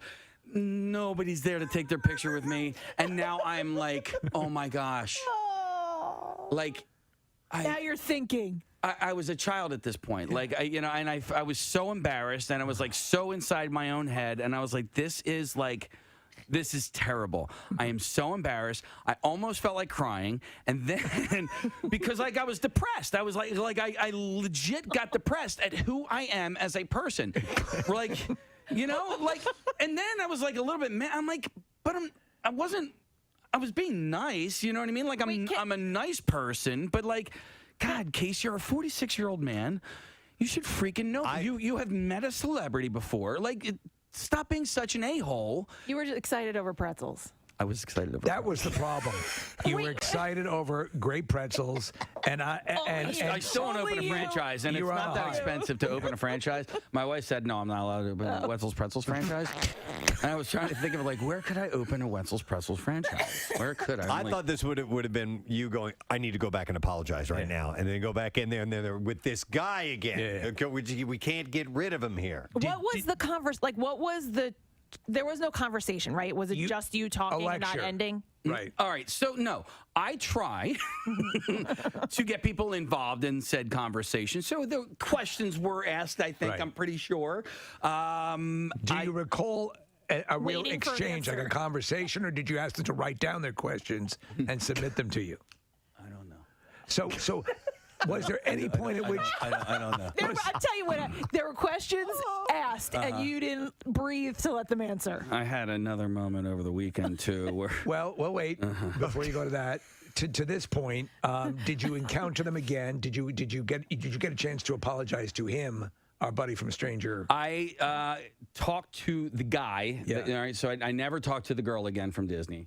I talked to the guy. So I had gone into the theater after I had walked away and hung my head in shame for 10 to 15 minutes and texted you guys to try and make myself feel a little bit better. I was then asked to go into the theater to let people, because they collect your phones a lot of times before. So they had just gotten approval to let everybody have their phones back, and then I announced a surprise to hey, by the way, we have one of the stars here, so if you want to take a picture while he's in the theater, you can go get your cameras now. So I did that, and then I brought Joe on to the stage, and while Joe was addressing the crowd, I talked to the gentleman. I go, yo, man, I'm so sorry. I go, listen, sometimes I have no chill. And he was so cool. He goes, dude, he's like, you were fine. He's like, he's like, I want to hear the rest of the story. Oh my God. I'm like, this guy, you're Was lying. he texting while he said that? No. I'm like, you're lying, but thank you so much. I appreciate it. And then how sometimes we have these events, and there's the person who's in charge of making sure that the other person's okay. Yeah. I wonder if the publicist did that on Joe's behalf, and he didn't care at all. There's a good chance that was the case. And Like I said, I she's wasn't just trying to put up a barrier and get out in front of a situation, because I've been at these things before, and I've been at them with you, and you're just friendly, and you're totally fine. But every now and then, somebody gets weirded out. You're speaking the truth. 9 times out of 10, it is not the celebrity who has put these restrictions on. It is the handler. Or it could be like that scene in The Running Man where Richard Dawson, the guy mops over his feet, and he goes, hey, you're doing a great job. And he walks in the other room. If that a-hole is working here, later on today, you're going to be mopping the floor. But is there a chance maybe we could see about getting Joe on to talk to him and just say, Hey, are we okay?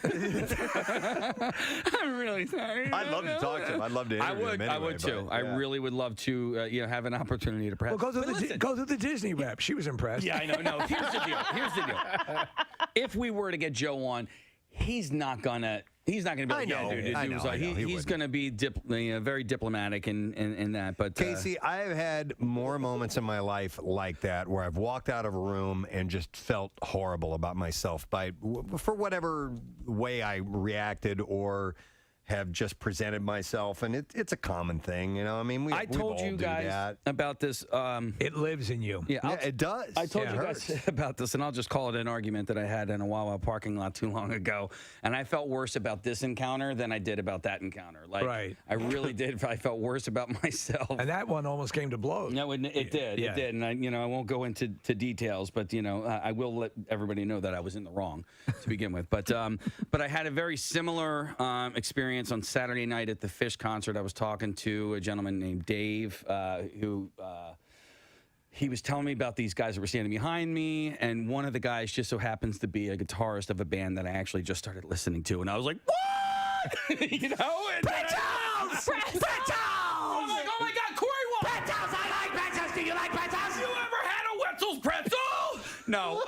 So, guy's name's Corey Wong, and he's the guitarist for a band Wolfpack. And I love Wolfpack. Thank you. Yeah. So do I. And I started going a little bit off the rails. And then Dave, who introduced us, he sort of had to qualify. Hey, this guy is the producer for the #1 morning show in Philadelphia, and that's what he says. And I'm like, oh man, I did it again. I'm doing it again. I'm like, he's totally. He's saying to this guy, this dude's not just a, although I am. Yeah. I was like, okay, all right, let's reel it back a little bit. But this one time when you did this, no. So I tried to reel it back. Pretzel bread. I like bread. So listen, I didn't feel as you bad about probably that felt encounter. it was worse than it was because now you were hyper aware of it. Yeah. I'm sure it wasn't that bad. It's challenging though too, because when you're with friends, when you're with loved ones, everybody smiles and nods and it's cool. When you're with strangers or somebody you've never met before, it changes the dynamic. And you have no idea what was going through Joe Keery's head. I'm sure he's fine and probably hasn't thought about it since then. Right. Well, and or that's the subject of his new movie. Now, I've also been on the receiving end of a few of these experiences, right? People listen to the show and they're huge fans. Or, somebody will introduce me to somebody who clearly doesn't listen to the show, and that's fine, too. And now these people have to act like, oh, yeah. And I'm like, you don't have to. Okay. Right. It's okay. It's okay. Yeah, you don't have to listen. I know you don't, and it's fun. But because of that, because of my experience that I had with Joe Keery, and to anybody, if you want to come up and say hi to me at a restaurant or a Wawa or where, please do it. Absolutely. Because the deal is, I don't have a job. If it's not for you, that's listening. Good morning, dear friend. Monday morning. We do have some things to give away. One of them would be a prize in association with our lesson question. Let's see what we have. Like I told you, I never look at the prizes until it's time to do it. So today we have, this is great, a pair of tickets for the Pocono 400 NASCAR Cup Series race on July 23rd at Pocono Raceway. How about that? The stupid question was Bruce Springsteen tickets. It's unbelievable. The lesson question, tickets to Pocono 400. Wow. This is sweet. You should call Guinness. Yeah, because we're the most generous show on air, correct? That's right. All right, so the question that we go with this morning, I need to do this. Where did Sheena, Queen of the Jungle, who knew how to ride a zebra, actually live? 215-263 WMMR. Let's see if you know the answer to this. Where did Sheena, Queen of the Jungle, who knew how to ride a zebra, actually live? 215-263 WMMR. Call if you know the answer. The trash business is a gold mine. 93.3 WMMR with Preston and Steve's Hollywood Trash. All right, let's see where we go. Wait. Oh, wait, no, you're right. Yes, no. It's got to be your ball. Do we have a sponsor? Next one. All right, Steve, what's going on this morning? Well, 80-year-old Harrison Ford addressing if he has any plans to slow down. Ford says the only time he ever slows down is when he wakes up in the cockpit of his plane as it heads towards the school. Oh, my God. A coroner's report confirming there was no foul play in the death of former 8 Is Enough star Adam Rich back in January. Investigators were concerned after receiving credible information that many believe 7 is enough. Oh, my God. And finally, musician Mod's son denying his latest song is about ex-Avril Lavigne, who called off their engagement in 2023. Many are calling BS, noting a specific lyric in the song Lovers to Strangers Again, which says, quote, your beef smells like Chad Kroger. Whoa. That's Hollywood Trash. All righty, we'll see if we can get an answer to this question. Where did Sheena, Queen of the Jungle, who knew how to ride a zebra, actually live? We will go to Nick and see if we get the answer. Hey, Nick, good morning. Hey, sucking on a chili dog. Yeah, Bubba. Hey, sucking on a chili dog. Sucking on a chili dog. All right, where did Sheena, Queen of the Jungle, come from? Cincinnati. Cincinnati. Yep, hang on, Nick. We are going to give you a pair of tickets for the Pocono 400 NASCAR Cup Series race on Sunday, July 23rd at Pocono Raceway. NASCAR weekend at Pocono Raceway is July 21st through the 23rd. Tickets at PoconoRaceway.com. Now, Preston and Steve's Music News on 93.3 WMMR. All right, brought to you by Horizon Services. Purchasing a new cooling and heating system has never been easier with Horizon Cooling, Heating, and Plumbing. With free estimates and next-day installs, booking in seconds at horizonezbook.com. All right, Dave Grohl made not one, but three surprise appearances this past weekend at England's Glastonbury Festival. On Friday, the Foo Fighters, billed as the Churn-Ups, played an unannounced surprise 10-song set that included portions of Metallica's Enter Sandman and Black Sabbath's Paranoid. Grohl's daughter Violet joined the band for Show Me How. Oh, she's good. She can sing. That same day, Grohl joined Smith's guitarist Johnny Marr's guest spot with the Pretenders by drumming on the band's early favorite Tattooed Love Boys. After the Pretenders' appearance, Chrissy Hynde pulled a reluctant Paul McCartney out from the wings while watching the set for a quick wave to the audience. And then the next... I told you I didn't want to do this. I told you. You evil bitch. You stupid, dumb bitch. Can't take no for an answer. He just was not... He didn't want to do it. Yeah. Everyone thinks he has a point. He has a line you can cross. He was just so mad. He was full of rage. It was unbelievable. What did you pretend to not be a dumb bitch? Oh, the Pretenders. The name of the band. Okay. But the crowd loved it. Yeah, they loved it. They loved to see, you know, you don't see that side of Paul. No. And then the next night, Grohl was on hand to close out Guns N' Roses set by playing guitar on their 1987 classic, Paradise City. So he did quite a bit. Glastonbury always seems to have great lineups and things like that going on. I just, the actual location, it's that near a castle, right? And kind of in a field? I think so. Yeah. It always looks muddy and unpleasant. Never really looked into it. But last night, Elton John closed out the festival with his final UK gig. Wow. The Rocket Man spoke to the massive crowd, telling them it's a very special and emotional night for me because it might be my last show ever in England. So I'd better play well, and He's moving to Cincinnati. And I'd better entertain you. You've been standing there so long, and I really appreciate all the outfits and everything. The show differed from his usual farewell Yellow Brick Road shows and opened with his famed cover of The Who's Pinball Wizard. Wow. Which marked the first time that he had tackled that tune since 2009. Prior to performing Don't Let the Sun Go Down on Me, he also saluted close friend and duet partner George Michael on what would have been the late singer's 60th birthday yesterday. Kathy, so you saw, I know you say Elton John, Billy Joel is your favorite. Yeah, right. But where do you stand on Elton John? That was one of the best shows was when they were together. They really, they did it right. They did it different than what he did last time with Stevie Nicks. They played a little more together, but yeah, it was great. And then we move on to Sonny Sandoval from the band P.O.D. He is the Elton John of San Diego. He is, absolutely, A lot of people don't know that. But the city of San Diego declared June 23rd to be Sonny Sandoval Day in honor of the singer. The proclamation was made during a city council meeting. Sonny released a statement reacting to the news saying, the possibility of having a Sonny Sandoval day never crossed my mind, nor did I even think it was possible. I still don't know how it happened, but I'll take it. I want to thank you, sir, for coming here today. He said this is probably one of the coolest things I'm waiting for a bus. that has ever happened to me. I'm overwhelmed by this acknowledgement from the county of San Diego, but more so by the good people that make up this great city.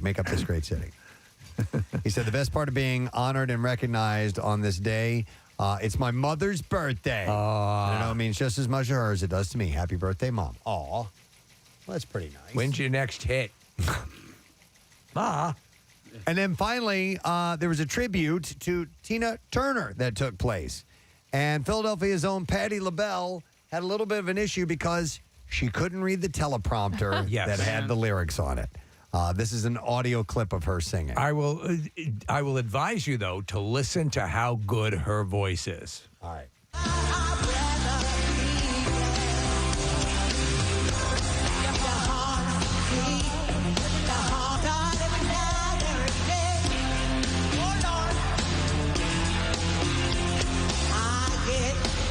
What if I can't see the words? I don't know. I'm trying, y'all.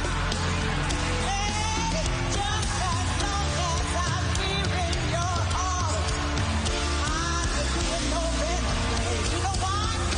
I'm just simply the best. I can't read no words. And she's singing that she doesn't say it is so funny. Yeah. She's a great singer. Fantastic. She's phenomenal. She's one of the best, man. And she's supposed to be a sweetheart. Yep. And there you go. That's the last item I have in music news. That means we have one more break to take, and as we do so, Casey just slapped this piece of paper next to me, which means give some stuff away. And I have a pair of passes to see Mission Impossible Dead Reckoning Part 1 on Thursday, July 6th at the IMAX UA King of Prussia, 7 p.m. show. Woo! Oh, slap it, happy, wait. All right, so we will take callers 11, 12, and 13 and give you those tickets right now. 215-263-WMMR. Call, and we'll put you on the list. Remember, the movie doesn't open nationwide until the 12th, and we're getting you in to see it on the 6th. It's amazing. 7 p.m. IMAX at UA King of Prussia. We'll be back in a second to wrap up the program. Stay with us. Preston and Steve on 93.3 WMMR. My little brother's Direct friends have result been of camped you out. in your car or your home or your office or whatever listening to me right now. And so, same thing for you, Joe Keery. No. Pretzels! Pretzels! Wouldn't it be great if you guys open up a pretzel franchise, you and Joe Keery? You know? I just want to own it by myself. Local broadcasters open up a Wetzel's Pretzels with one of the stars of Stranger Things. This is my thing. This is not Joe Keery's thing. This is my thing. And just trying to find a bridge. No, there is no bridge. And you know what? And so at the very end of the night, an asteroid hit and we all died. Right. There you go. So the worst part of this whole story, guys, is once I got done introducing the film and I walked out of the movie theater, I went to go to Wetzel's Pretzels because I wanted to buy some more to bring home to my family. They were closed. It was closed! I was like, what did you do with all those extra pretzels that were in the display case? When was the last time? When was the last time you remember an all-night pretzel place? It wasn't that late. Hey, it wasn't even 8 o'clock. Was it as quickly when they introduced you to Joe? Was it as quickly? Hey man, how you doing? Hey, have you ever had Wetzel's Pretzels before? Was it that quick? It was pretty close. Yeah, it was pretty damn close. That I I've think seen is you do that before. Yeah. I've seen you do that type of thing where it's like, and I know what you're doing. You're just looking to have a normal conversation. It's an with someone, icebreaker. so. You're gonna charm them. All right. Well, anyhow, we have to take a break, I think, right? Yeah, no, we do. As a matter of fact, because otherwise I would go to these calls, but we have to. No, we got to take a break. The regional manager, Wetzel's Pretzels, is on. Santa's got to go. He's Pretzels got to go. The Northeast region and wants to talk to you about franchise opportunities. Listen, the closest one here is at the Fashion District. I already checked, and they're in North Jersey, but that's the only one that is around here. All right. So I can't believe the winner in all of this is Wetzel's Pretzels. Right, big time. You know? You kidding me? Kate Middleton and Prince William are opening up about their family life and what it's like behind palace walls. We enjoy swinging. The pair joined baking guru Mary Berry for a Berry Royal Christmas. I love her. On the BBC. Did you really? Yes, I do. Oh, okay. Sharing his perspective on how he has been talking to his kids about the causes they champion. William noted that when he drives Prince George and Princess Charlotte to school, they point out homeless people and ask questions. Daddy, run over them. They frighten me. Will do. He said, on the school run, I know it sounds a little bit... I killed that one. Got one. Keep score back there. Do you all have a pad and paper and pencils and such? 1-1.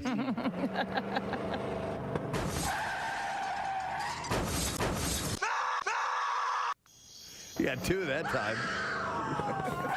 William also highlighted his late mother, Princess Diana's work, and credited her with opening his and brother Harry's eyes. And he said that a visit to the Passage Homeless Charity was one of the first places I came to, actually. It must have been between 8 and 10 years old, something like that, and it had a profound effect on me. He said, my mother knew what she was doing with it. She realized that it was very important when you grow up, especially in the life that we grew up in, that you realize that life happens beyond palace walls and that you see the real people struggling with real issues. And this is the cake woman they're talking to? This is the cake woman. I'm sorry, were you talking to me all this time? Yeah. Mary Berry. And I simply asked, how are you doing? The special aired yesterday on the BBC, by the way. There was a throwaway line that made a lot of press. I guess it was in the Daily Mail. She said to Kate Middleton, basically something like, would you like to squirt on the cake? Oh, geez. And so there was actually isolation. They thought that was rather amusing.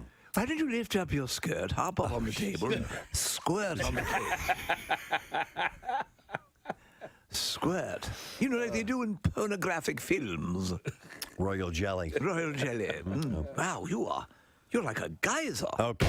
Kevin Costner has set a new drama at ABC.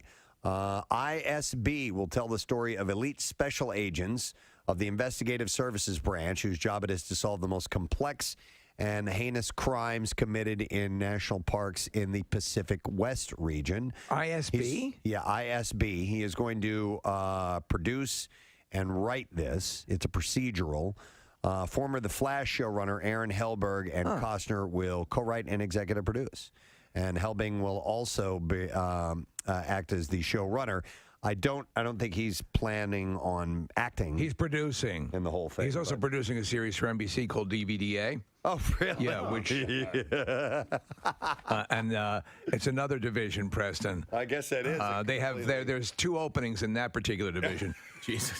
Oh, and there's 2 different divisions, right? Yeah, exactly. Okay. So 4 openings total. Yeah. No, 2 openings, just 2 4 openings. positions.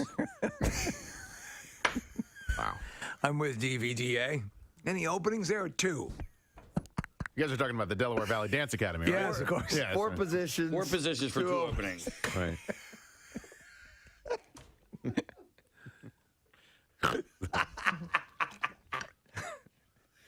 I needed Look up that. DVDA. I needed that. Or don't. Yeah.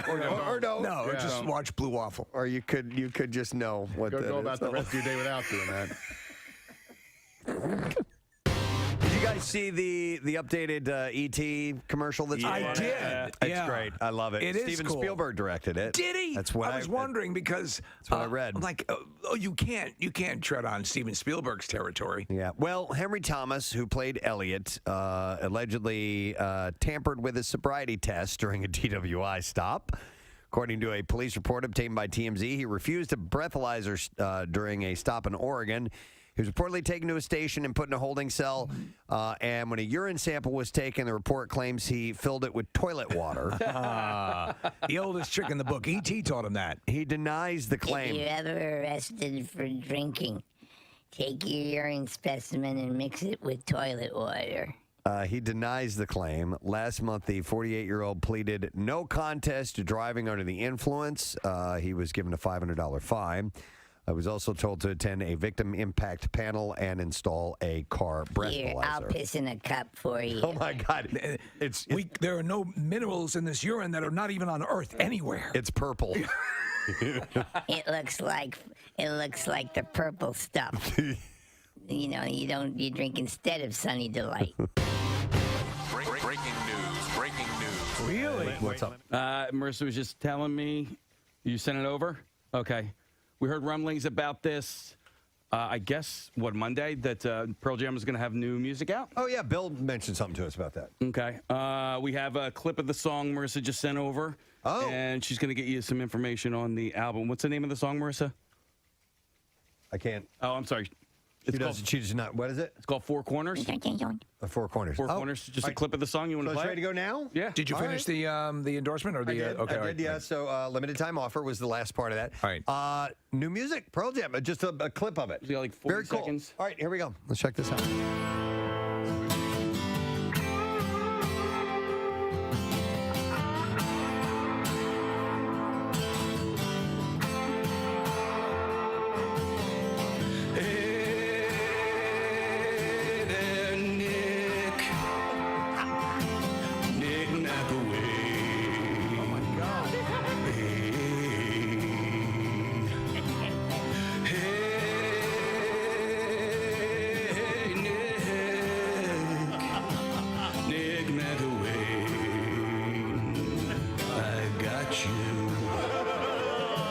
Yes. Hook, line, and sinker.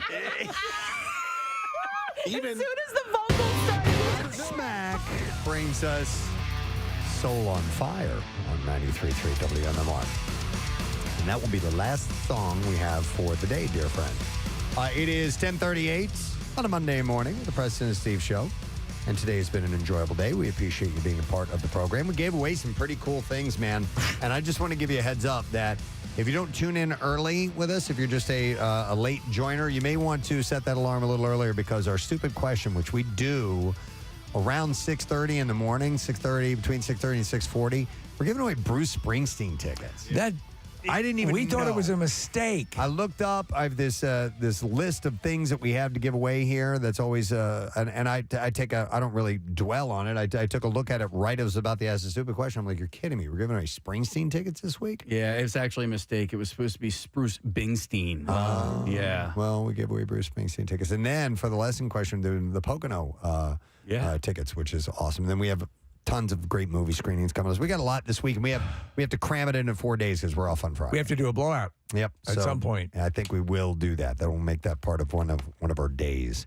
All right, so let's do the letter of the day. And there's only one human being, two human beings that can do this, because look at this. Did you know this was happening? No, no one knew. Look at this. 3 human beings. 3 human beings. Oh, my It's God. completely new to me, too. What's going I on thought we were here? doing something in a completely different room. Ladies and gentlemen, Pierre Robert, Jackie Bam Bam, and John DeBello all in our studio at the same time. Morning. All right, I'm not worthy. What is happening All right, here? all right, one guy who needs sleep and 2 guys who haven't slept. Yes. True. Yeah. Wow. To what do we owe this honor? Well, I'm leaving on vacation. Oh. He's not my even supposed to goodness. be here today. That's right. You came in specifically so you could guest appear on the soon-to-be No more. No more. Only in a one sense, but becoming a luminous object in the sky of celestial entertainment. Wow. Okay, well, that's how did it go today? Well, ask John. John, when did he show? When was he supposed to be? Oh, here? tell him what you had. We started this morning. I have Springsteen tickets to give away all week. Like we were just talking about how we're blown and out. I said, okay, here's what we're going to do. We're going to break the hour into like 6 pieces. Will Pierre be here between 8 and 8:10, 8:10 and 8:20? Great idea. And everybody was texting in what time they believe it was going to be. And then we pulled one name out of the hat, called him on the air, and at 8:20, when Pierre showed up, they got Bruce Springsteen. Well, 20 still leaves you 40 minutes, right? Well, yeah. As I said to John, 20 minutes late for me is an hour early. That's right. Now, Preston used to have that saying about how of timeliness. Oh, yeah. If you are, wait, what was it? Early? Right. Wait, early on time. Yeah, early is on time. Late, and late is not acceptable. Unacceptable. Yeah, There we go. exactly. Yeah. Well, late is totally acceptable and is my total life. But we were talking about and he played the Kinks "So Tired of Waiting for You," which he used to play when on Rittenhouse Square I'd be running ever so slightly behind, and unlike you guys who are kind enough to say, and up next Pierre will be here, he would go, "Oh, where's Pierre?" And he would keep talking until I'd show up. And It's like on-air extortion. I love it. Yeah, yeah. It was brutal. And running down Walnut Street and UPS trucks going, "You're late."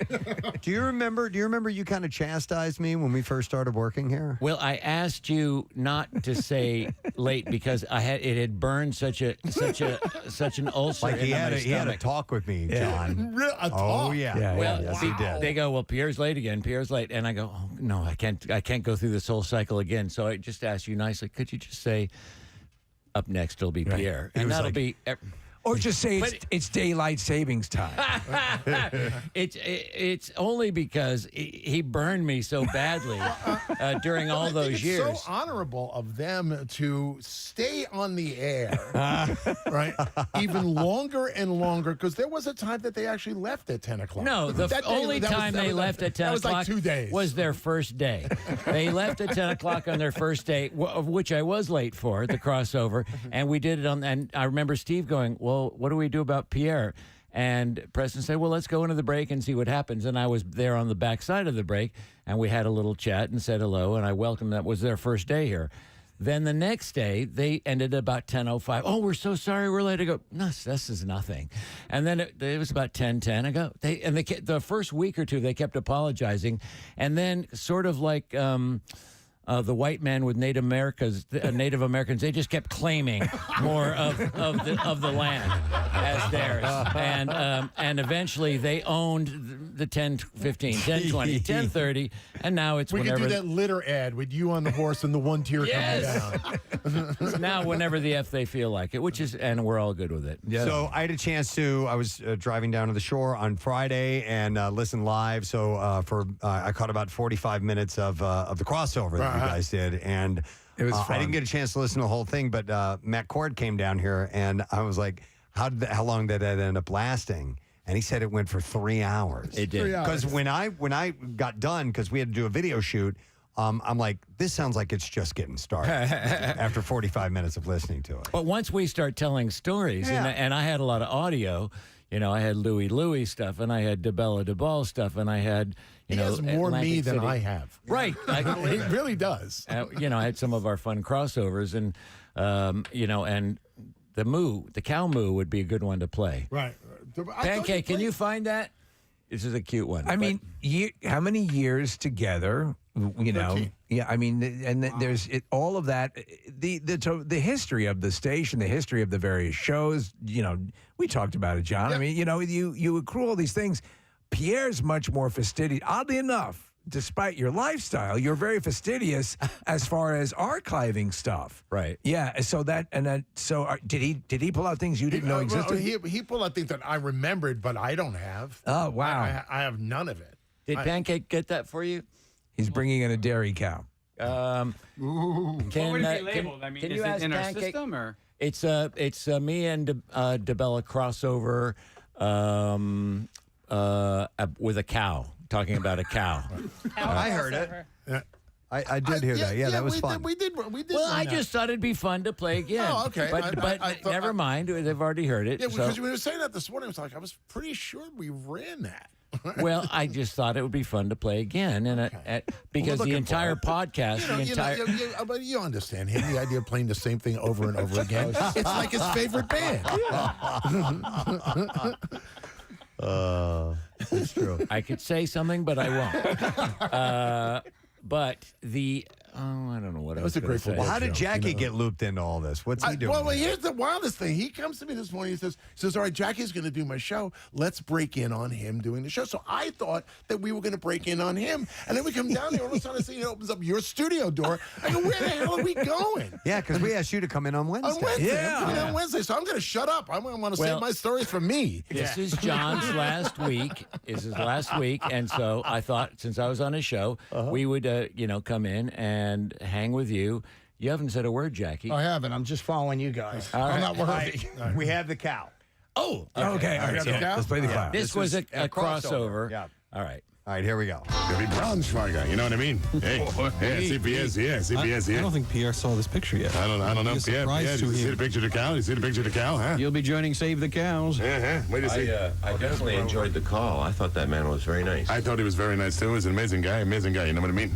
I thought he was a very pleasant man, and I love cows. I know you do. I know. And I don't eat them either. I know you love cows. You don't eat them. Cows, I don't eat them. But you do something even dumber than eating cows. What's that? You talk to them while driving past in cars. Well, no, not only that.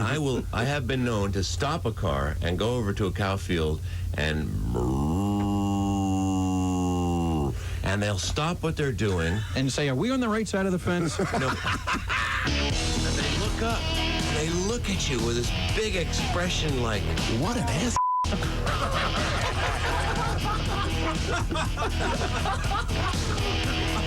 93.3 WMMR Philadelphia. Moo. That was in the days where we actually could get away with saying a-hole on the air. Yeah. Oh yeah, we used to. Yeah, we used to all the time, and it was a standard, and then it became no. Well, John, didn't you used to play the song "A-Hole" by Dennis Leary? Yeah. All right, remember that. Thank you, Howard. Janet Jackson did a lot of that too. Remember when Nipplegate happened? It was like, all right, no more of this silliness, sexy stuff. And the wildest thing is, I don't know if you ever heard the story, but do you know how many complaints came into the FCC over Nipplegate? Like 3? No, 11. 11 was the number. And 11 so the whole nation had to suffer because 11 people saw it. And we had to take the swear words out of all the great rock songs, like "Who the F are you?" and et cetera, et cetera. Yeah. So that was annoying. That worked. Anyway, so I just thought it would be fun since I was on a show to ask John to come in. I love it. To say a quick hello and to get Jackie off on the right start. I've got to go to the airport and catch a plane. Yeah, your flight leaves last Saturday night. He actually did he say this earlier? Did he actually postpone his trip? He did. Right? Yeah. He postponed his trip. So I should leave now? buddy. I wouldn't have done it. I know you wouldn't have. I absolutely know you wouldn't have. My flight said. Can I tell one vacation story, please? And, Sure. And because this is my favorite thing about you. We went to do a week of shows in London. At the Sticky Fingers restaurant. Yeah. Right. And that following week, the reason why we went that week was going to be all these people around because the Nebworth Festival was coming up. And that was the first time it was really being paid attention to in this country. Big castle, giant estate. Right. And the estate is really just a giant sheep field. Yeah, that's all it is, right? Yeah. So it's grass and sheep poop, the entire place. And the last day of the day, he goes, "Are you going to Nebworth?" I said, "Are you out of your mind? I'm not going to go stand in some sheep field full of sheep crap, right, and see some rock band. I'm going to Venice, and I'm going to spend my day going, do I want to be in this cafe or this cafe?" It was so queenly. It was. I just honored him for his blunt honesty. I don't want to be in a cow field with all these, He busted my balls for years about that until one year he went and he came back and goes, "Oh my God, were you right?" And there you have it. So remember, always take vacation suggestions. Yes, from John has given some John has given us very good advice. I know how that rings in this room.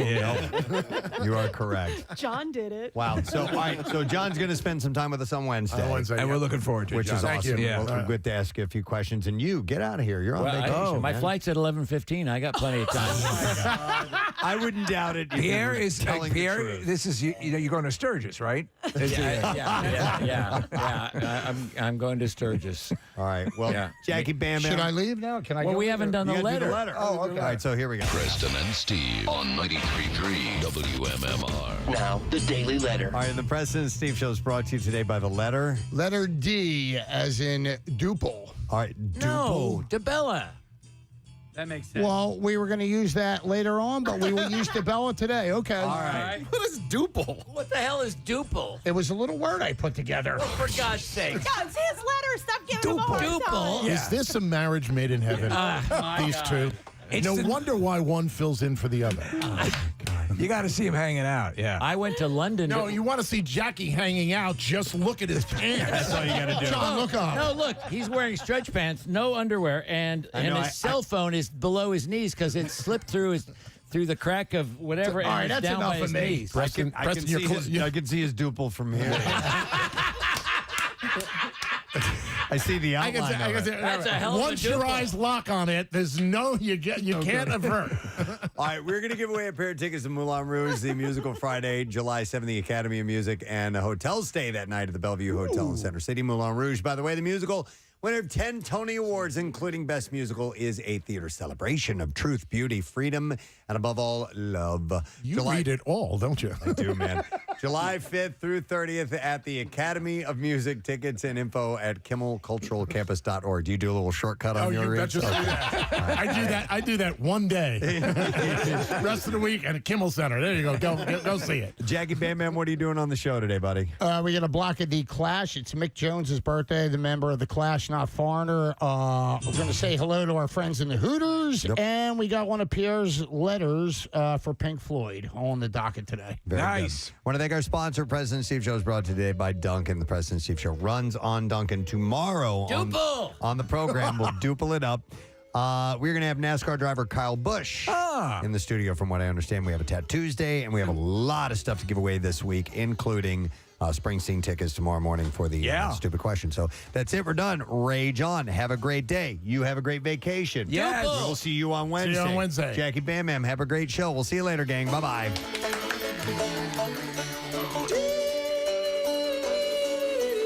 Preston and Steve on 93.3 WMMR. Everybody's gonna have you on the